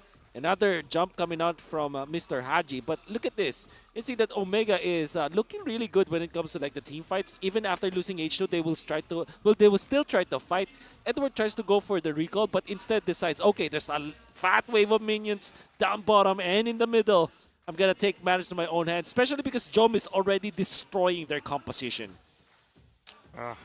Man. And obviously, we can see that it's never just about the emblems now for Blacklist International. But what I do want to take note is Edward went in for the lethal ignition because his job here is to eliminate the Valentina as well as the Claude.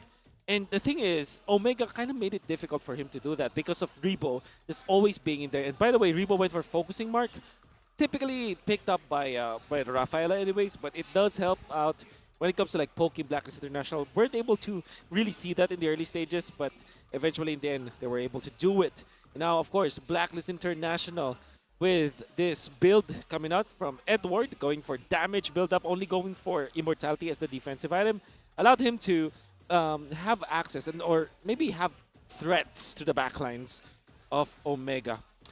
Jome, 100% kill participation. Really played so well this game. Almost dealt the most damage, but in the end, it will be Yue with 102.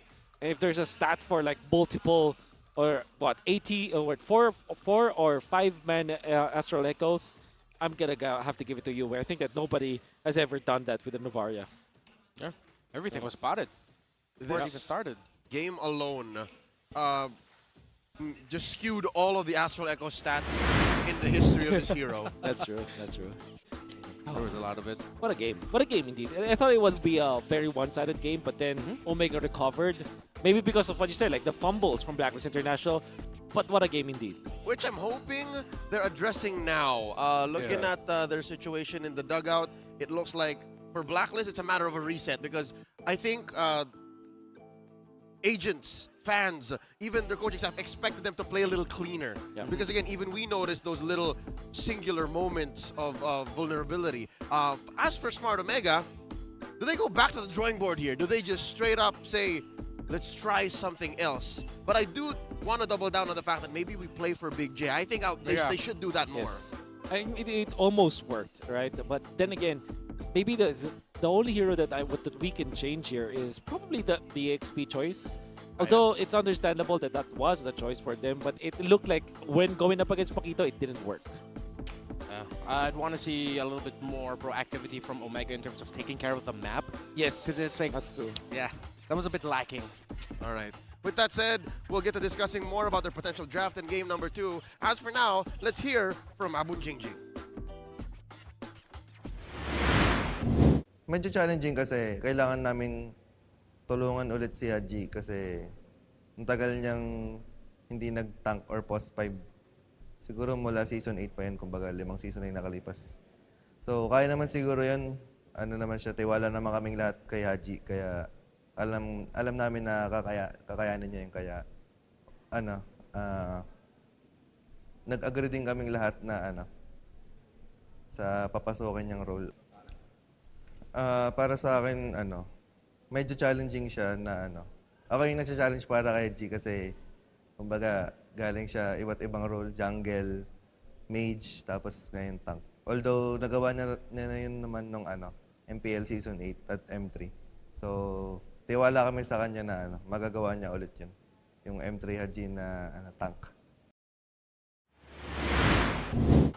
Edward fully trusts his roamer, his captain, Haji, that he'll eventually find his way back into a comfortable roaming position. And for those wondering why we keep calling him Abun Jingjing, is because at some point in Blacklist's history, he was the youngest. And in the Philippines, there's a practice of calling the youngest member, the bunso, is Abun Jingjing. So that's why.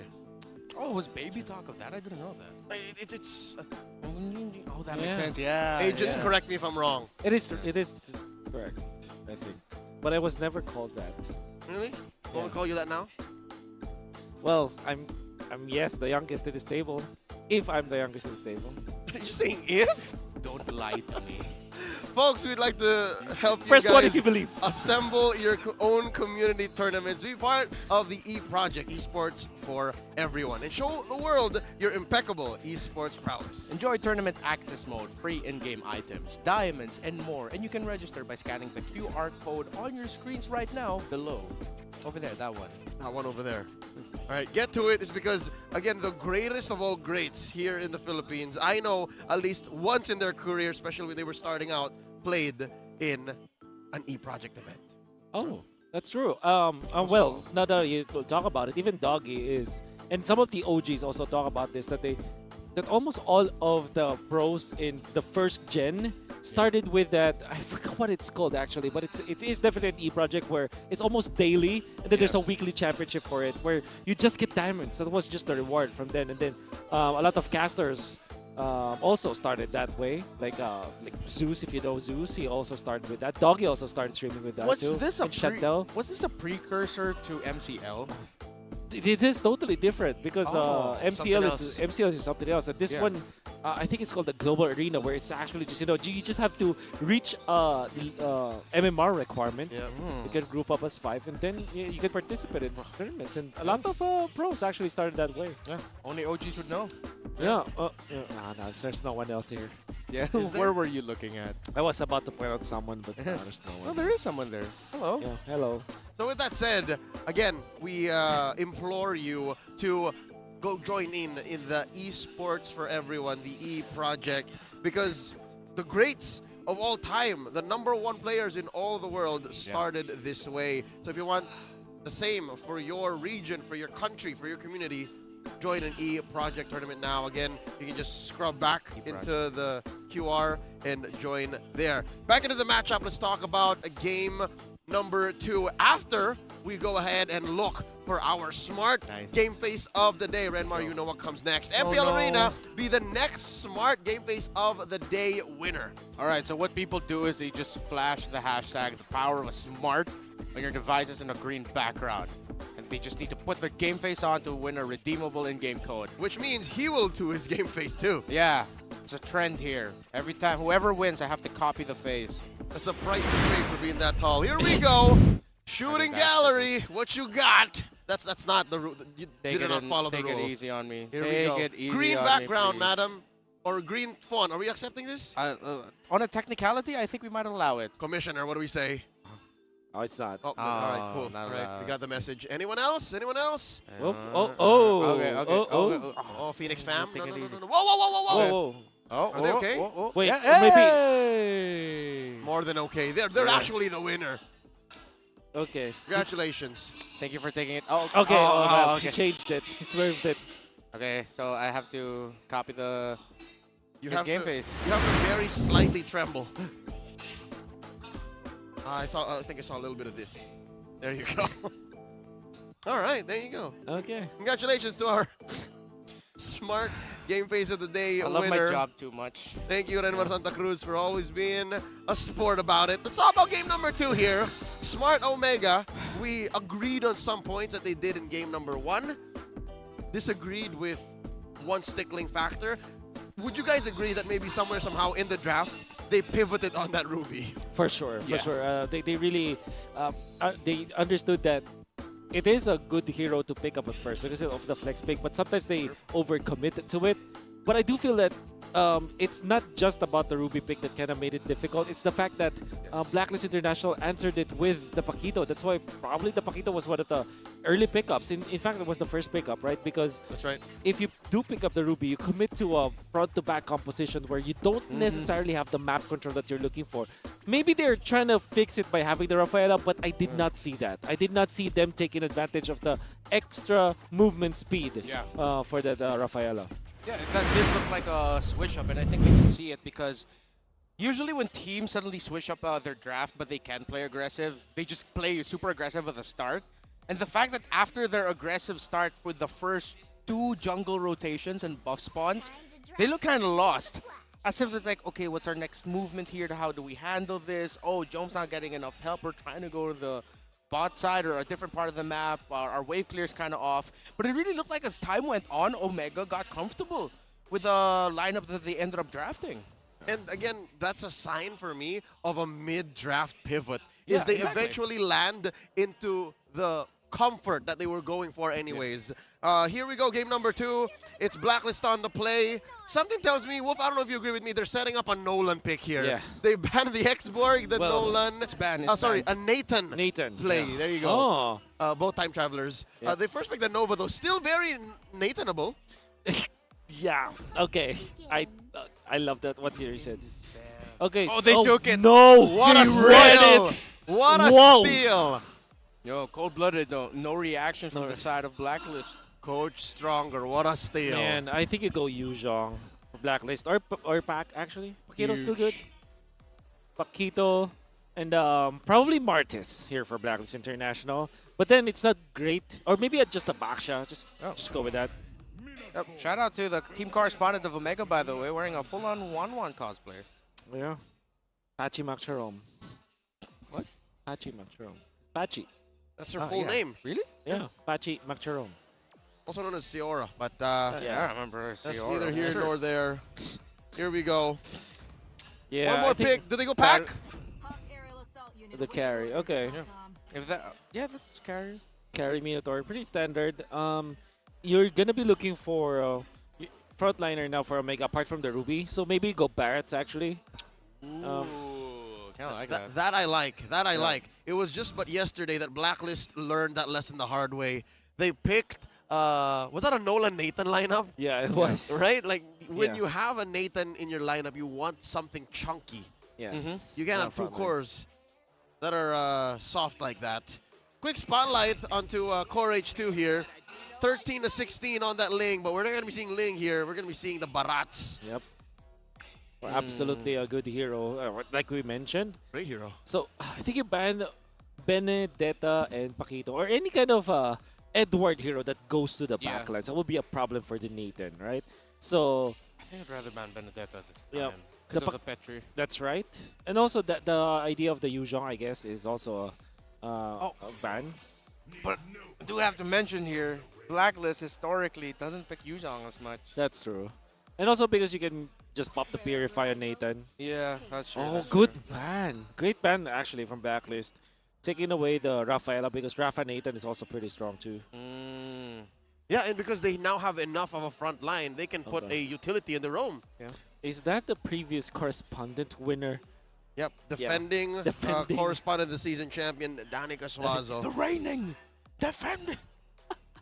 One of these days, I'm gonna intro her. Yeah. and that's exactly how I'm gonna We deliver haven't it. been hearing from our correspondents much. Yeah. Would be nice to get them in. I just missed the RSG correspondent. Former. The former RSG correspondent. That's right. Mark Adrian Butters Hison. Yeah. One of the greats. One of the greats. All-time greats in the long history of team correspondence. Frias Hison. That has spanned take. in season 12. Hot take. Hot take. He got robbed last season. Nah. He got robbed last season. Nah. That's my hot take. You saying had you your fair should've share of won. hot takes so far. That this is season, my Wolf. hot You're take. saying you should have won. Yes. I'm saying. I agree. I'm not mincing my words here. Really? I'm the only one in Swazo Army right now? Yes, you are. All right, fine. We're going to have to talk later, gentlemen. All right, here we go. One more ban for Blacks International. Are you going to take out one more roamer here? Well, you do Oh, also digging. yeah, good one. They are really Yeah. giving the goat here, the OG goat, a lot of trouble. You want to look for a hero that can speed up this Barretts up, maybe. Ooh, So what if they go Savior actually? Oh, they snatched the Paquito. A mid lane savior, yeah. And the persecuted. Oh, but in this scenario, I've actually. Okay. Okay, let him talk. Let the guy talk. All right, thank you, Paquito. Are He's you done. good? He's done. He's done. He's done. And Okay. if we were talking about like Benedetta and stuff earlier, I would have preferred like Blacklist ended up with Benedetta. It looks like Yeah. they will. Looks like they will. Oh, Yeah. on point. You can't ban everything. Yeah. Great job. So you're left with maybe Fredrin here if you're Blacklist. Ready? Or Akai, actually. Fred or Akai. That's what I'm looking at. Akai would be good because Omega plays such a tight position. Like a heavy spin to disrupt that would be good. Okay. Man. Okay. So I'm seeing Lilia actually here for Exhort.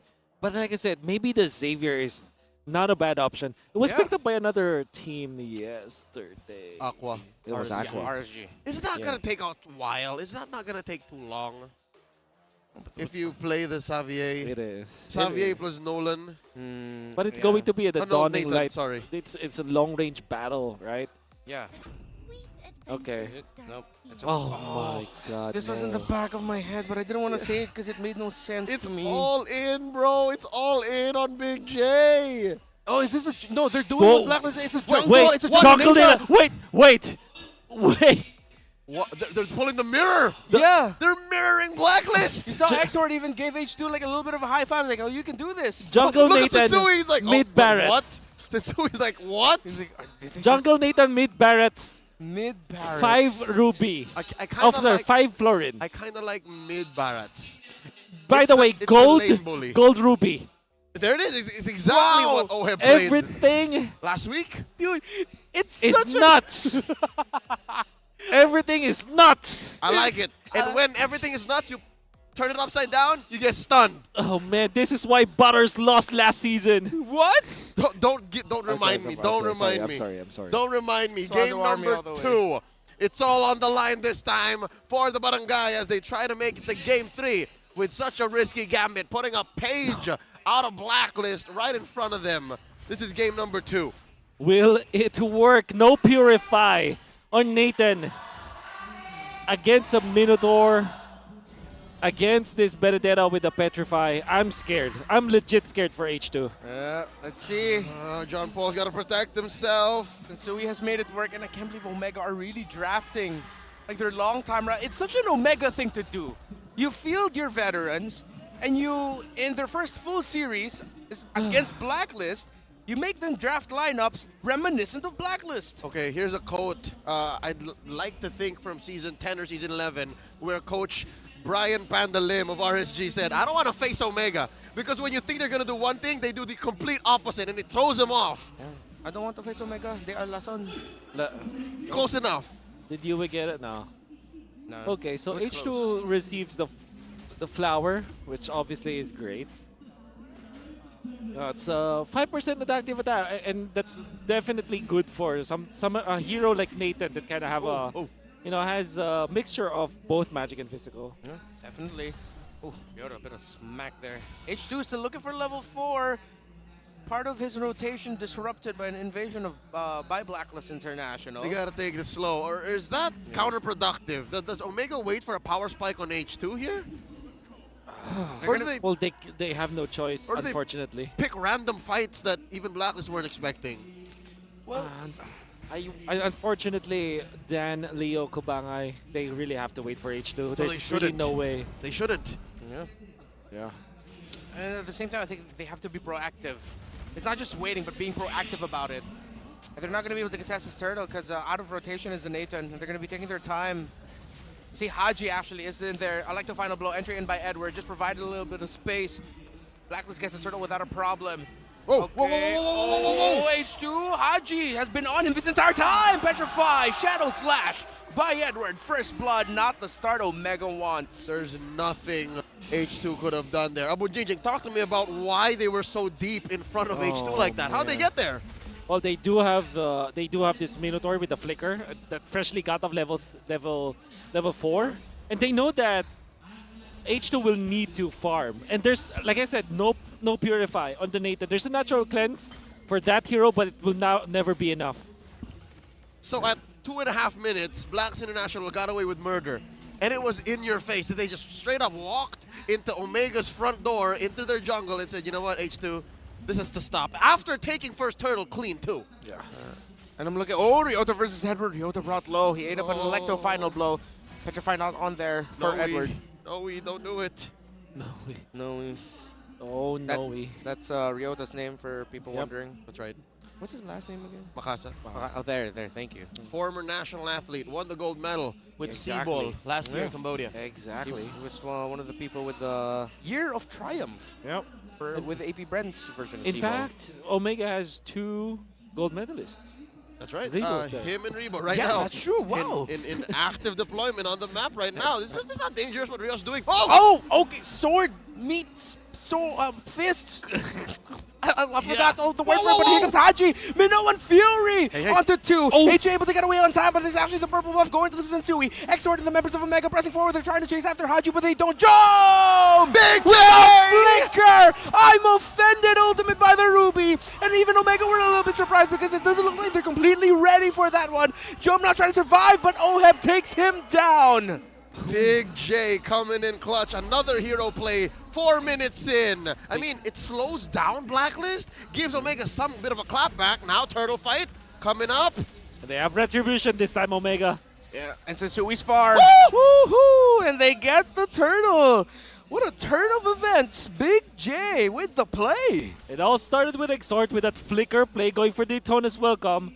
Actually, when he popped the flicker, he managed to land the stun of the 2 members. Then it was quickly followed up by Joe with that flicker play for himself. Eventually was taken out by Oheb, which is, by the way, we haven't been talking. Oheb is having a lot of good time down the bottom lane. Yeah. So he's okay. But then Omega, definitely a disastrous first 2 minutes, but it was salvaged by 2 hero plays. Yeah. And so far, I think the only reason why we don't get to talk about Oheb much is because Jome lets him have the lane. Again, Jome is still down on XP, right? Yeah. True. And then Oheb knows that he's not needed elsewhere on the map is because there's enough pressure onto Omega's weak points this early on. So we can expect maybe KL1 to come into play in a few minutes, especially once Lord comes up. Talking about it, yeah, he's still up 1,000 gold on Jome. Yeah, it's just 1,000 gold. The War Axe on the Ruby. Man, at this point, well, we know that the 3-item power spike of a Ruby is much stronger than the 3-item spike of a Marksman, but eventually in the late game, there will not be enough damage for Jome. Here we go again. Big Astral Echo. These Blacklist knows that they cannot fully commit into this. Even sometimes it feels like even Blacklist is a little bit scrambled with their rotations because how Omega's rotations are kind of scrambled by nature. Yeah. Oh, look at that entropy actually committed by H2 in the mid lane to get away. He almost ran into Edward and Sensui. Bit of good news though for H2. Quick cooldown on entropy, so not something he has to worry about. To be specific, very fast. There is but what 20-something seconds once it's fully leveled. For now, already committed there by Edward. Ryota, ooh, eats up a Star Shatter. Either Navaria and Blacklist are just going to continue controlling the mid. And the fact that the minion waves in mid are controlled right now by Blacklist means I feel like it's going to be too risky if Omega try, but H2, by the way, stole the purple buff with using the ultimate! ultimate! H2! He eats up the Petrify, the full combo of the Benedetta! Oh my god. That should not have been the case. Omega now trying to scramble, trying to find a play. They have to somehow focus on Satsui, but they're somehow whittling down the turtle. They're going to try to go after Satsui, charging it up. No, Xrd was actually trying to go after Edward, trying to interrupt the Fredrin. Somehow they're going to try to steal this turtle under the nose of Blacklist International because if they get it, somehow what? Ryota with a punch, a knockout strike to take the turtle for Omega. And that means Omega can team fight. They have the Barretts with them. How the heck did they get that bottom lane? Oheb gets its first tower down. How exactly is unbelievable sheer math? It was a 4v4. It was a 4v4, no jungler for Omega. And then Ryota comes in. I got this. I'm gonna do my own thing. Gets it for himself. You gotta have to commend Blacklist International though. The moment they saw H2 already utilizing the ultimate, they jumped. They committed all. The Petrify as well as the flicker play from Haji.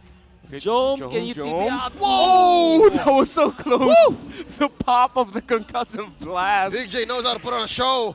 Edward goes ahead, cuts right through the back line. H2 and Rebo trying to get some farm onto Omega's jungler right now. And again, the slower the game goes, the more back and forths we get. Yeah. I think there's more of a chance Omega can actually take us to game 3. Maybe. Let's see if that happens right now. Their lineup having a lot of problems there. Xrd actually uses the Detonus Welcome. That's Jome under the tower against 3 members of Blacklist International. He eats up the ultimate of the Minotaur as well. Ryota, he sees Oheb. He's going to be able to take him down to the tower. Gets taken down there. Full on knockout strike. The stun as well coming in from the Florin. Oheb trying to survive. Embraces Wrath. H2. Actually, no, but no. H2 with an entropy. And the turnaround is it because Oheb, the gold laner of Blacklist International, is down. But in the bottom lane, Edward was pushing it out. Small win in the fight for Omega, but they're losing map control still. Clutch entropy by H2 there. He may have been benched for the longest time now, but he still has killer instinct set in. Oh, mid lane push from Edward. Haji really low here. Oh, Ryota has to go for it. Expecting Yue. They don't get the tower. Star Shatter. It's not going to kill him unless. Edward, really Edward, close. Edward might. Edward just might. What a Ryota trying to find it. Eye for a No! Ryota! What the flicker! Here comes Big J. I'm offended. He is able to find Yue. Ryota again. All right, the scramble has led to Blacklist getting a free go at the Lord. And something tells me Omega knows, but something has to kick in somewhere. All of these fun fights and plays are resulting to much for the Barangay. Atoy R. Leader of the Atoy army, now they're pushing. Oh, Joe misses it. Could have been big if they were able to take down Oheb there. The tower's going to fall, though. Omega trying to equalize Edward, finds the angle. Not to take away from Omega. Cool is cool. Cool is cool. Cool is cool. Yeah, unbelievable play coming out from Ryota. Flickering in, and then landing the jab, actually, to get the extra shields. Yeah. And obviously, the retribution coming out from H2 came in clutch as well. However, they still lost the Lord. That's still an important objective here. Yeah. As flashy as Omega's plays were, we gotta have to commend Edward because not only did he push 2 turrets in the bottom lane, he also pushed the mid lane turret. Yeah. So there's a lot of map control problems for Omega now. And these are symptoms of the first game. That's as true. Cool as it is, and as many signs of life Omega may put on, they're still losing on a fundamental sense. Yeah. Again, majority of these players on the side of Blacklist International went through the M5 World Championship, where controlling the map, minion wave control, was so important.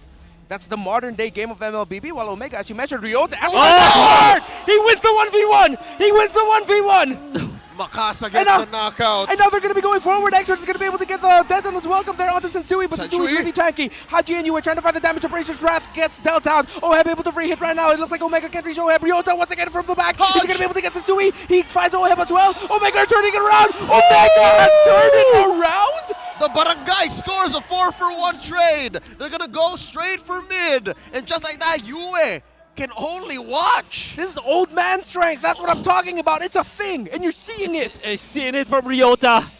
Turning back the clock with this Paquito, making the hero plays that Omega needed. 3 kills in the last 2 minutes because of Ryota. Noe.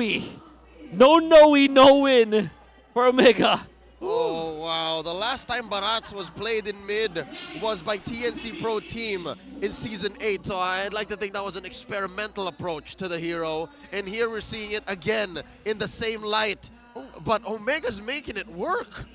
That was the key to victory. We talked about running back the clock in terms of showing the history of the league.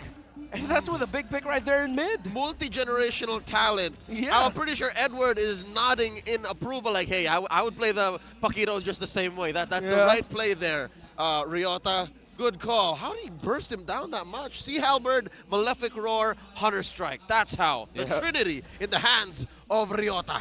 It felt even better for Ryota because he was also able to find Oheb a little bit, and that little bit of knock-up onto Oheb was more than enough for Omega to find the opening to eventually take him down. So now it's even. I can't believe it. Now it's even. Whoa. This is a Luminous Lord spawning in the lower quarter. H2 going for it. Spotted still by the Echoes. Yue, very hard to miss. And now the dance begins. Lord here approaching half health. Exhort, obliging in the dance. 4 members from Omega, 4 members from Black. Once again, going for the soft reset. 1v1! 1v1. Ryota and Edward. Sword versus fist. Ryota trying to find the opening there. Edward slashes away. Ryota with the combo. A lot of damage, forcing out the Electro final blow. It's 4 versus 4. The 2 EXP laners are playing chicken with each other. But so now who's going to get this here? That's the hard reset coming in. One more time, let's dance. Haji trying to get for the pull. And just like that, Sensui dives in. This is dangerous. Nature is also purple buff dependent, by the way, but he takes it so easily. Whoa! Ryota Because push. of Ryota's 1v1, I'd call it technical knockout. He gets a push. Haji on the right side. Oh, why bush? Watch the map as we're watching the Lord. Sasui here. Haji, great position by him. Oheb here as well. Oh, H2 spots him. He spots him with the entropy. He's not going to get close. Exhort with a flicker. Tetris, welcome onto Haji. The roamer with a massive Minoan Fury. Is this enough time to actually find the Sensui goes in. Appraiser's Wrath and knockup, but that's the kill to the Minotaur. Who got the Lord? It was Agent Zero. Yet again, the fight was split between the two, and it's Blacklist who triumphed. 2 kills plus the Lord. The synchronous engage by Blacks International. Could have sworn there was a Cyclone Eye underneath Sensui. Yeah. The way he flickered in with the Minoan Fury, with Haji. Oh my god. And it led to such a big win. Blacklist, yes, trades 2 for 1, but still walks away with the Lord. Exactly. They got the Lord because Edward was there. And even when the 2 junglers are isolated, the damage output for Edward was more than enough. And the fact that they took out Ryota, that's going to be massive for Omega.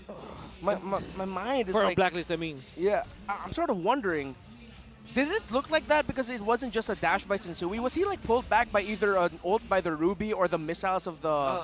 Maybe the missiles, Barrets? because Ruby was in front of the Lord. Jong was yes. in front of the Lord. So pushed into by the missiles from then Exhort, and then maybe even displaced by one of H2's skills. True. That gave him a little... it's displacement, man, but it went all to Blacklist's way. Now Lord's going to be marching in. Again. Big 5-man Echoes! Oh my Agent God. Zero goes in, but he gets dead and is welcomed. Similar to what happened into game number 1, a little bit too eager was Edward. And Omega are going to try to punish Blacklist by... Let's see if they can get map control after this. Can somebody check if there's an imposter hiding inside Edward's skin? Because that's 2 Edward mistakes in 1 series. You know what I'm saying now? That's so weird. But I understand why he went for that, because they landed an Echo, which means that the Petrify will be, you know? It's a 5-man It's always Petrify. tempting. Oh, wait, It's wait, always tempting. Whoa, okay. Running it back in mid, going for the full-on engage, finding a siege. Nope, I think Omega overshot. All right, we'll just take something else. Ooh. Still hurting there with the Star Shatters. Purple buff will get taken away. I think it's because of the TPs from Omega. I'm not going to say Edward's tilted, but again, the Filipino term, gigil. He's hungry. Which to the years Omega. later still does not have a direct translation. Yeah, that's something true. else to note. Real quick, look at the items. I'm trying to think of why Edward would have done that. Maybe even after the promise of 5-man Petrify. Yeah. No one on Blacklist's lineup can actually dive in as deep as him. Exactly. So, like, what was the call? Yeah, that's a weird call. And I don't think that they have minions anyways on the bottom lane. So, yeah. So many weird interactions. Like I said, somebody check who's hiding beneath Edward's skin. I'm gonna pose like one last theory. Okay. I think he's just really trying to gamble and get an EXP laner for H2 trade. Like he was trying to trade himself for H2 somehow. Because again, H2 is one of the few ways actually Omega defends. Yeah, Omega has very bad wave clear. Yeah. Yep. But I also am sort of in the camp of Wolf that maybe he's wearing an Edward bodysuit. Yeah. That's the theory. Press 1 if you believe, press 2 if you think it's impossible. Oh man, the way that Edward has been playing with these little fumbles, I'd like to think more that maybe it is a doppelganger, because that's more of a thing than old man strength. Here we go. Lord Dance coming up. Lord less than half health. Okay. Sensui with the pull, soft reset. Neither team letting go. Again, the 1v1 XP laner matchup still happening. Close to Omega's purple. No welcome. No Daytona's welcome. Is anyone going to reset? Job! Andrew Job goes in. Oh, he fights Haji. Minoan Fury, okay. Still. Edward coming in. Petrify like to find a blow. Agent Zero. Now there is something that isn't a mistake. Calculated, intentional, cold-blooded by Edward, and now he's going to be chasing after Ryota. Are they going to duel it out again? He has an immortality. Ryota only has his shields, his fist. There's Yue, there's Haji, and Ryota will be able to flicker away, but he's going back. Omega still at the Lord. Run, no, we run. Jome again, double pull. Big damage onto this Ruby, but he falls. Exort. Actually able to knock back the members of Blacklist through the wall, but no, that's it. Blacklist gets this Lord. There was no recompense. I don't know what Joe was thinking, man. Me too. Unbelievable jump, though. Coming up from Edward. Waiting for the right moment. One shot potential against H2. Well, there was Haji that flickered in afterwards, but that's besides the point. Oh, no. No Purify on the Nathan. How many times should I say it? That's a problem. You know what's more beautiful? It's the fact that it was well communicated, that the entropy has already been used. Exactly. That the switch has already been pulled, and there was no way H2 was going to walk away from anything. If he could get away from something, he would have to literally walk. And I'd like to think it's a little bit of a breakdown in communication by the members of Omega. They needed to help H2. There was no one there with him. Everyone else was looking forward to just staying forward. Here we go. Another echo. Potentially the final siege here by Blacklist, penetrating through mid. Next stop down bottom. Where's the fight going to take him? Lord taken care of here. They lose 2 inhibitors. Yeah, no flicker for Haji, so no surprise initiation there. So they're backing off. They're backing off just for now, waiting for the minion waves. But they're going to make a play here for this tower because it's still almost 2 minutes plus, or around 2 minutes or so, and counting, ticking down, before this Lord spawns. Usually teams would just commit a play there, play around this area, stop them from getting any resources. Yep, so it looks like Blacklist telegraphing that they will make a play here, make a siege, and then from there, go for the next Lord. Oh, wait, okay, there's a play. Joe with a pull. I like to find a blow to counteract it. Edward is dashing and damaging the members of Omega right now. Whoa! Exort able to get away. Sensui has immortality. Abrasion's wrath gets interrupted by Jumstone. Oh! But the Star Shatter by the Navaria takes out the Ruby. Omega lose 1. 5 versus 4. But Blacklist are kind of low. They have to back off just a little bit, but it looks like they're going to try to play around it. Close, but not quite. Yes, right side. They do get their health down. No way! 100% Echoes! Star Shatter onto H2. Entropy committed. Haji with a Minoan Fury. He gets to knock up H2 as well, but H2. No, look at Edward! He finds the mark on H2. He finds the Nathan, and Blacklist International find the sweep over their rivals, over the Barangay. Can confirm this still is the same old Edward playing for Blacks International, able to find H2 back to back to back to score the sweep. 2-0 for Black. And how about that, Yue? Back-to-back games with perfect usages of the Echo, giving so much of an advantage for Blacklist International. Then Edward, my man. I really doubted his mistakes because it was very, I don't know, uncanny. Yeah. For Edward, it didn't look like Edward. But that last 2 jumps onto H2, that really looked like Edward. Yeah, great positioning and just hunting down by Edward, being able to find H2 over and over again. The older version of Omega, old man strength Omega. Take a bow. But that was a hell of a series. It's called OG Omega. OG As they now Omega. take their walk. GG, well played. OMG. A lot of concepts that they tried to make work here in this 2-game series, in this matchup against Black, but not quite. They'll be taking a break to try and figure that out as we hear from Marakino and Hans now on stage with Blacklist.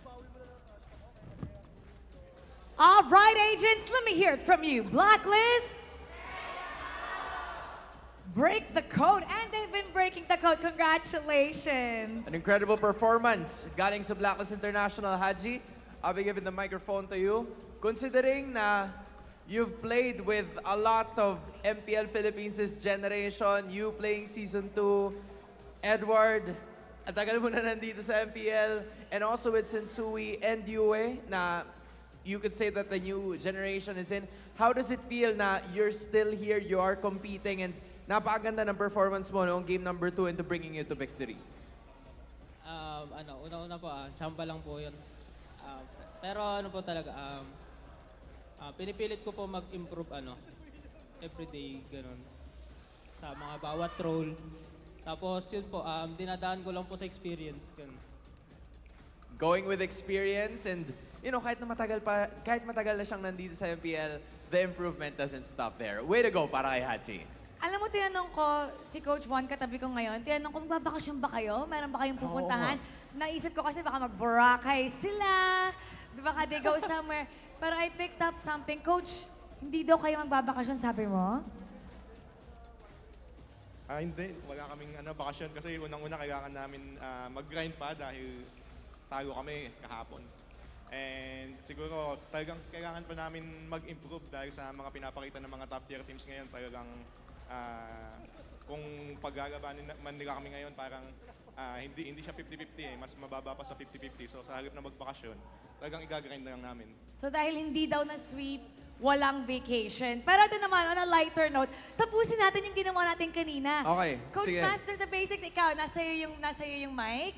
Okay? I'm gonna put my hand on top of everyone. Sabihin mo kung OA or nonchalant. Alright? Umpisa natin kay Coach Von. No, nonchalant. Nonchalant. Okay. Ito. Uncle Lesson. Double OA. Double OA. Double OA. Ito. OM. Nonchalant. Okay. Si Dex. Triple OA. Triple OA. Nonchalant. Nonchalant. No comment. No comment. Nonchalant siya. Nonchalant. Ito, kayo. Edward, siya naman. Hindi ko alam. Si Yue yata may gustong Siya yung gusto sumagot. US si Coach ba? OA ba si Coach o nonchalant? Neutral. Takot sila. Ayaw nila magkamali. Once again, congratulations to Blacklist International. May you have a great 2-week break. You may now take your bow and take your walk of victory. All right, agents, let me hear it from you once again. Blacklist. Congratulations. Ang lupit na kahit nagkaroon sila ng sweep ngayong araw na to, hindi sila magbe-break. Kailangan grind pa rin ng grind. Kumbaga hindi sila nakontento doon sa performance that they've shown today. And I'm sure na babalik na mas malakas ang Blacklist International right after a long break. Tingnan natin kung kontento nga ba ang ating mga casters sa kanilang analysis. So we're gonna go back to them and break it down for you. Casters, pasok.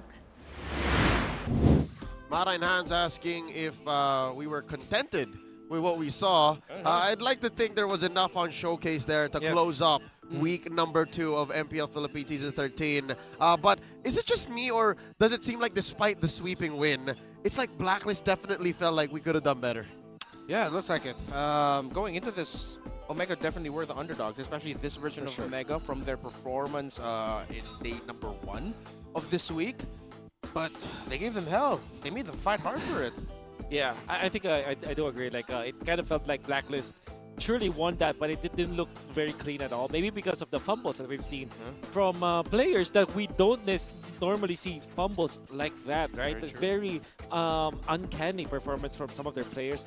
But at the same time, Omega, I think that they should not be relying on this kind of win condition where they have to be crafty. You know, it's just sometimes you have to, I don't know, maybe swallow a sword just to win a talent competition. It felt like that. It's a whole nother discipline, especially if you're not trained to do such a thing, which I've never seen in real life, by the way. Let's talk about game number 2. Let's award our MVP here. Playing for Blacks International. Wolf, what you got? Should be Edward, right? But then again, 2, 2, and 5 after what? A massive, well, not really a blunder, but some mistakes that we saw from Edward. Game number 2.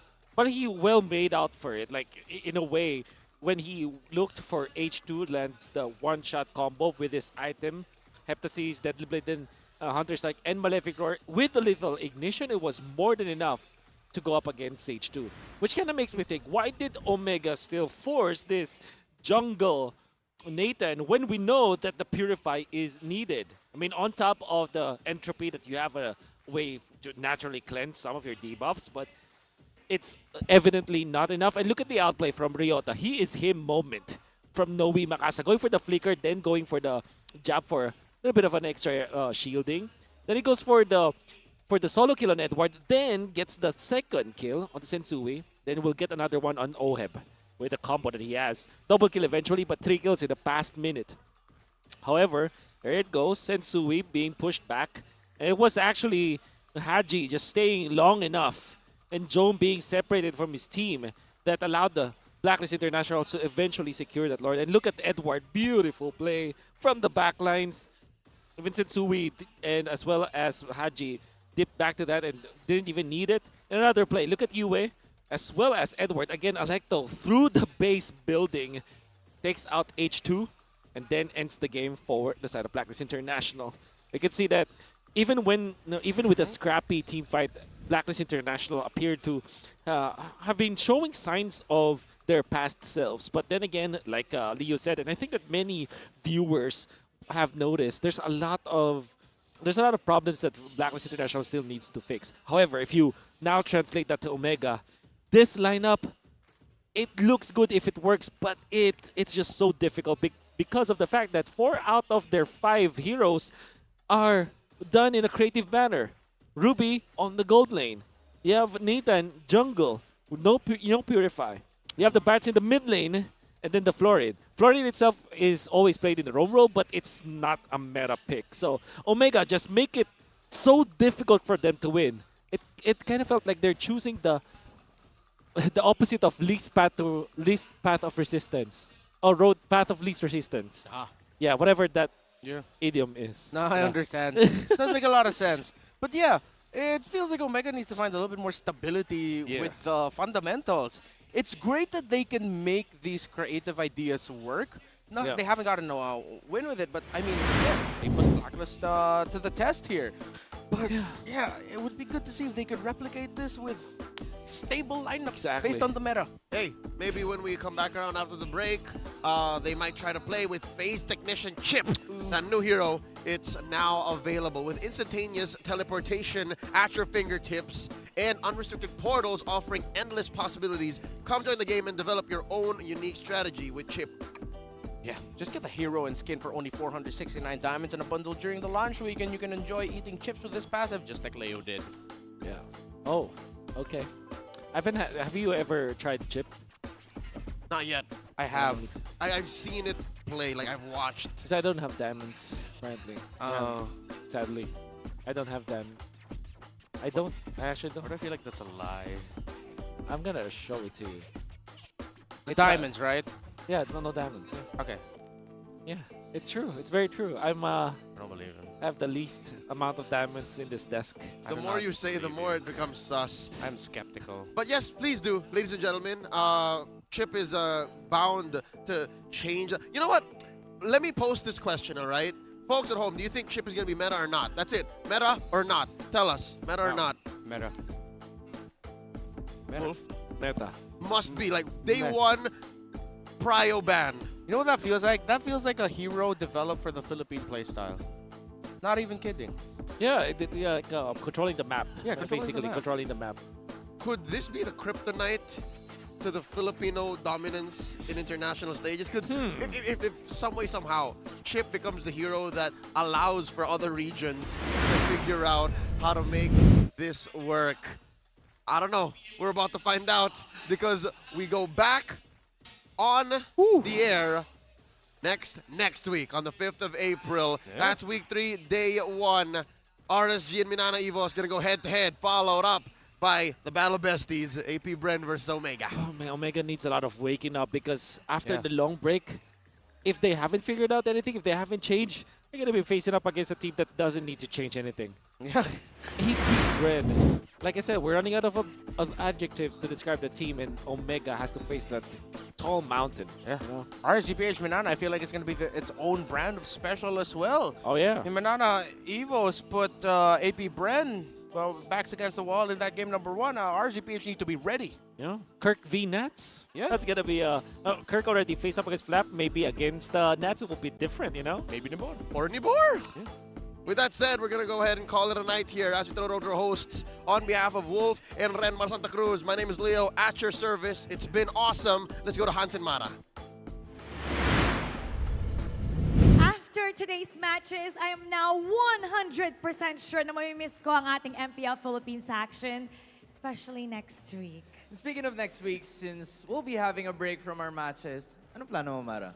Ang plano ko, I've been wanting to see the sunset, Okay. Hans. Oo nga. So ang gusto ko to see the sunset on the horizon with the water, so I'm gonna be by the beach. Manifesting for Yes. good weather for you. For good vibes, good weather. How about you, Hans? I mean, I'll just do sports. That's basically the thing that I'll try to do as much as I can since, you know, we have a lot of time in our hands now and fortunately, we can do a little bit more of that during this break. I'm wondering what you guys are gonna be doing. Put it down on the comment section below. And I hope you guys, all of you that are watching, will have a fruitful break as well. Dahil magpapamiss muna ang ating MPL Philippines. Muli, ako po si Mara Aquino. At ako naman si Hans Galeria. Nagpapaalalang, magkakaiba man ang ating pinagdadaanan, sama-sama pa rin tayo sa laban. Para sa tagumpay. Keep it good vibes, everybody. And see you on April 5.